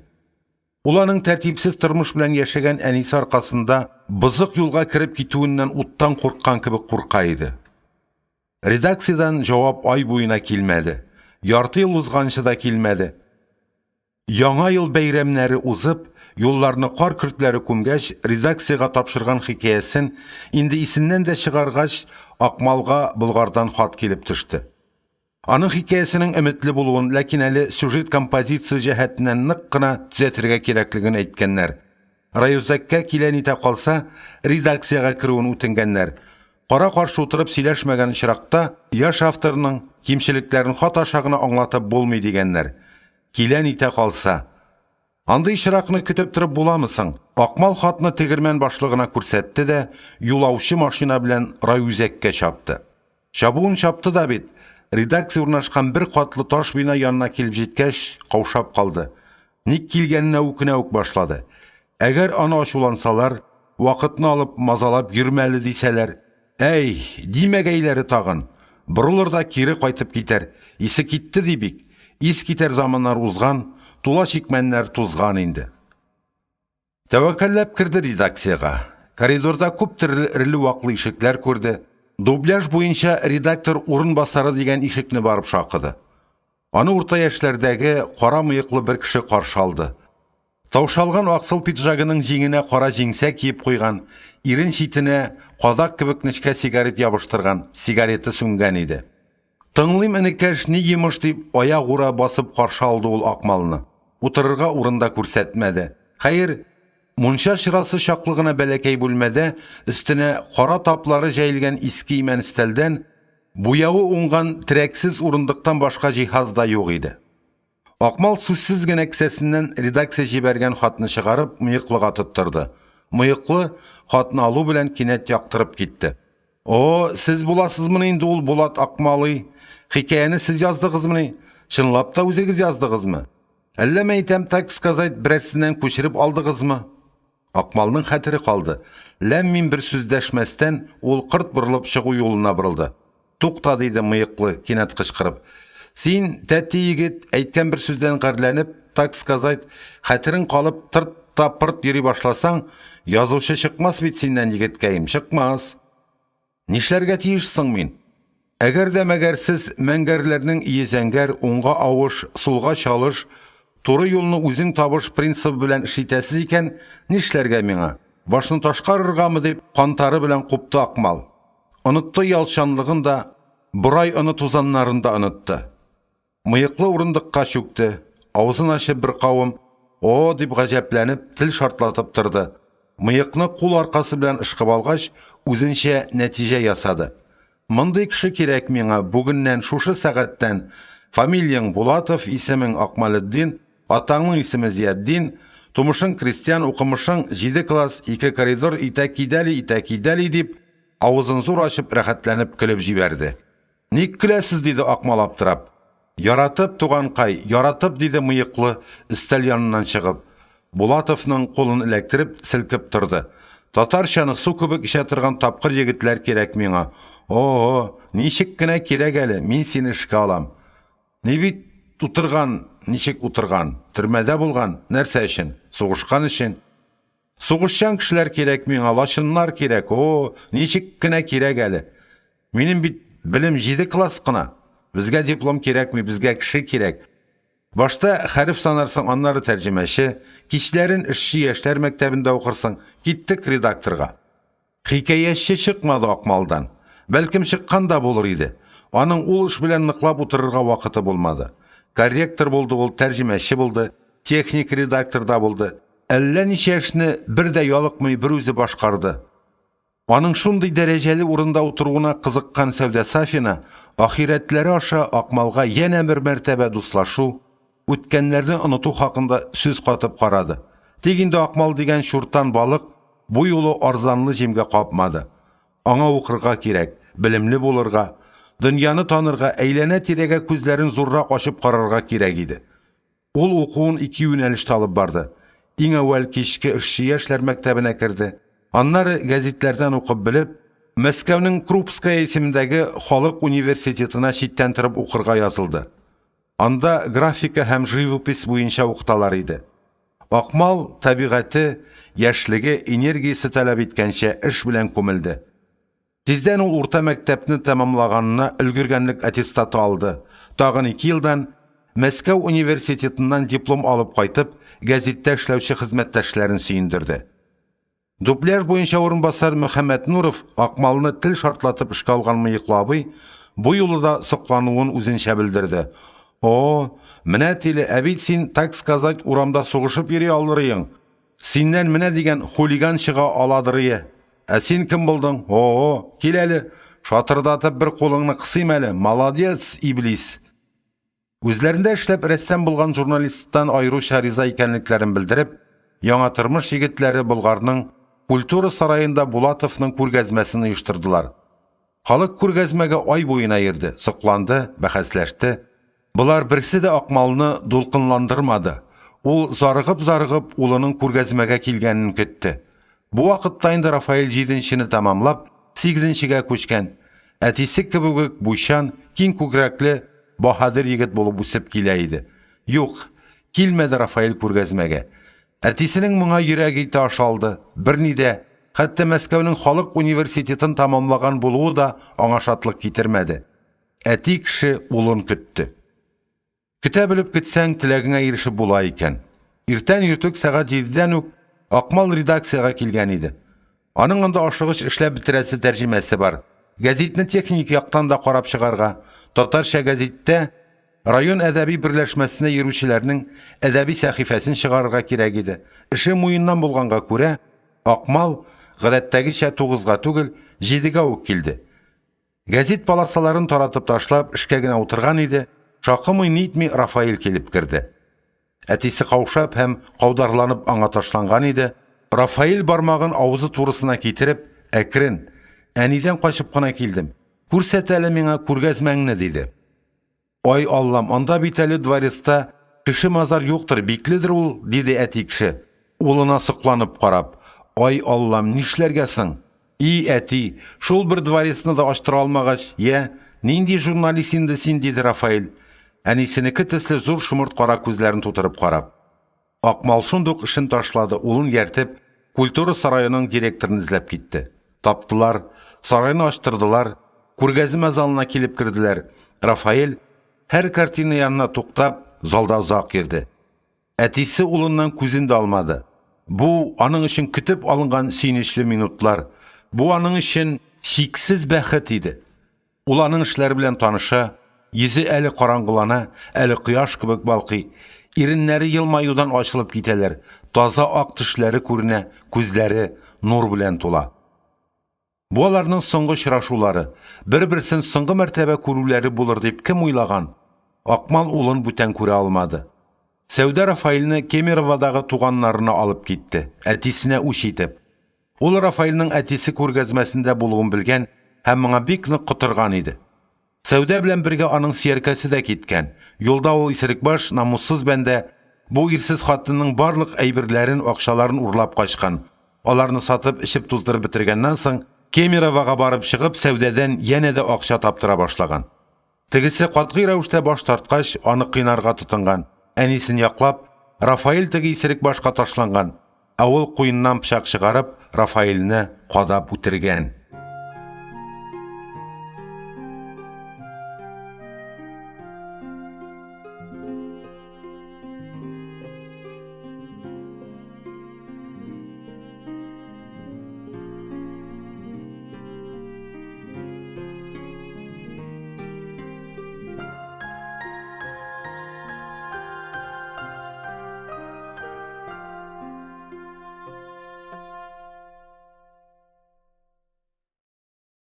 Унынчы бүлек.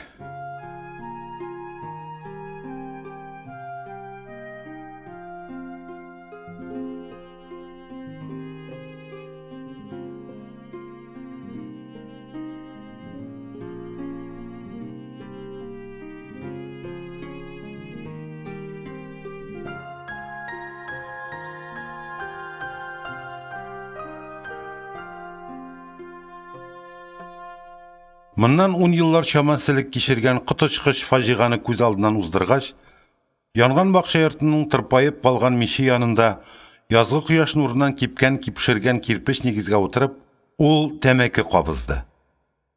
Аның барлык курыкканы дөньядагы бердән-бер юанышын, икенче баласын югалту. Әгәр Гөлбикә дә Гамилне әтисенә каршы котыртып, аңардан биздерсә, дөньяда яшәүнең бер генә яме дә калмый бит. Нишләргә соң? Нишләргә? Менә бу мичне сүтәргә, кирпечендәге кызыл балчыкны кырырга, яңа йортка мич чыгарырга, Гамилне тизрәк бакчага алып килергә. Ул бала бигрәкләр дә нечкә күңелле бит. Янгын аны Акбайдан, пираттан, табылдыктан айырды, Мәүлиядән, искиткеч шибәр, ягымлы һәм шаян пси балаларыннан айырды. Юк, ярамый, тизрәк китерергә Гамилне. Ул бит аның өчен аны сәламәтләндерү һәм исән-сау яшәтү өчен дип бакчага күчеп килде. Дәрәҗәсеннән түбән эшкә, бакча каравылчылыгына ялланды. Бары да аның өчен, улы Гамил өчен эшләнде бит. Ашкынып сөтте Акмал бу көнне иске мичне. Үзен үзе белештермәс дәрәҗәдә мавыгып, кайнарланып эшләде. Кояш байганда инде ул мичне сүтеп, кирпечен булачак яңа йорт янына ташып куйган. Кызыл балчык белән кым китереп, аларны кушып измә ясаган, мич чыгарыр өчен барысы да әзер иде. Икенче көнне иртә баштан әле таң атканчы ук ул эшкә тотынды. Идән астында мич өчен кирәкле нигезне салды. Аларын кым һәм кызыл балчык белән түгел, цемент белән катырды. Аннары Аллага тапшырып, мич чыгарырга киреште. Язгы көн озын, кояш Идел аръягында күгелҗем таулар артына батып барганда, мич чыгарып бетерелгән иде инде. Бүрәнә юнудан калган йомычкаларны, утын кисәкләрен ягып җибәрде мичкә. Морҗадан туп-туры булып аксыл төтен күтәрелгәнне күңеле булып, жаны җылынып карап торды. Булай булгач, булдырабыз, Гамилне алып килер көннәр дә якынлаша. Акмалга гына гел бәхетсез булырга димәгән. Менә үз йортында яшәп карасын әле. Улы белән бергәләп, Гамилне сагынса, әнисе Гөлбикә дә озак тора алмас Казанда. Бик тиз килеп җитәр, бергә тату гына җәйне үткәрерләр. Яңа бакчада мул итеп җиләк җимеш үстерерләр. Бик тә кирәк витамин Гамилгә. Үзләре үстергән, базардан сатып алмаган нитратсыз җиләкләр ашар Гамил. Әтисе улын ияртеп Иделгә балыкка чыгар, әнисе Гөлбикаларны сагынып каршы алырга килер. Яңа тоткан елга балыгы фосфор бирер аларның улына, сөякләрен ныгытыр. Матур да көннәр килерсең. Әнисе Гөлбикә сөйне бетә алмас. Беренче елларны бер-берсен эзләп тапкан, кавышкан чактагы төсле шикердәшеп кенә гомер итәрләр. Шундый ягымлы уйлар белән йоклап китте Акмал. Изрәп, рәхәтләнеп, дөньясын онытып йоклады. Әмма иртән бик хәтәр чинашкан этләрнең тавышына уянды. Эшкә ак күлмәк штаннан гына килеш тәрәзәгә килеп капланды. Күрде. Пенсиядагы полковник Яббаров тана чаклы овчаркасын ияртеп Акмалларның яңа йорт янына килгән. Җил капка янында таяк белән тимер торбага сугып тора. Овчаркасы кулыннан ычкынырга теләп ярсый, ыргыла. Акмалның этләре исә өчесе бер юлы овчаркага һәм аның хуҗасына чини-чини ирәләр иде. Акмал тиз генә өстен башын киенеп ишек алдына чыкты. Исәнләшеп нитеп тормастан, нәрсә булды? Иртә баштан овчарка ияртеп нишләп йөрисез диде. Яббаров хезмәттә чакта киеп йөргән яшькелт плащ палаткасының башлыгын төшерде. Кулын плащ палатканың ярыгыннан чыгарып, боерулы нык тавыш белән әйтте. Менә нәрсә? Синең этләрең безобразничать итәләр. Якындагы күлдән анда тора аулыйлар, үрдәкләрне куркыталар. Син аларны яки тиешле урынына илтеп тапшыр, яки мин аларны күз алдында атып үтерәм. Шушы мәхлукларга телсез җан ияләренә кулыгыз күтәреләме диде Акмал. Юри җиргә төшмичә, былтыр башыннан торып сөйләште. Хәзер ул бакча каравылчысы өендә түгел, үз кулы белән салган, үзе җитештергән йорт алдында. Аның да биек баскычында басып тора иде. Хәзер ул үзен каравылчы дип мыскыллап сөйләшүгә юл куймас. Нәрсә анда трибунага чыккан оратор кебек былтыр башында торасың? Төшеп сөйләш, диде Яббаров. Төшмәсәм нишләтерсез? Мылтык тибәрсезме? Кулыгыз кыскарак. Сез баш булып халыкны имгәтеп йөргән заманнар узды. Белеп торыгыз, полковник. Булар беренчедән минем генә этләрем түгел, бакча этләре. Икенчедән, алар күлгә кыш ауларга йөрмиләр.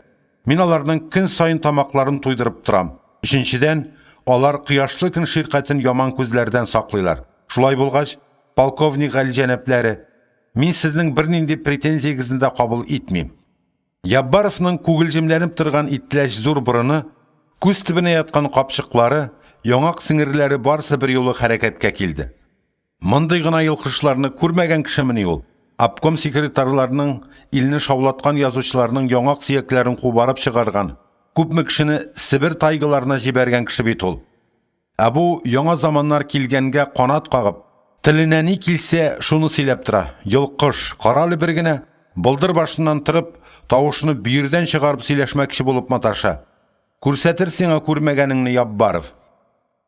Һәм ул уң кулына чырнап тоткан нечкә кайышны бушата төшеп, овчаркасын Булатовның этләре өстенә җибәрде. Овчарка ике сикерүдә этләр янына барып төште һәм Акбайны җиргә егып, акыртып таларга кереште. Бөтен җаны айкалып чыккан Акмал берәр тимер алырга дип игә кирип китте. Ләкин ул ачудан җанына ярсы кабынудан берни дә күрми, берни дә тапмый иде. Этләрнең шинаулары арта баргач, ул yana da йөгереп булдырга чыкты. Аңа ияреп урамга чыккан песи Мәүлияне күрмәде. Исәбе берәр күсәк табып овчарканың сыртын сындыру иде. Тик Мәүлия аңардан җитезрәк булып чыкты. Булдыр башыннан ул һавага атылып, овчарка өстенә барып төште дә этнең аркасына тырнагы белән батырды. Акмал ни булганын да аңламый калды.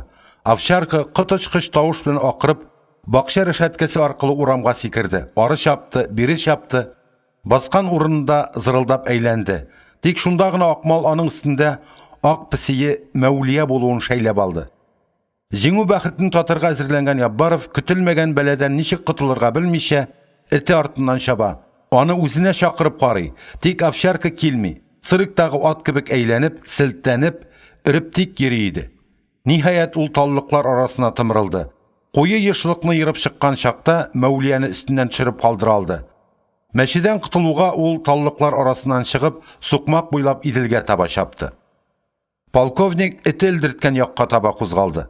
Булатов аның бик хәтәр ярсынып артка борылуын, ике йыдыргын бер юлы баш өстенә күтәреп, мин сиңа күрсәтермен әле йылкыш, контра, күрсәтермен күрмәгәнеңне дип янаулы сүзләрен генә ишетеп калды.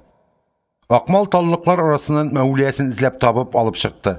Бер кулы белән күкрәгенә кысып, икенчесе белән песиенең башыннан сыйпый-сыйпый, "Айда Мәүлия, менә бу ичмасам егетлек. Шуның өчен мин сине консервы балык белән сыйлыйм әле. Әйдәле матурым, әйдәле арысланым. Синнән дә гаделрәк беркем дә юк дөньяда. Син бит эт туганнарыңны яклаштың. Алар юккамыни синең бәләкәчләреңне ялап китәләр. Үзләреннән артканын сиңа китереп бирәләр. Моңарчы мине этләр патшасы дип йөртәләр иде. Моннан соң сине этләр патшасы дип йөртербез инде."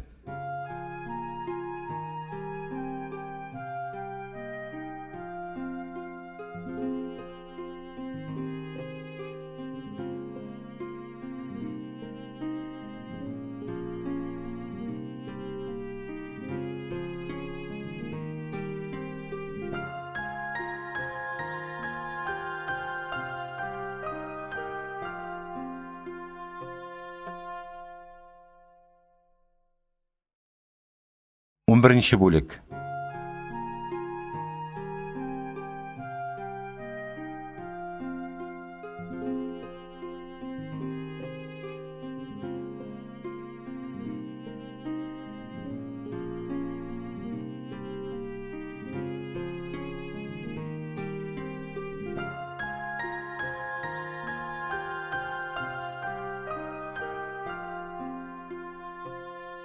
Атна 10 көн эчендә яз дөньяны үзгәртеп куйды. Вак елгалар ташып, урман эчләреннән агып төшкән кар суларын үзләре белән ияртеп, Иделгә итеп түктеләр. Тугайларга ям кирде, агач кәүсәләре тулышты, бирләр уянды, тирә-як язгы дәртле тавышлар уяну тирелү сулышы белән тулды. Урам буендагы сай сулы камышлы күлгә кышлар кайтты. Бакча йортларының түбә башларындагы, имән ботакларындагы сыерчык яларына жан кирде. Йылкылдап торган карасу шәмәхә түшле сыерчыклар үзлексез шутылдаштылар, сызгырып җибәрделәр. Ерак-ераклардан күз күрмәгән, колак ишетмәгән яклардан кайткан яз кышлары Акмалның күңелен нечкәртә. Ул хатыны Гөлбикәнең һәм улы Гамилнең мондый ямьле көннәрдә үз янында булмауларына борчыла. Бергәләп бакча казышуларын, бергәләп Идел бызлары аккарны карарга баруларын җаны тәне белән тели иде. Гөлбикә никтер үзе килергә дә, Гамилне китереп куярга да ашыкмый. Май җитте, бәйрәмнәр узды. Бакчадагы агачлар, җимеш куаклары яфрак ярды, чияләр ак чәчәккә күмелде, шомырт чәчкәсе исе белән дөнья тулды. Тегеләр һаман юк. Гөлбикә кызы Венераны кияүгә бирергә йөри. Дөресрәге, Урал ягыннан килеп, Оргсинтез заводында инженер булып эшләгән, 32 яшьлек сазыган бер егетне йортка кертергә җыена икән. Акмалга ниһаять ул да мәгълүм булды. Акмал бәйрәмне бакчада Филимон картлар белән бергә яңа йортын котлап уздырды. Акбайны, табылдыкны, пиратны үзе белән ияртеп, станцияга, Нарат урманына, Идел култыкларына барып кайтты. Этләр аның бу көннәрдәге үзләре белән булуларына шатланышып булса кирәк, Акмалның әле алдыннан чабалар, әле артка калаларда әүмәкләшеп уйнарга тотыналар иде. Акбай ел сайын 5-6 кичек тә батырган ана эт, хуҗасының хәтерен калдырмаска тырыша. Акмал туктап, ерактагы күгелҗем урманнарга, Кургаш төсендәге язгы ташкын суларына карап торган чакта, Акбай аның янына килеп үрелеп, Акмалның җилкәсенә алга аякларын сала, сөйнеп шыйылдый, туктаусыз кыйрык булгы иде. Я, ярар инде, ярар, ул тамаша кыланма диде. Я дим бит инде Акбай, ялагайланам дигәч тә, ал тәпиләреңне ал диләр сиңа.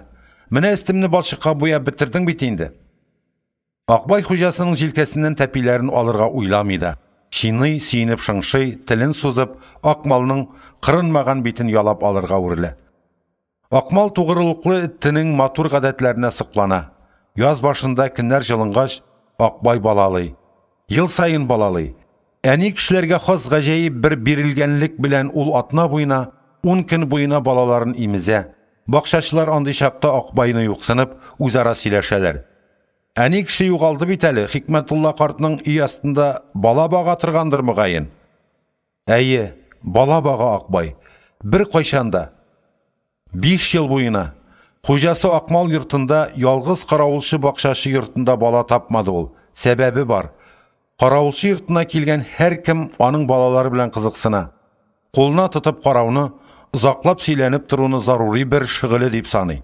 Акбайга андый сөйләнүләр кулга тотып, балаларына ниндидер хлор исе, известь исе, һич югы тир исе сеңдереп калдырулар ошамый. Ул балаларын бакчада япа-ялгыз яшәгән 82 яшьлек Хикмәтулла карт өе астына кирип таба. Шунда имезә бага.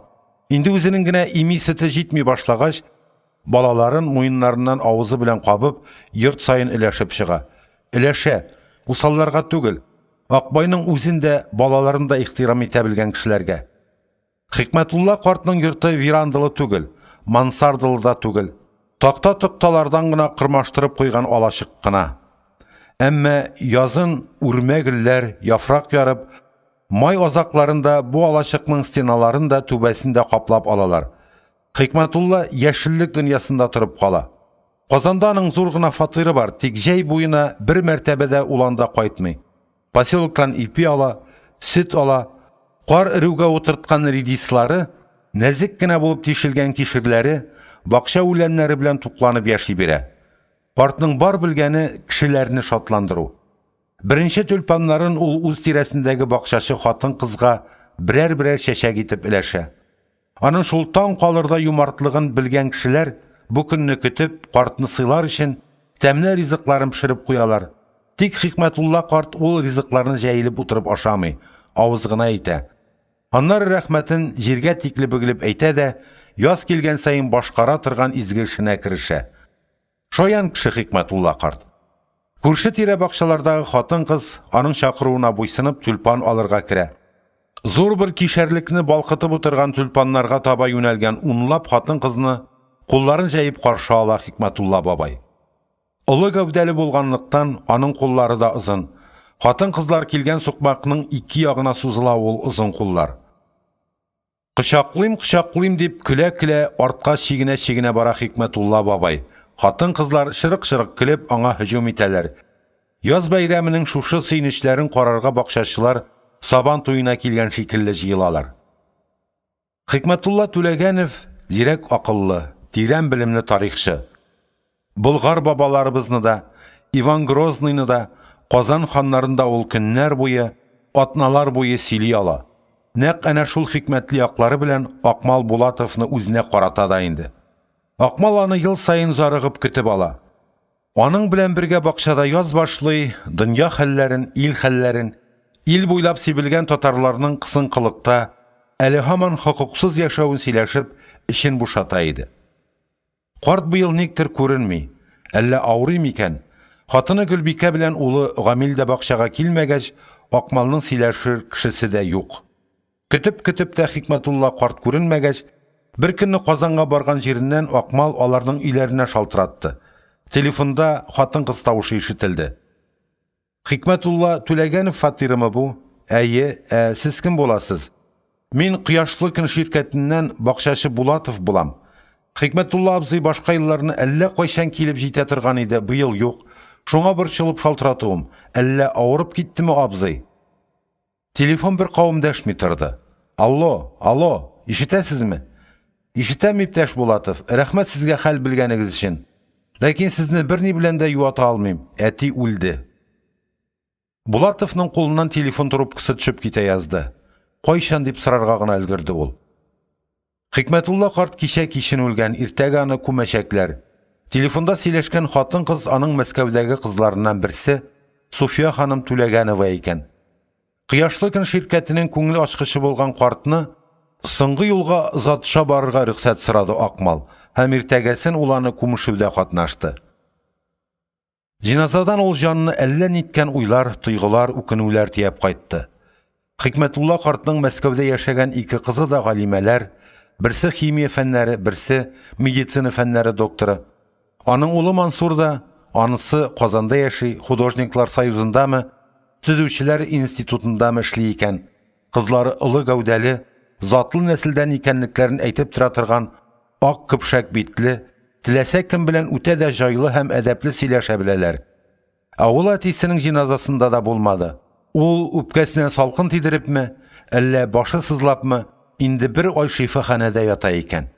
Шушындый кызлары, эш бүлмәле зур фатиры, күренекле урында эшләгән улы була торып та, бакчада юньле рәтле йорт сала алмаган, бар булган шатлыгын бакча күршеләре белән уртаклашып уздырган 82 яшьлек картның язмышы Акмал Булатовны әллә нишләтеп җибәрде. Мәрхүмне зурлап күмделәр.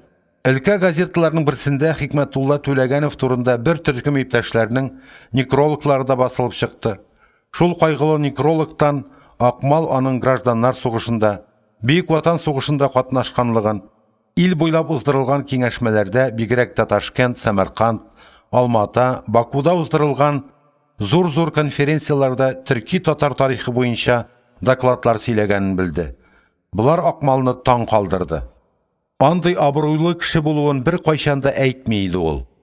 Полковник Яббаров кебекләр мылтык тотып Акмалның этләрен атарга йөргәндә, ул Акбайны үз алачыгының астына сыендыра, аңа балаларын үстерердәй урынны махсус әзерләп куйган була иде. Менә нинди кешеләр бар дөньяда. Менә нинди кешеләр синең белән янәшә яши, ә син аларның нинди зур, нинди файдалы эшләр эшләгәнен көннәрдән бер көнне күзләрен йомгач кына аңлыйсың. Аларны соңгы юлга затып кайтканнан соң, мәрхүмне искә алу мәҗлесендә генә син аларның чын бәяләрен беләсең. Суфия ханым Акмалны әтисен искә алу мәҗлесенә чакырды. Акмал бик уңайсызланды, килә алмаячагын әйтеп, ыкы-мыкы килде. Суфия ханым педагогларга хас тотнаклы бер ягымлылык белән: "Акмалетдин әфәнде, мин сезнең мәҗлескә килүегезне түбәнчелек белән үтенәм. Бу бик тә мөһим. Чөнки әткәем сезгә хат язып, васиятын калдырган. Аны сезгә мөхтәрәм кешеләр алдында тапшыру кирәк булыр. Югыйсә әткәмнең васиятын үз вакытында тапшырмау әманәткә хыянәт итү була бит", диде. Искә алу кичәсе беренче көнне үк булмады. Суфия ханым да, аның сеңлесе Халисә ханым да халыкның гырыф-гадәтләрен бик яхшы белүчеләр булып чыктылар. Чакыру мәрхүмнең өчесенә иде. 3 көн эчендә Акмал Булатов әллә нәрсәләр уйлап, вәсвәсәләнеп кайгырып йөрде. Искә алу кичәсенә барасы көн алдыннан төнлә бөтенләй диярлек йокы күрмәде. Әллә бармаска микән дип тә уйлап бетергән иде. Әмма нәкъ барасы көнне иртән аның бакча йортына урта яшьләрдәге кара кучкыл йөзле чандыр гына бер кеше килеп керде. "Акмал Булатов, сез буласызмы?" "Мин булам", дип каушап урыннан торды Акмал. Килгән кешенең күз төпләренә кунган күләгәләргә, йончылган чырайына карап, "Ә сез кем буласыз?" диде. Килүче бодай саламы төсле сары калын мыегына кагылып алгач, "Мин Мансур Түләгәнов булам. Сезнең бакчада яшәгән Хикмәтулла картның төпчек улы", диде. "Минем бит сезне бер мәртәбә дә күргәнем юк. Бакчада 5 ел яшәп тә, сез минем күземә чалынмадыгыз", дип сүз башлаган иде. Мансурның йончылы чырайына Аксыл зәңгәр күзләренә моң йөгерде. Гафу итегез, Акмал абый. Мин чыннан да бакчага килә алмадым. Башта мин илнең төрле өлкәләрендә Татарстан рәссамнарының күргәзмәләрен оештырып бирдем. Азактан ничектер авырып китеп шифаханәдә яттым. Алайсам, кирәкмәгән сорауым өчен сез мине гафу итегез. Нинди йомышыгыз бар иде соң миндә? Сезнең янга мине апаларым Суфия белән Халисә җибәрделәр. Мин машина белән килдем. Сезне көндезге сәгать 1-гә әтинең эшесенә алып килүемне үтенделәр. Хәзер үк китәбезме, әллә бераз көтимме? Хәзер үк китәрбез, диде Акмал. Тиз генә кешелеккә кия торган киемнәрен киеп, урамда торган караңгы яшел төстәге Жигули машинасына чыгып утырды. Казанга алар балыкчылар поселогы аркылы зур асфальт юлдан кайттылар. Мансур машина йөртергә бик оста икән. Акмалны ул яңа Жигулиның йомшак утыргычында тирбәтеп кенә алып кайтты. Нигә бу рәхәтлекләрне Хикмәтулла карт күрмәде соң дип үкенеп уйланды Акмал юлда кайтканда. Алар кайын урманнары, имәнле аланнар, бидрә ябалдашлы куе яшел нарат урманнары яныннан уздылар. Һәр кайда яшеллек, муллык, табигать юмартлыгы сизелә. Машинага ачык тәрәзә аша җаннарны тутырып шомырт чәчәге исе, яшь яфрак исе, дымлы туфрак исе тула иде. Нигә шушы матур яз аенда дөнья куйды соң Хикмәтулла карт дип инде икенче мәртәбә борчылып уйлады Акмал Булатов. Мәҗлестә кеше күп түгел, бер язучы, бер тарих галиме, республиканың үзәк китапханәсеннән тарихи китаплар бүлегендә эшләүче, ак чәчле олы яшьтәге бер апа, мәрхүмнең 2 кызы, улы һәм менә хәзер махсус алып киленгән бакчачы Акмал иде. Ине бик нык чистартканнар, келәмнәрнең тузанын какканнар, теге чакта мәйет ятканда капланган көзгеләрне ачканнар, алар биек түшәмле, иркен идә күз явыңны алырлык булып балкып торалар. Кыскасы, чисталык, пөхтәлек, затлылык күзгә ташлана. Акмал гынах шомлыгы тагын үкенечле уйларына күмелеп, Хикмәтулла карт нигә шушы квартирада рәхәтләнеп яшәмәде икән? Нигә ул язгы кардан караңгы күзгә хәтле бакча алачыгында тилмерде икән дип баш ватты. Ләкин ни кадәрлегенә уйланса да, уйларның азагына чыга алмады. Монда ниндидер ул уйлап җиткерә алмаган бер серлелек яшеренгән иде бугай. Мәрхүмне искә алу мәҗлесен Хикмәтулла картның олы кызы Суфия ханым ачты. Ул тоташ кара киемнән иде. Тик аның тулы ак бите генә кара киемнәр эченнән агарып күренә иде. Хөрмәтле әфәнделәр, туганнар, бүгенге мәҗлескә кадерле әтиебезнең эшесен үткәрүгә без хатын-кызны чакырмадык. Иратны гына, алай да аның бик тә якын кешеләрен генә чакырдык. Моның үзенә күрә сәбәпләре бар. Сәбәпләрен аңлатуны без Хикмәтулла Түләгәновның кызлары һәм улы, мөхтәрәм әдибебез Кәрәмхан агайдан үтенер идек. Мәҗлестәгеләр яше 70-ләрдән узып киткән, маңгай чәче кыелып, зур биек маңгайы тагын да зурайыбрак калган, калын кара кашлы, әкрен һәм сабыр хылыклы әдипкә тибәлделәр. Әлеге әдип бер дә ашыкмый гына урыннан торды. Такыр маңгайын учы белән 1-2 мәртәбә сыпырып алгач, тамак кыргалады. Шуннан соң гына сүз башлап җибәрде. Миңа бүген сөйләү бик авыр, кардәшләр. Бик тә мөхтәрәм, бик тә гадел вә үтә ихлас күңелле олы иптәшебезне бернинди фәнни дәрәҗә титулларда йөртмәгән, әмма үзе мирза дворяннардан килә торган аңы, зихне, эрудициясе булган газиз кешебезне югалттык. Хикмәтулла агайны мин озак еллар буе белеп күреп, ихтирам итеп яшәдем. Казанда да, бакчада да ул минем күршем иде. Илләмәгәр затлы да кеше иде соң. Суфия ханым, Халисә ханым, Мансур туганым, мин сезнең тирән кайгыгызны уртаклашам һәм газиз әтиегезнең авыр туфрагы җиңел булсын дим. Инде дә килеп, аның язып калдырган васиятен миңа укып бирергә ышанып тапшырганыгыз өчен ихлас күңелдән рәхмәтемне белдерәм. Әдип кулына тоткан конверттан бер бит күләмендәге кагаз чыгарды. Тагын тамак кыргалады, күзлеген салып, кагазны күзенә якын ук китереп укый башлады. Васиятнамә. Мин Түләгәнов Хикмәтулла Төхфәтулла улы түбәндәге хакта васият әйтеп калдырам. Үзем якты дөньядан киткәч, саклык кассасында җыелган 10,000 тәңкә акчам Кояшлы көн ширкәтендә каравылчы булып эшләүче, әмма үзе 70 төрле һөнәр иясе, белемле, итәгатьле, Кешеләрне генә түгел, 4 аяклы җан ияләрендә якын һәм үз күрүче Булатов Акмалетдин Зияддин улына тапшырылсын иде. Авыл минем бакча урыныма бүрәнәдән агач йорт салсын, түбәсенә шарлак куйсын, тәрәзәләрен авыл өйләренеке кебек итеп йөзлекләр белән бизәсен. Әйнең астына минем яраткан этем Акбай яшәрлек, ул балалар үстерерлек урын әзерләп куйсын. Бу минем аңа булган ихтирамым, хөрмәтем булыр. Ул салган йорт минем истәлегем яткарым булып кешеләргә күренсен. Йортны мин Акмал дустымның, мине барлык кешеләрдән дә күбрәк аңлаган, мине якын иткән кешенең үз карамагына тапшырам. Ул аны нинди зурлыкта, нинди планнар белән салырга тели, үзе чамаласын. Ул йортта кем яшәргә тиешлекне, ничек яшәргә тиешлекне дә Акмалетдин Зияддин улы үзе хәл итсен. Бу минем соңгы васиятем. Һәм ул хуҗасына минем эшемне үткәргән көнне тапшырылсын иде. Газиз балаларым Суфия, Халисә, Мансур, мин сезнең белән бик әллә ни аралашып яши алмадым. Дөньялар булгавыр, еллар авыр, мәшәкатьләр күп булды. Мин сезне минем яныма еш килеп йөрмәдегез дип гаепләмим. Борчуларыгыз күп булды. Сез минем йөземә кызыллык китермәдегез. Шуның өчен рәхмәт сезгә. Мин сезне бәхиллим, фани дөньядан тыныч күңел белән китәм.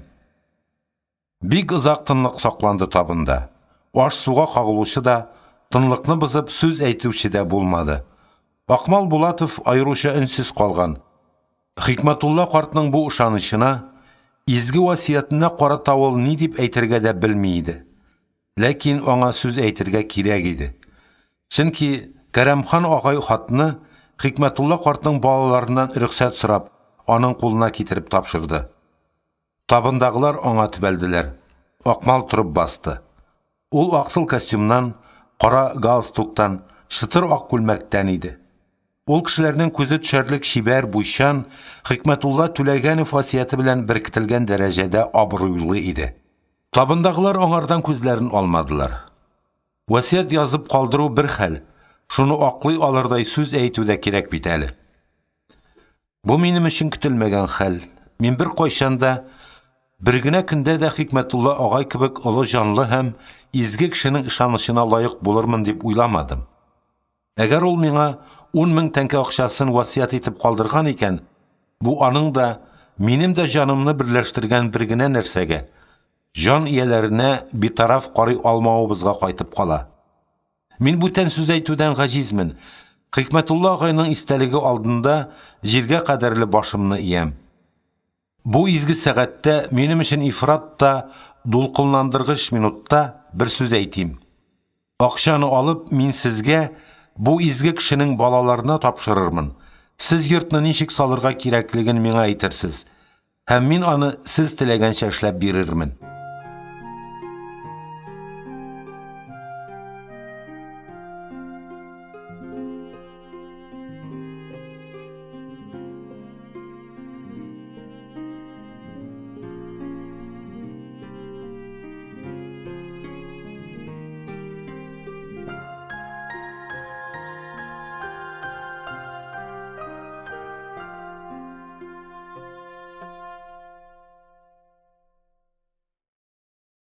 Он икенче бүлек.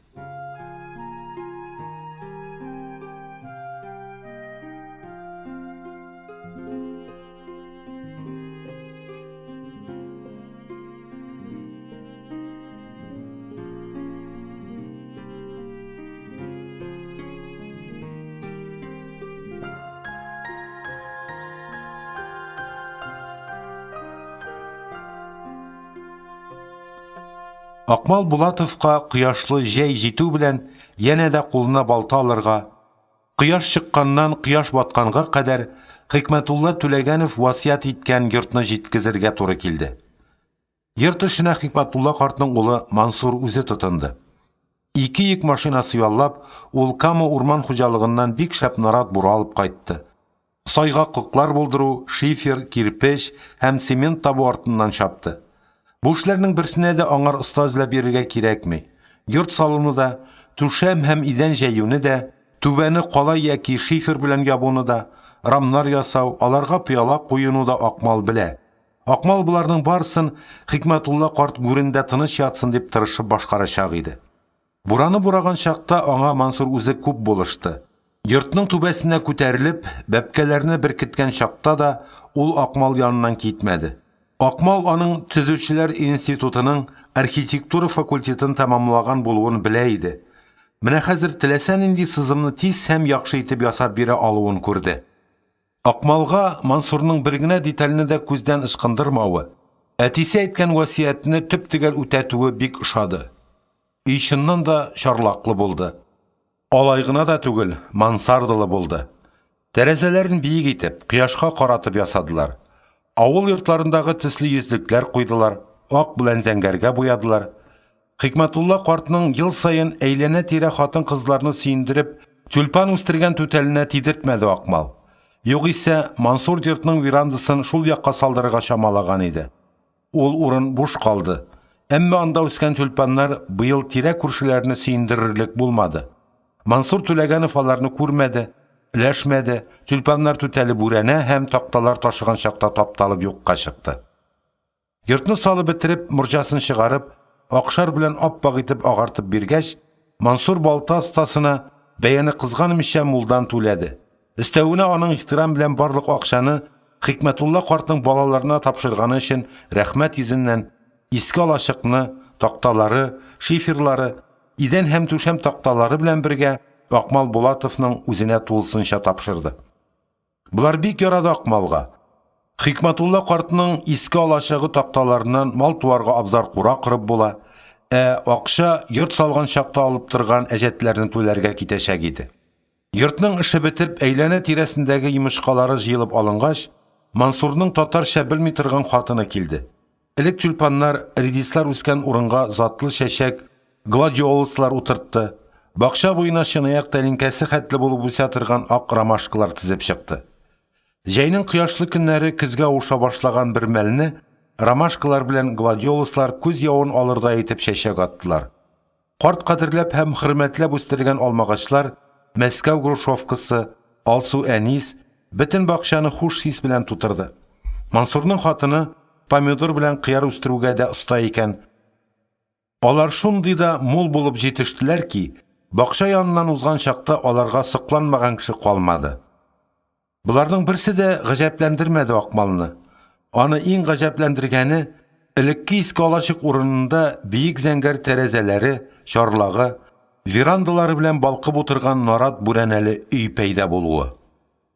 Хикмәтулла бабай исән булып үз алачыгы урынында шушы мәһабәт йортны күрсә, нишләмәс иде дип күңелләрен эчкәреп уйлады ул. Әйе, йорт Акмалның күңеленә хуш килде. Әмма ул аңа шактый кыйммәткә төште. Язын үз бакчасындагы йортны салган чакта, хатыны Гөлбикә һәм улы Гамил белән бузыла башлаган мөнәсәбәтләре уңайга түгел, гел кире якка китте. Гөлбикә каян ишеткәндер, бердә-бер көнне син Акмал васият итеп калдырган акча алгансың икән. Шуның бер өлешен генә булса да, яңа тормыш кыручыларга минем кызым белән кияүмә биреп тор әле. Бер 10 елдан тернәкләнеп аякларына баскач, алар аны сиңа кайтарып бирерләр дип акча сорарга килде. Нинди акча турында сөйлисең син? Миндә бер нинди акча да юк бит, диде Акмал. Хатынының бит алмалары алсуланып торган шибәр йөзенә каш астыннан сүзеп караган кыңгырт күзләренә төбәлеп сынап карады. Әйдә, күзгә карап алдашып торма. Бөтен бакча гына түгел, бөтен Казан гөр килә. Хикмәтулла Түләгәнов ниндидер бер йолкыш бакча караучысына 10 000 тәңкә акча васият итеп калдырган. Менә бәхетле кеше диләр. Син, Гөлбикә Гөлкәем, кырыны бушка әйләндереп, әллә ниткән әкиятләр уйлап чыгарып йөрмә. Кеше нәрсә сөйләмәс. Алып кил син бакчага Гамилебезне, аны даваларга, саф һавада асрарга онытмыйк, диде. Буларны ул Гөлбикә белән моннан 10 еллар чамасылык башланган матур тормышларын искә төшереп, якын күреп сагынып әйтте. Гөлбикәне 12 яшьлек кызы белән бергә Акмал Мурманскидан, сеңлесе Тәгъзимә белән тау эшләрендә эшләгән җиреннән алып кайткан иде. Ул Рафаилне исерек бандит пычак белән кадап үтергәннән соң, Гөлбикәнең кызы Венера аның бердән-бер юанышы һәм куанышы булды. Ул аны үз баласыннан да артыграк күреп, өстен бөтен тамагын тук итеп үстерде. Инде менә ул кыз кияүгә чыга. Үги әтисенең аңа бирергә акчасы юк. Чөнки ул әлеге васият акчасына Хикмәтулла картның балаларына даш йорты салып бирде. Бакча каравылчысы булып эшләгәнгә алган хезмәт хакы үз бакчасындагы йортка киреп бетте. Гөлбикә җиңгәбез буларны белергә дә ишетергә дә теләми. Ул тик бер генә нәрсәне белә. Акмал 10 000 тәңкә акча алган, шуннан үги кызына бер генә тиен дә бүлеп бирергә теләми. Теләми имансыз адәм. Бу хакта Гөлбикә иренә тартынмый нитми ачыктан-ачык әйтеп бирде. Декабрь айындагы янгыннан соң ярты ел вакыт эчендә көне-төне балта чабып, бүрәнә эшкылап, бер артлы 2 йорт җитештереп, Акмал тәмам арыган, нервлары тузган иде. Әнә шул арыганлык та, яшьтән күргән газап михнәтләре дә, 16 яшьлек улы Рафаилның һәлакәте дә, аның хәлен аңлаган, аның барлык хәсрәтләрен уртаклашкан Хикмәтулла картның бу дөньядан китеп баруы да, барысы бергә иелеп, өскә калкып чыктылар. Акылың бармы синең, Гөлбикә? Нигә син миңа ышанмыйсың? Кисәмдә минем хәзер тотып селксәң бер тиен акчамда юк бит, дип рәнҗеп әйтте ул. Һәм кәефе китүдән, каны кайнаганнан нишләргә белмичә, кесәләрен ашыга-ашыга, умра әйләндереп салды. Гөлбикә бүтән сүз катмады. Кырт кына борылып бакча йортыннан чыгып китте. Акмал верандага сөялгән килеш аның артыннан карап калды. 10 ел бергә яшәү дәврендә өйдә табак савыт шалтырау булмый калмый иде. Узар әле дип фикер йөртте Акмал, ләкин монысы узмады. Казанга улын күрергә дип кайткан Акмалны Гөлбикә иләренә кертмәде. Тагын 2 атнадан Акмал Булатовка судтан чакыру кагазе китереп бирделәр. Хатыны Гөлбикә Булатова аның белән аерылышу хакында эш кузгаткан иде. Бу хәл Акмалның шул хәтле дә ачуын, гәрлеген, үкенүләрен бер юлы кузгатты. Юк, ул судка баруны кирәк санамады. Аерылышырга риза икәнлеген белдереп, хат кына язып җибәрде. Инде шуның белән эш бетте дип уйлаган иде ул. Казан квартирындагы барлык әйберне, җиһазны, келәмнәрне, телевизор, транзисторларны, һәммәсен улы хакына ул Гөлбикәгә калдырган иде. Аның белән квартирада бүлешеп йөрмәгән иде. Анысын әлерәк кенә кияүгә чыккан үги кызы Венера хакына эшләгән иде. Хәзер инде ул бер генә нәрсәгә исәп тотала. Бакча йортында 1000 мәшәкать һәм күңел газаплары кичереп салган, юктан бар иткән үз йортында, даш йортында, акбайлары, мәүлияләре белән тыныч кына яшәргә тели. Билгеле бер вакыт узгач, улы Гамил дә бәлкем үз янына килер, әтисен аңлар дип уй йөртә иде. Син уйлаган белән генә түгел шул. Узакламый аңа судтан тагын бер чакыру кагазе килеп төште. Анысы Акмал әле генә җиткергән бакча йортын һәм даш участогын бүлешү турында иде. Бу юлы инде Булатов судка бармый булдыра алмас. Ник дигәндә, судка ул һәммә нәрсәне ачыктан-ачык, турыдан-туры, берсен дә яшермичә энәсеннән җибенә хәтле сөйләп бирергә тиеш. Аны аңларлар, аңламый калмаслар. Бер бәхетсез, гел бәхетсез, тагы да калдым ятларга дигән җыр бар. Ихтимал моны Акмал кебек гел җил каршыдан исә торган кешеләргә карата чыгарганнардыр. Судья Хакимова чырайына рәсмилек пәрдәсе ябынган 40 яшьләрендәге юка иренле хатын. Акмалның хикәясен тыңларга да теләмәде. Суд хөкеменә тартылганыгыз бармы дигән беренче соравыннан башлап, ул Акмал Булатовка шикләнеп карады. Чөнки җавап бирүче аңа 3 ел утырып чыктым дигән җавапны әйтте. Судья Хакимова дәгъва кылучы Гөлбикә ягына күчте. Ихтимал Гөлбикәне яклану сәбәбе Акмалның 3 ел төрмәдә булуыннан гына түгелдер. Чын хөкемнең, гаделлекнең бездә бит әле булганы юк. Моны үз җилкәсендә татыды бит инде ул. Суд бездә я власть вәкилен, я хатын кызны яклый. Әнә бит теге чакта Силсәвит Мәрдән малайын тәртипсезлекнең үзе башлаган тәүхидне түгел, үзен яклап көрәшкә ташланган Акмалны утыртып куйдылар. Әнә бит теге чакта Рафаил берничек тә әнисе ягында калырга тиеш түгел иде. Әнисенең тотнаксызлыгы, сиберлеп йөрүе көн кебек ачык иде. Аны әтисе Акмал Булатов ягында калдырырга тиешләр иде югыйсә. Юк, алай эшләмәделәр. Әнисе сәүдә ягында калдырып, фаҗигале үлемгә дучар иттеләр. Шул хәлләрне белә торып та, үз күзе белән күрә торып та, ничек соң әле ул гаделлек җиңәсенә ышанып килде? Эй Аллам, акыл кирмәсә дә кирмәс икән кешегә. Сабак алмаса да алмас икән адәм баласы. Суд РСФСР гражданлык кодексының кайсыдыр бер статьясын кулланып, Даш йортын һәм бакча участогын аерылышкан ир белән хатын урталай бүләргә тиешләр дигән карар чыгарды. Карарның тагын бер өстәмәсе бар. Әгәр психологик ярашмау сәбәпле бер участокта һәм бер үк йортта аерылышкан ир белән хатын тынышып яши алмасалар, Акмал Булатов йорт һәм участок бәясенең 50%-ын 3 ай эчендә дәгъва кылучыга китереп тапшырырга тиеш була диелгән иде анда. Акмал бик кыен хәлдә торып калды. Янәшәдә яшәүне ул күз алдына да китерә алмый. Монысы көн кебек ачык. Син кылган изгелеккә явызлык белән җавап кайтарган бишә, ничек инде синең белән бер йортта, бер бакчада янәшә яши алсын? Бу үз иркең белән ирегеңне буу. Бу үз иркең белән үзеңне җәһәннәм утына ыргыту булыр иде. Шул ук вакытта аның бакча йортының һәм участокның ярты бәясен тапшырырлык акчасы да юк. 3 ай эчендә ул 2500 акчаны каян таба алсын? Бар булган акчасы, бар булган сәләте һәм көче шушы йортка киреп бетте бит. 2 көн буена ул өендә утырды. Бер кем янына да чыкмады, бер кем белән дә киңәшмәде. Көне буе үй тирәсендә йөреп тә, азактан ничектер тавышлары тынган этләрен дә онытып җибәрде ул.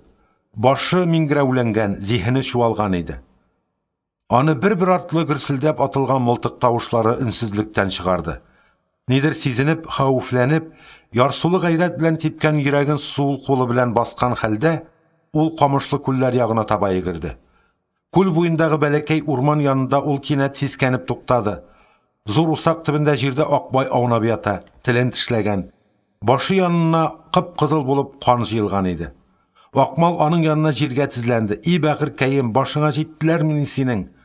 Аррак киткәч, ул табылдык белән пиратның янәшә яткан үле гәүдәләрен күрде. Берсе капкара, икенчесе ут кебек җирән 2 эт гәүдәсе уты сүнеп барган учакны хәтерләтә иде. Кичкә кадәрле ул этләрне күмеп йөрде. Аларның кабер өстенә яшь каеннар белән миләш утыртты. Аннары өенә кайтты. Мәүлияне, аның 5 баласын кәрзингә салды. Даш йортының ишеген төбенә хәтле ачык калдырып, өеннән чыгып китте. Песиләр салынган кәрзинен үзе белән алды. Кая алып барыр аны юлы? Туып үскән Кырнәлесенәме, Себер яки Мурмун якларынамы, билгесез. Хәзер аңа кая барса да барыбер иде. 1989 ел.